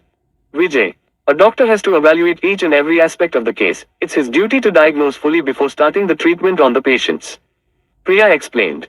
Treatment, year 2. Vijay stopped and stared at Priya as she defended the doctor. Priya could feel Vijay's skeptical looks. Oh Vijay, not like that. We ourselves are unaware of few things that happen to us. But you need to agree that you need psychiatric treatment badly. Priya said further. What? I need a psychiatric treatment. Vijay was fuming, but the next moment, he controlled himself and said, I didn't expect this from you. Vijay was frowning with anger. Priya followed him silently. After a while Vijay again stopped as if he remembered something. He turned and said, now I understand everything. He again started walking. Priya found it hard to catch him. She almost screamed, please stop Vijay. Suddenly he stopped ahead and turned. He said, now I know everything. You are jealous. I love Naina and not you. You can't digest this, and hence you are trying to prove me mentally ill. Oh God, how you can go to this level? I can't believe. Vijay was blabbering in anger. Priya was getting hurt with each word of Vijay. She was being accused of such a serious allegation, and that too by someone whom she loved so much. Priya couldn't control and she burst into tears. Oh. Priya tried taking Vijay to Dr. Nadkarni's clinic for treatment, but that attempt was a total failure. Dr. Nadkarni had called him second time for the course of treatment. But Vijay was not at all ready to go and see him. Moreover, he had reprimanded Priya and accused her of such harsh allegations. Priya had to listen to all his bitter talks. Vijay was not at all ready to accept that he has some psychiatric problem and that he badly needs doctor's assistance. On the other hand, Priya was determined to help him and his family. However, she was unable to find any way out to arrange Vijay's another sitting with Dr. Nadkarni. But Priya was hopeful. She continued her own practice as she knew that she needs that money desperately. She needs it to save Vijay from wreckage. But could money only help? One day Priya was busy with her patients in her clinic. Rajesh and his wife came there for a regular course of checkup. Please come in, Rajesh. Kamal, please come. Priya got up to welcome them. Rajesh and his wife were sitting in front of Priya at her clinic. Changes in Kamal were quite apparent as pregnancy hormones took over her entire body. How are you? And how's our sweet little baby? He must not be bothering you as of now. Priya observed Kamal's belly and inquired. Bothering her? He doesn't spare his father also, he kicks me sometimes. Rajesh jumped in the conversation. This made Kamal go red in the face. Okay, come, let me check you once. Priya indicated Kamal to go behind the curtain. While the checkup was going on, Rajesh was observing Priya's cabin. Last time when he came here, he took out an adorable picture of small kids from the wall. And that place was still vacant. Probably Priya must not have got time to replace it. Truly, she couldn't have been thinking about such meager things, when her entire life is shattered. Vijay's termination, his mental status, whatever was going on with Vijay was ruining Priya's life also. Probably with greater intensity. This was because Priya loved Vijay. Even if Vijay didn't know that, Rajesh was well aware about this fact. While Rajesh was in these thoughts, Kamal and Priya came out and it broke his string. Nothing to worry, but it's unavoidable for you to come for a regular checkup. This way, we can take care of every small development happening inside you. Priya said. Kamal understood what Priya was pointing to. She clarified that she had gone to her mother's place for few days in between, and thus she could not come for a checkup meanwhile. But you should have gone to some other doctor there, Priya asked. Absolutely. We went to other doctor there and he also said that everything is normal. Rajesh clarified. Then, it's fine. I will prescribe some medicines. Take them regularly and come for checkups without fail. One more thing, you need to be happy always. Avoid tensions. In fact, I should not be telling you all this specially. Priya said. By the way, I always keep her happy and content. Isn't it? Rajesh winked at his wife. Kamal also responded with a cute blushing smile. Did you meet Vijay recently? Priya asked Rajesh while writing the prescription. No one spoke for a while after Priya asked this. Suddenly a gloomy streak got into the air. Rajesh could not understand how to answer this question. Yes, I met him once, but nowadays he does not seem to be in his senses. God only knows what he means to say. He says that Priya is taking revenge on me. I almost scolded him for that and clearly said that if he thinks so, I am not interested speaking to him anymore. Rajesh said. Rajesh, after all he is our friend. Currently his mental health is not sound. And we are the ones who need to understand his condition and help him. Priya tried to simplify things for Rajesh. Rajesh also accepted his mistake. Yes, I was rude with him. But frankly speaking, I can't see his condition. He is such an intelligent boy and he has to face such a disaster. Actually, I was upset with his fate. But I vented on him only. Rajesh snuffled. Priya also got tears in her eyes, but she controlled herself. She pretended to have forgotten something behind the curtain, but Rajesh knew that she is pacifying herself. But soon Priya came out and said, I am worried for a fact that though we know his condition and its cure, yet we are helpless. How should I take him in confidence and make him ready for the treatment? I also tried to suggest him about the treatment. But when I saw that he is not listening to me, I lost my control. Rajesh said. At least he speaks to you. But he has totally cut me. Still I go to his house like a shameless. Priya sighed. Then why don't you take his mother into confidence? Probably he will listen to his mother. Rajesh's wife, who was quiet for all this while, suggested. Rajesh and Priya both first looked at her and then at each other. When Vijay started his sister's treatment, he took his mother only into confidence. But now she also doesn't seem to be of any help. Priya was disheartened. At least we can meet her once and speak to her about this. Rajesh suggested Priya. As decided, the next day itself, Priya and Rajesh went to Vijay's house in his absence. Both of them explained Vijay's mother about his problem and its treatment. Vijay's mother listened to them for a while, but after some time, suddenly she broke into tears. Perhaps, it was an end of her endurance. Dear, I understand what you are trying to say. But my second child is also mentally ill. You can't even think of what I am going through. Vijay's mother tried controlling herself. But auntie, we need to face the situation. Rajesh consoled her. If he takes medicines regularly, he can be cured. Dr. Nadkarni has said so. But dear, look at his father. He squanders all the money in liquor. Rest of the money goes in my daughter's treatment. Vijay is also jobless now. I don't understand what to do. What all I have to see now. I don't understand. Vijay's mother was sobbing. Auntie, don't worry about money. Leave that to me. I will manage. You just make Vijay ready for the treatment. Priya patted on aunt's hand and consoled her. Oh. Priya and Rajesh made sure that they meet Vijay's mother once in every 3 or 4 days, so that they could convince her about the treatment and its benefits. This was one point agenda of their lives nowadays. As a result of their persistent efforts, Vijay's mother got ready to support them and convince Vijay to go for treatment. Actually, she also needed some time to recover from the shock. And such frequent meetings with Priya and Rajesh helped her all the more to do so. When she was fully convinced about the solution to this problem, she became keen to help both of them. Vijay's mother proved to be a strong catalyst for him to go for sittings with Dr. Nadkarni. First, Vijay was reluctant to accommodate. Doctor suggested some medicines for him, but exercising the medication was a trouble, as he denied the gravity of the problem. Vijay's mother only could do that by giving it through some drinks or in food etc. Medicines were very important as they showed quick results as soon as the dose was started. Gradually, Vijay's aggression and impulsive behavior came very much under control. He could prevent himself from becoming violent. Previously, he frequently used to be irritated and anxious without any reason. But now his behavior was quite controlled and predictable. Now he used to sleep or sit silent for a maximum time in a day. Probably it was spell of the medicines. One day, Vijay was engrossed in his thoughts, sitting in his house. At the same time, Rajesh entered and handed over an envelope to Vijay. Then immediately he turned and headed to go. Vijay, trying to stop him, called him, "What's this? You only open that." Rajesh answered and left. Probably Rajesh wanted to avoid speaking to Vijay, as this could have led to argument between them. Nowadays Rajesh used to come to Vijay's house, but he made sure to avoid speaking with Vijay, as their normal chatting also led to a quarrel. Today Rajesh was perhaps quite sure of an argument, hence, he opted to be silent. Vijay looked at that envelope. What was there in the envelope? Vijay was thinking. Probably it must be a call letter for some interview. But how did Rajesh get it? Possibly he must have referred me somewhere. Or Priya must have given this to Rajesh. I am, any which ways, not speaking to her. He slowly opened the envelope. It was someone's marriage invitation card. Whose invitation it would be? Vijay was anxious. He started reading the card without wasting more time. Suddenly his mother came from inside. Whose invitation card is this? Vijay's mother asked. Vijay did not speak anything. He just gave the card to his mother. Whose card is this? Please read that out to me. Vijay's mother requested. Vijay looked dejected. He tried to hide it and said, "It's Naina's marriage invitation card." I told you. Now wake up. Get rid of your feelings for that girl. We are nowhere close to them. We should know our limits. You overlooked Priya's feelings, who was madly in love with you. Had it been some other girl, she would have left such an insane boy like you. Vijay's mother went on speaking. Vijay was already in a shock. Over that his mother also taunted him like this. Mother, I am not insane. At least you trust me. Vijay could not control his tears. Vijay's mother realized that she has been very brutal to her child. She went near Vijay and kept her hand on his head. She said, My child.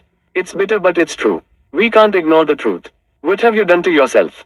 Just look at you. Your father is always drunk. All the day. Your sister is mentally disturbed. And now you. If you also behave like this, who should I look up to? Vijay's mother was weeping. Today Vijay also vented out and he rested on his mother's shoulder. He remembered the day when he was in 6th standard and one day his father had beaten him up without any reason. That day also he cried like this. Vijay's mother was caressing him like a child and she was also into tears. She remembered her old days. When Vijay was born, after which her miseries came to an end. She got married and later she gave birth to her first child. A girl child. Her mother-in-law wanted a boy. And hence, she started harassing Vijay's mother. As if this harassment will make her give birth to a boy. She looked up to her husband for support. But her husband was also not at all compassionate. Though he did not drink previously, but he was not a caring husband. He used to spend his entire day outside. When Vijay's mother was pregnant the second time, she feared whether the baby was a girl or a boy. However, her husband was not at all bothered about this. But when Vijay was born, his mother could breathe freely. That day the hell came to an end. Her mother-in-law also changed her behavior completely. She was not the same lady, as she seemed after the daughter's birth. Suddenly Vijay's mother came out of her trance. Someone was there at the main gate. Go in, freshen up a little bit. I will check who's there. Saying this, Vijay's mother came outside. Vijay wiped his eyes. He felt light after a long while. For all these days, he was feeling trapped and suffocated, and today he felt like before. Probably I am changed. I was not this weak before. And I could not be so fragile to cry like a child. Then what's wrong with me? It feels as if I am getting more and more entangled in a trap. But I should accept that something is wrong somewhere. And I should do something to get back to normal. As in my old days. I should set myself free. And now, he had truly decided. Ooh. Chapter 11. Priya regularly visited Vijay's house but they didn't speak to each other. She sometimes pretended everything to be normal and attempted speaking to him, but Vijay was adamant on his silence. Actually, he was quite stubborn about his recently developed opinion about Priya. Moreover, whenever Priya tried speaking to him, he insulted her. Lately, her mere visit was enough for him to insult her. To avoid this, Priya had started visiting Vijay's mother mostly in evenings when he used to sleep. At times when she used to find Vijay awake, she tried returning as soon as possible. One day when Vijay was sleeping, Priya reached his house. She was sitting on a wooden chair. Suddenly she saw Vijay coming from inside, which was quite unexpected for her. She got scared to see Vijay because nowadays his behavior was quite offensive. He suddenly used to insult her without any reason. Hence, she avoided confronting Vijay. But today confrontation looked inescapable. She could not even leave abruptly.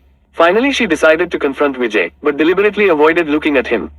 She was gazing at the gate. Priya was quite surprised to find that unlike usual, Vijay did not offend her or avoid speaking to her today, rather he came and stood nearby. Today, perhaps she had to face something even worse. Priya was alarmed. She looked for someone who could save her from this situation. Normally if Vijay's mother was around, she could have avoided this unwelcome moment. Priya, she heard a feeble voice of Vijay. She could not believe, hence to confirm, she turned her head a bit and sneaked at Vijay. To her surprise, it was Vijay only, who was calling her. She heard such a mild tone after quite a long time. Still Priya could not dare to look at Vijay. She was tired of Vijay's hatred for her. She could face anything but not Vijay's hatred. Vijay pulled another chair and sat beside her. What is he going to talk? He was insulting me for these many days. At times through his eyes or by his words. Today he seemed to say something even worse. Probably he will ask me to stop visiting his house. Priya was trying to evaluate his stance. But howsoever insulting he behaves, she could not have stopped coming to his house. Because she was aware that he is not in senses to realize what he speaks. And she needed to give him a patient ear. She decided to be strong and kept sitting on the chair. Vijay pulled her chair nearer to Priya. Priya got goosebumps. It was ages when Vijay sat so close to her last.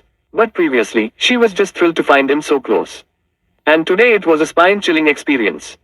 How much will you suffer for us? He started. Priya was unable to understand what he meant. Was he sarcastic in his voice? It's matter of your entire life.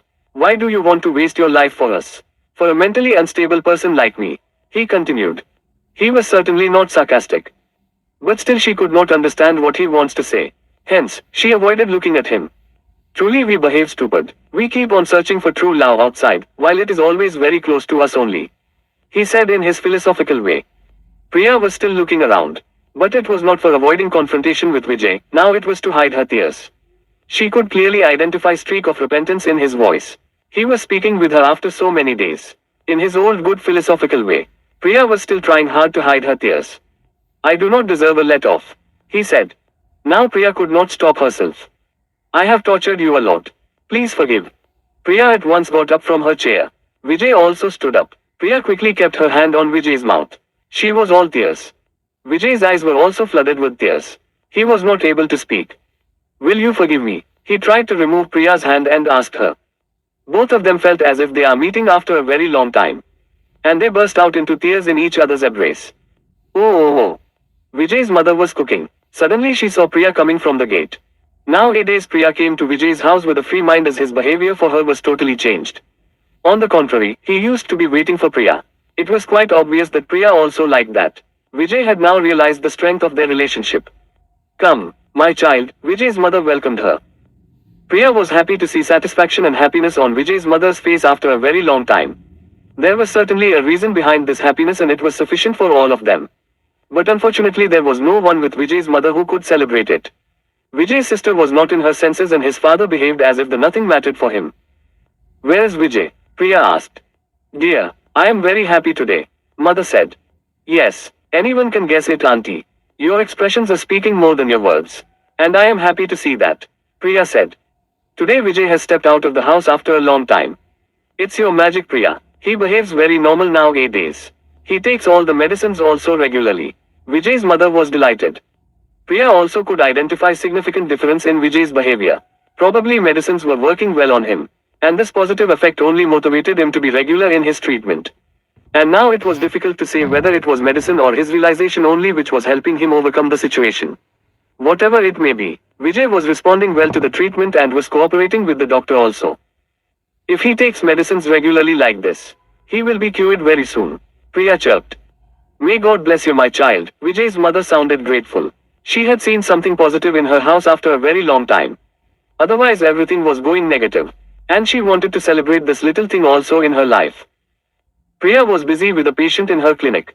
But her entire attention was at the main door. The clock showed the time when Vijay used to come to her clinic every day. Nowadays, he regularly visited her at her clinic. Suddenly she saw Vijay coming inside hurriedly. Priya, guess what? I am very happy today. Vijay lifted Priya in joy. Hey, Vijay, what happened? Let me complete my work. Priya sneaked at the patient and blushed. You don't know, Priya, how happy I am today. He rested her down and said. Any blind also can make that out. But let me know at least. What happened? Priya asked. See this. He handed over a letter to Priya and continued. I have got a job. Amazing. Congratulations. Show me. Priya took the letter and said. Actually it was Priya only who was behind Vijay's success in getting a job. Not directly but indirectly. Though medicines were helping him recover from the instability, but still Vijay was clueless about his future. Looking at the circumstances he had lost the last job in, it was absolutely impossible to get back into that. Priya had met Vijay's boss and requested him to take Vijay back, but he was quite firm on his decision. In fact, now Naina was married and besides she was not there in the office. It was not very difficult for him to take Vijay back. But revoking the termination order was now against his ego. And perhaps he did not want any grapevine regarding this, hence he did not take this chance. Realizing this, Priya was contemplating option of searching for some other job. Vijay was adamant to work in the same town as it could have enabled him to stay with his family. But getting a job suiting his caliber was little difficult in that town. Hence, it was quite evident that he had to look for some relocation option. And Priya succeeded in convincing him the same and making him apply for other jobs. She succeeded in driving away his insistence on staying in the same town and try for jobs outside. But he would have required a clean experience certificate for that. She tried for that also. She again met Vijay's boss and requested him to give a clear experience certificate. She had to really persuade him for that. But she proved that if one is determined, the success comes his way. Moreover, she had to manage everything without letting Vijay know this, as she wanted him to be away from these tensions. Finally she was happy that what she had fought for, she achieved that. Vijay had to rise like a phoenix and start his life with a new beginning. And the best part was that he had got a suitable job in this town only. Just he had to occasionally go on business tours. Vijay was waiting for the bus at the stand. His bag was kept on his left, and on his right Priya was standing with a gloomy face. Vijay also looked little upset. It's matter of just 1 month, Priya. I can't help. It's my duty, Vijay was consoling Priya. 1 month, Priya emphasized on one. You would not mind it. But I do, Priya said. Suddenly Vijay got an idea. If you also accompany me, Vijay groped. No, Vijay, do you think my dad will allow me to come with you? He is already upset with our relationship. And, Priya paused. He is also right, Priya. Which father will let his daughter waste her entire life for a mentally unstable man like me? Can you give him some fake reason and come? Vijay was stuck to his request. Okay, do one thing. You go ahead. I will think of something. Further, I have to make some alternate arrangement for my clinic also. Priya chuckled. Suddenly they saw bus arriving. Vijay lifted his bag and confirmed, sure. Both of them headed to the bus. I can't promise, because it all depends on how I can make arrangement for my clinic. But I will try my best, Priya said while accompanying him to the bus gate. Nothing doing. You have to come. I will wait for you, Vijay said, boarding the bus. Bus departed. Vijay waved his hand out of the window and shouted, I will wait for you. Take your medicines regularly, Priya reminded. Vijay was leaving him and Priya stood there for quite a long time watching him go away from her. Oh. Vijay returned after about a month. He was walking briskly to his home with his bag in one hand. Truly we are so attached to our people and home. And moreover, those of us who have such relations to cherish are really fortunate. As he reached the main gate, he saw door of the house open. Who must have come at this time? It must be Priya. But she didn't know when I am returning. Such a nice coincidence, it is. He opened the main gate and entered the premises of his house. While entering, he called his mother loudly. Nobody responded from inside. Probably she must be busy in cooking. But she knew that I am coming. He again called, Mom. But nothing happened. He thought of checking inside. As soon as he entered the house, he turned furious to find someone sitting on the chair. It was Naina who was waiting for him. Only. As she saw Vijay entering, she stood up. Before she could speak, Vijay exclaimed, You. Vijay, I was waiting for you only, she said. Why, you want to see my miserable life? Or you want to confirm whether I am recovered or not? And you want to spoil it again? No, Vijay, don't say like this, she sobbed. What should I say then? Should I thank you for what you did to me? Vijay was almost shouting. Vijay, please, don't speak to me like this. Naina was almost begging in front of Vijay. Then why did you come here? Vijay asked rudely. Can't I even come and meet you? Have I lost that right? She asked. Right, Vijay laughed. I have come to apologize. Vijay, I did a mess of my life. We don't realize what person means to you when he is with you. Once he goes far away, then only we realize his importance in our life. So it's little early, Naina. Let me go even farther away. To hell, Vijay said. Vijay, please, don't be rude to me. Please forgive me. I was wrong. Naina was pleading. You were wrong, and I spoiled my entire life because of you. Do you realize that? Vijay was yelling. It's not that late, Vijay. My dad will withdraw your termination and everything will be alright. Naina was reassuring him. Your dad, will he now play with my life as per his whims? One day he will spoil my career and throw me out, and the next day he will be kind enough to withdraw my termination. Is he some god to do so? Vijay was in anger. Vijay's mother reached the main gate and almost ran inside. Her son was returning after a month. She was very happy. But as soon as she reached the gate, she stopped there. She had heard the noise inside. She was trying to speculate what must have happened inside. Why her son is shouting at top of his voice? Probably his father and he must have had argument on something. But it doesn't seem so. Then is it with Priya and Rajesh? But argument with Priya is also not possible. Then it must be Rajesh only. Nowadays they seem to be always fighting on some or the other thing. She silently entered the house. Vijay was in the hall only and was still yelling. When I needed you the most. Where were you that time? And now, when I have recovered, with the help of Priya, you again came here to spoil all this. I know, you are jealous of Priya. And, above all, you should have thought of your marriage at least. I can't believe you are not bothered about that also. Yes, now I understand. I heard something about this earlier also. One who you married. He ditched you, right? He was already married, isn't it? You wanted someone working abroad. You and your rude father. You got a good lesson. Selfish people. I don't have any sympathy for you now. Vijay was waving his hands looking at the chair. Vijay's mother looked for that another person in the hall, but she was shocked to find no one around. She collapsed on the ground. She did not have energy to speak anything. You bitch, get out from here, and don't ever come here again. Vijay was still shouting. He was fuming with anger. He did not even realize that his mother had arrived. Vijay's mother again and again wanted to confirm whether there is someone around or Vijay was blabbing with himself only. At this moment she hoped that Naina was here. Vijay's mother controlled herself and got up. Still Vijay did not acknowledge her presence. Now she deliberately called her son to wake him up from his daydreaming. She called, "Son, when did you come?" Vijay turned and looked at his mother. But he didn't look happy to see his mother after a month. "Look, who has come? This bitch. She has come here again to spoil our lives," Vijay shouted. Now his mother could not control herself. She ran to the chair and kicked it hard to show him that no one was sitting on it. She screamed, "Look here. Do you see someone sitting? This is empty. No one is sitting here," she said. Still Vijay was looking at his mother with a question mark on his face. Vijay's mother collapsed near the chair and burst into tears. Oh. Vijay was taking rest after lunch. His mother was sitting on the floor, alongside the bed, and was busy in some regular household chores. She was still not able to recover from morning's shock. But she knew that it's time to be strong, as she was the only person in the house who could help others lead their lives. Everyone else was in his or her own world, and she was the common link between all of them who would keep them together. At least as a family. Doing her work, she sneaked at Vijay. He was lying on the bed and was staring at the roof, as if there is a storm of thoughts blowing through his mind. She wanted to speak to her son, especially about Priya. There were a lot of things which happened within the last 1 month, and she wanted to share them all with her son. But was it the right time to talk? Vijay looked more boggled and unstable. Will it be right to let him know about everything now? In such a condition, she tried to weigh up the situation. Finally she broke the silence and asked Vijay, "Is everything going all right in your office? Was your trip successful?" He didn't respond. He was still immersed in his thoughts. To bring him back, mother patted on his hand and called him again, "Vijay." "Yes, mother." Vijay abruptly woke up and responded. "I asked, is everything all right in your office?" Mother asked again. "Yes, everything is all right. I went, and then after 2 days Priya came there to accompany me. Hence, everything went well," Vijay answered.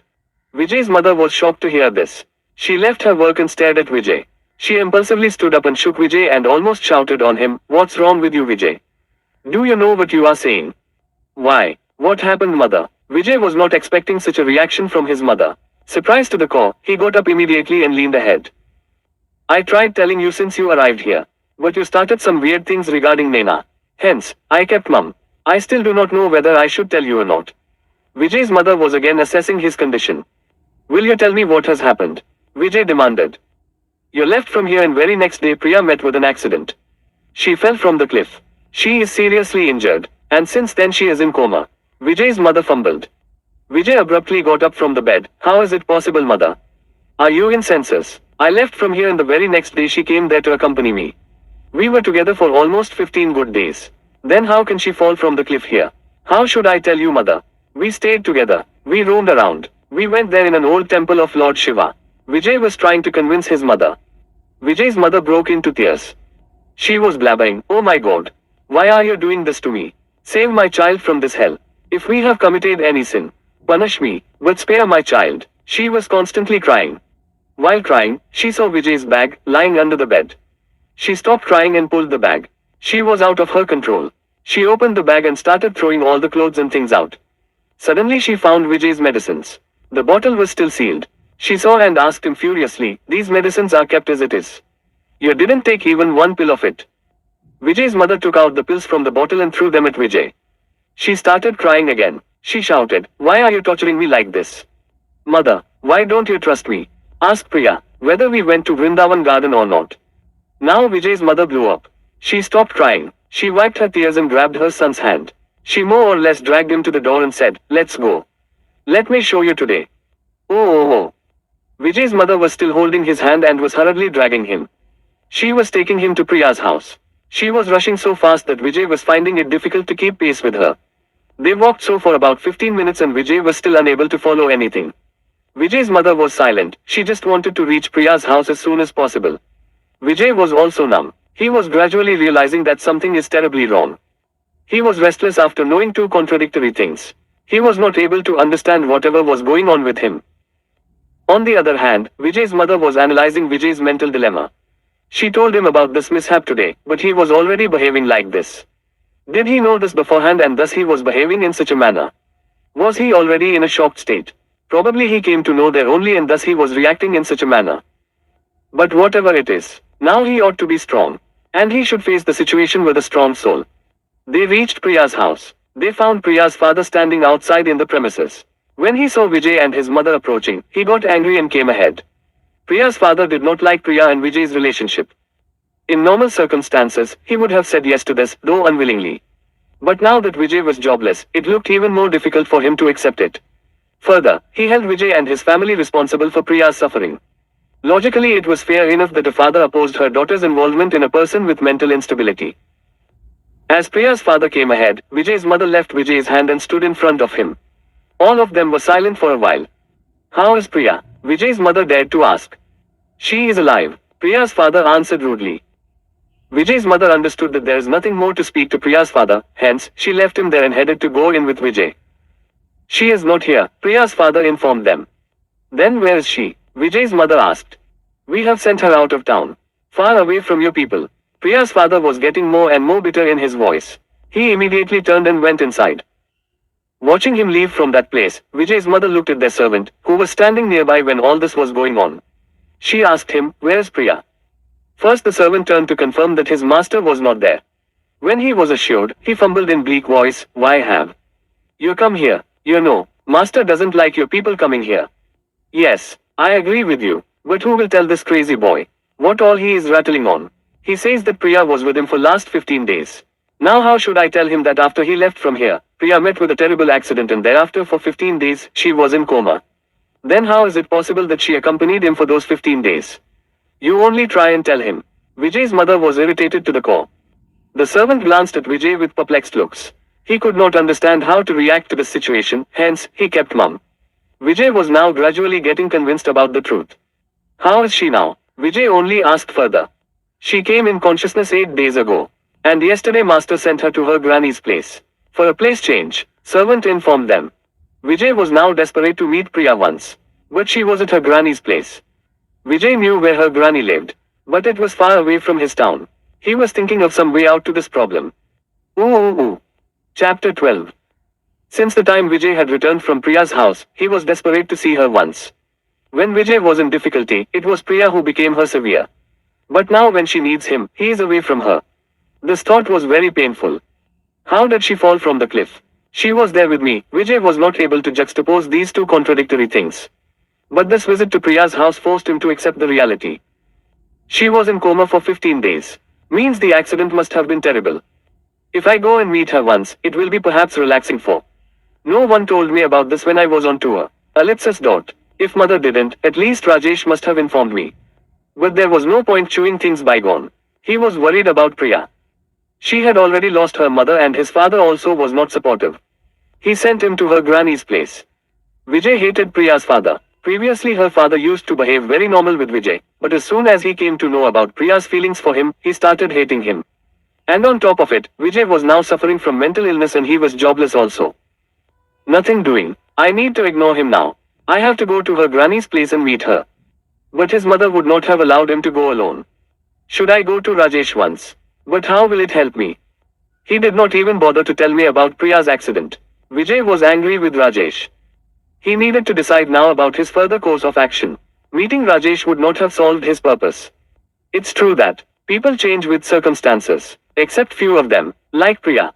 A couple of days passed like this only. He kept thinking about Priya and happenings around. He was feeling suffocated with loads of thoughts. He did not want to go to office also. He just kept pondering on all the things that happened so far. What will I attain sitting here idle? At last he decided to go to Priya's granny's place and started getting ready for the journey. Suddenly his mother reached there. Where are you going now? To meet Priya. To her granny's place. Vijay locked his bag and said. In this condition? Mother asked. Vijay did not say anything. But it was evident that he was quite determined to go. Look, you are already unwell. First she sounded irritated. Then she controlled herself and uttered in softer voice, Son, it's not suitable for you to travel in such a condition. Don't worry, mother. I am taking my medicines with me, he said. Medicines? You took them when you went on tour also. Mother was furious. No, mother. I will take care of myself now. Didn't you notice? I am regularly taking medicine after I came here. Vijay picked up his bag and headed to go. His mother was sure that no one could stop him from going. Wait, his mother stopped him for a while and went inside to bring something. Vijay stood in the door only. After a while his mother came and gave him a locket. Son, take this holy locket and wear it. She helped him wear that locket. Vijay did not believe on such things, but for his mother's satisfaction, he wore that. This holy locket will save you. She tied a knot in the locket. Poor lady could now rely on these things only. Her husband was never there to support her. And if she wanted to save this house, she had to play a vital and strong role in keeping everyone together. And if she was carrying out such a big responsibility, then she also needed a support system for herself. Vijay did not utter a word. Should I leave? Vijay asked. Take care of yourself. Be regular in your medicines. Take care of your food. If you don't get anything hygienic, eat fruits only. Be cautious of the water you drink. Keep sufficient money with you. Why do you repeat these things so many times? Last time also you said this. He was frustrated. Yes, I told you the same things. But what's the use? His mother again pointed towards his negligence in taking medicines. Vijay wanted to avoid further argument on this issue. He lifted his bag and rushed to leave. Just intimate in your father's office. Once you reach there, she called in order to remind him. Yes, mother, he answered and rushed. Though he agreed, but he knew that there was no point calling in his father's office because he was never present there. His mother was worried about him and she kept staring him go away from her. Oh. It should have taken maximum 3 days for Vijay to visit Priya's house and come back. But today it was 5th day after he had left. He neither had called nor was there any message from his side. Vijay's mother was desperately waiting for his arrival. On the other hand, Vijay's father, who used to leave early morning to go to bar and then office as per the routine, was strictly following that. Today also Vijay's father was about to leave as per his routine. Vijay's mother stopped him and asked, any phone or message from Vijay? No, he didn't even bother to stop and answer. Today it's 5th day when there is no news from him. Where he would be, please do something to find him. Vijay's mother was irritated. Vijay's father stopped for a while and said, where would he go? He will come himself. And he left immediately, because he was getting late. His body was demanding for liquor as it was addicted. The mechanical clock may be late, but needless to say about biological clock. It is always on time. It was afternoon and there was no sign of Vijay. His mother was now worried. She stood in the door and hoped that she could see Vijay coming. She was getting worried. What to do? Ellipsis. Whom should I ask for help now? She was quite worried. She was concerned. Apart from her, there was her daughter in the house. But she was not of any help to her mother. At last she decided something and locked the door and left. To Rajesh's house. It was evening when she came back from Rajesh's house. When she went there she found a lock on Rajesh's house. She got to know from neighbors that the entire family has gone to their holy places. Rajesh and his wife got a baby boy. Suddenly Vijay's mother saw a crowd coming to her direction only. What's the matter? Vijay's father must have done something. He is never in his senses. As the crowd approached her, she could clearly see a stretcher which 4 of them were carrying. And they were coming to her house only. Is her husband on the stretcher? He must have fallen somewhere. Or is it Vijay who is there on the stretcher? Thinking something, she ran towards the door. Her heart was pounding with fear. The crowd had reached their house and they had placed the stretcher on the ground. There was a corpse which was covered with a white sheet. But she could not dare to remove that cloth in order to check the corpse. Is he alive? Oh? This thought struck her. She could not understand what to do next. She was looking at each one of them hoping that someone will tell something about the incident. Meanwhile one of them came ahead and opened a bag before her. This is of your son's. Right. Vijay's mother looked at that bag and then at her son and asked, what happened to my son? Everybody was silent. She went ahead and tried removing the cloth from corpse's face. One of them came ahead and said, sorry. He died in an accident. And we got this address from his belongings. Vijay's mother collapsed. Everything was so shocking that her senses stopped responding. She was expressionless. Neither could she cry, nor could she speak. After a while, when she got into senses, she tried removing the cloth from the corpse's face. Someone from the crowd stopped her and said, please don't remove the cloth. Face is completely smashed. You can't recognize the face. My son, she cried. Probably Vijay's sister heard her mother's voice and came running outside. Everyone in the crowd was looking at her and perhaps waiting for her reaction on the scene. But unlike normal, she came out, slowly went to the corpse, looked once at her mother and sat down beside the body. She started caressing the body. Perhaps she also was under great shock as she came to know what had happened. But probably her brain was not able to respond to that. Oh. A couple of months had passed after that life-devastating incident. Vijay's mother used to be in her own world after that. She had covered herself in grim silence. On the other hand, Vijay's sister and father were behaving as if nothing had happened. It did not affect their lives at all. When Vijay was there, their house used to be lively, but now he stole the soul from their house and departed forever. Everyone was living in his own world and there was nothing which connected them. They were physically together but were leading their lives like two parallel banks of a river.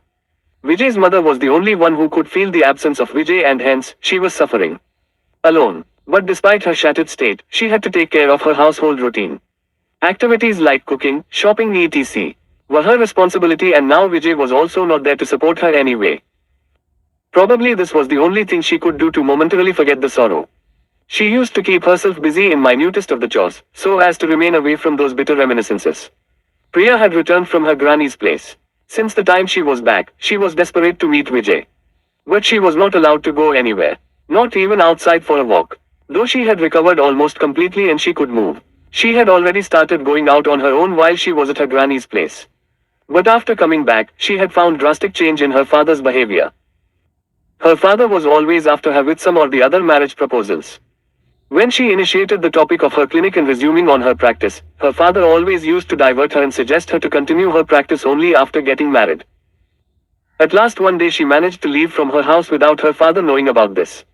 She straight away went to Rajesh's house. There only she got the shocking news of Vijay's accident and death thereafter. Rajesh was telling her about the whole incidents but she was as if in comatose. How is it possible? She could not believe. Why such disastrous thing happened with her? Why is God so cruel to her? She was angry not only with God but with everyone around her. She lost interest in everything. Her father could identify this change in her. He guessed that she had come to know about Vijay's death. He was quite sure that something so grim about Vijay only could shove her from her life. It was sure that she would come to know about this news some or the other day. But her father was content that she got the news from somewhere outside and he did not have to tell her about this. Oh. A long time passed in between. Priya was regularly visiting Vijay's house. She had decided to proffer her whole life for Vijay's family. And this very thing was daunting Priya's father. It was indeed unwelcome for any father. He tried to turn her away from her thoughts, at times with love and sometimes with admonishment, but she was steadfast on her decision. On the contrary, when she used to see her father opposing her anyway, she ensured not to come back home and stay at Vijay's place only for next 2 or 3 days. She again resumed her practice also and whatever she earned, she used to spend on serving Vijay's family. It was not the money which bothered Priya's father, but he was worried about her entire life ahead. He thought that Vijay came like a hurricane in Priya's life which destroyed her to the core. Despite all this, his father did not lose hopes. Whatever damage she had done to herself was enough, and she needed to come out of it now. But Priya was, as if against her father. At last her father decided to be a silent spectator to whatever happens in her life. As it is, she was a mature and was legally permitted to take her own decisions. He was now depending more on destiny. He had accepted completely that whatever is destined to happen, will happen. He could not have changed destiny's decision. One day Vijay's father, drunk to the core, was taking a nap on a cot in the lawn. Vijay's sister was sitting beside him in shabby state and was blabbering looking at the fence of the house. After Vijay died, she was waning. Vijay used to take care of her medicines and some or the other way followed the course strictly. Though Vijay was younger to her, but he was the only person in house whom his sister used to listen to. After Vijay's demise, she had developed inconsistency in her behavior. Sometimes she used to be fatally violent. Not only medicines, but she was irregular in eating also. Vijay's mother, perhaps, had lost all the hopes and thus, was in her own world. Seeing this, Priya had taken all the responsibility of dealing with Vijay's sister herself. But she had a long way to be successful in this. Vijay's mother was occupied with some thoughts and was mechanically cleaning vegetables. Suddenly she heard someone opening the main gate and entering their house. She turned to check and as expected it was Priya. Priya took vegetables from Vijay's mother's hand and she started doing that. How much will you do for us? Dear, Vijay left US, alone, to suffer. But we have to face our sufferings ourselves only. Why are you pulling yourself in this blaze? Vijay's mother was concerned about Priya. Priya had guessed by the time that her father had come here and he must have berated Vijay's mother. Her father had recently started this, thinking that this act of his could prompt Vijay's mother to prohibit Priya from visiting their house. Priya knew this very well and hence she never reacted on Vijay's mother's such unusual behavior at times. Mom, I don't know whether Vijay told you or not. When Vijay left for his tour for a month, after a couple of days I also went to meet him there, Priya said, cleaning the vegetables. What? Vijay's mother was astonished. How is it possible? Vijay's mother was surprised with her eyes wide open. Priya continued, we went to an old Shiva temple also and I prayed for something there. Do you know what it was? Vijay's mother was still staring at her. Priya rested for a moment and then continued, I prayed to get Vijay as husband forever. Vijay's mother got sad recollecting her son's memories. Then Priya sighed and continued, I couldn't marry him in this life. But I am quite sure that I will get him as husband in my next life. Vijay's mother denied believing Priya. There we roamed all around. Waterfall, Vrindavan garden. We enjoyed for entire 15 days. I can't forget those moments for my entire life. Vijay's mother was still in a denial state. Vijay also told the same thing after he returned from his tour. But how is this possible? Just after a couple of days when Vijay left for the tour, Priya met with an accident and she was in coma for next 15 days. Then how was it possible? Her mind was busy solving the mystery. Hence, you do not take any tension. This is my responsibility, and I am doing the same, Priya said. Priya's last word brought Vijay's mother back to her senses. Oh. Priya was staying at Vijay's house only for last couple of days. She again had a fight with her father on the same old reason. Today she got up a little late. Though she was an early riser, but when she woke up today, sun was already up on the sky. Priya scanned her room. Vijay's mother had already started doing her routine activities. Vijay's sister also was not on her bed. Actually, Vijay's sister did not have a set routine of getting up or sleeping. She behaved as per her whims. Unlike usual, Priya was feeling very fresh today. Probably she had got a sound sleep after a very long time. She stretched her limbs and got out of the bed. She stood by the window and was staring outside. She kept standing there for a while. Suddenly someone caught her attention. A man with long beard was coming in her direction only. He did not seem absolutely stranger to her. Priya kept looking at him, trying to make out.